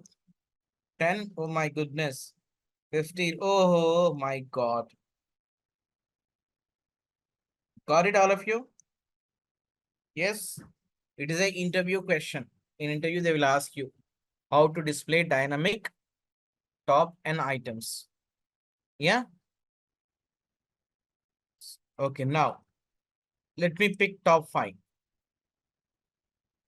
I'm displaying now top 5 items. You see, in this page, there is a small bug. May I know what is that bug? I'm displaying top 5 items, but there is a bug now. Tell me now. Yeah. Title. Yeah. You see the title? It is still says 10. But I'm displaying how many? I'm displaying 5. Got it? So somehow I should get this 5 over here. That make more sense, correct? Somehow I should get this parameter value over here. This should be also dynamic. Correct, all of you? Now, so how to edit this title? How to make this title too dynamic? If you double click on this, you can edit this. I am removing this 10. I have to have parameter value. How to get parameter value? You see, remove the 10. So here we have something called insert. You see, here you have something called insert. If you click on this insert, you will see parameter here. You have to select parameters.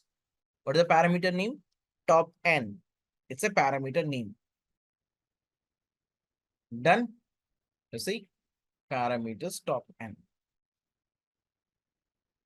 Now, click on apply and click on OK. Is it done, all of you? See, click on OK. Now, this title also now too dynamic. Let's say 10. Oh my goodness. Let's say 15, 20, 5. Yeah? Make sense? We'll come back to these parameters later once again. We'll see how to use this parameter in our calculations. There is always a way to spin the balls correctly so that others can understand very easily. If you see the flow, you see very neatly and clearly we are going through each and every topic and we can easily connect them also. Correct? So what we have seen today, so we have seen what is Tableau Public, Tableau Desktop. Yeah, we have seen the basic sorting and how to sort based on some other fields. And we applied filters using dimensions, measures, and date filters. And we have gone through interactive filters. And we talked about context filter. This context filter is important during interview. They will ask you. And we have seen how to group dimensions. Yeah, through using visuals and another way also. And hierarchy we have seen. And we have seen how to name it, alias. And we have seen set. Right, we can create set only on dimensions, not on measures. Remember this, during interview, they will ask you, can we create a set on measure? Answer is no. You can create set only on dimensions, right? And we have seen how to combine two sets, right? We have combined two sets to highlight top 10 and bottom 10. At last, we have seen parameter also. Parameter is nothing but user input value. We can take user input value to do further analysis. What if analysis? Got it? Now, it is time to save your file. Remember once again, how you can save this file? You guys are using Tableau Public. That means you cannot save locally. To save it, you have to publish this in the Tableau server. Go to File, and then you will see Save Tableau as. Okay, click on it and it will ask you to enter the credentials, use your credentials and upload it. That's a wrap on our Tableau Full Course for 2024. We have journeyed from Tableau basics to advanced Tableau dashboard designs concepts. If you have questions or want to share your experience, leave a comment below. Your feedback helps our community grow. If you found this video useful, please give it a thumbs up and consider sharing it. Don't forget to subscribe and hit the notification bell for more updates. Thanks for watching and exploring Tableau with us. Keep learning and experimenting. See you in the next video. Hi there, if you like this video, subscribe to the Simplilearn YouTube channel and click here to watch similar videos. To nerd up and get certified, click here.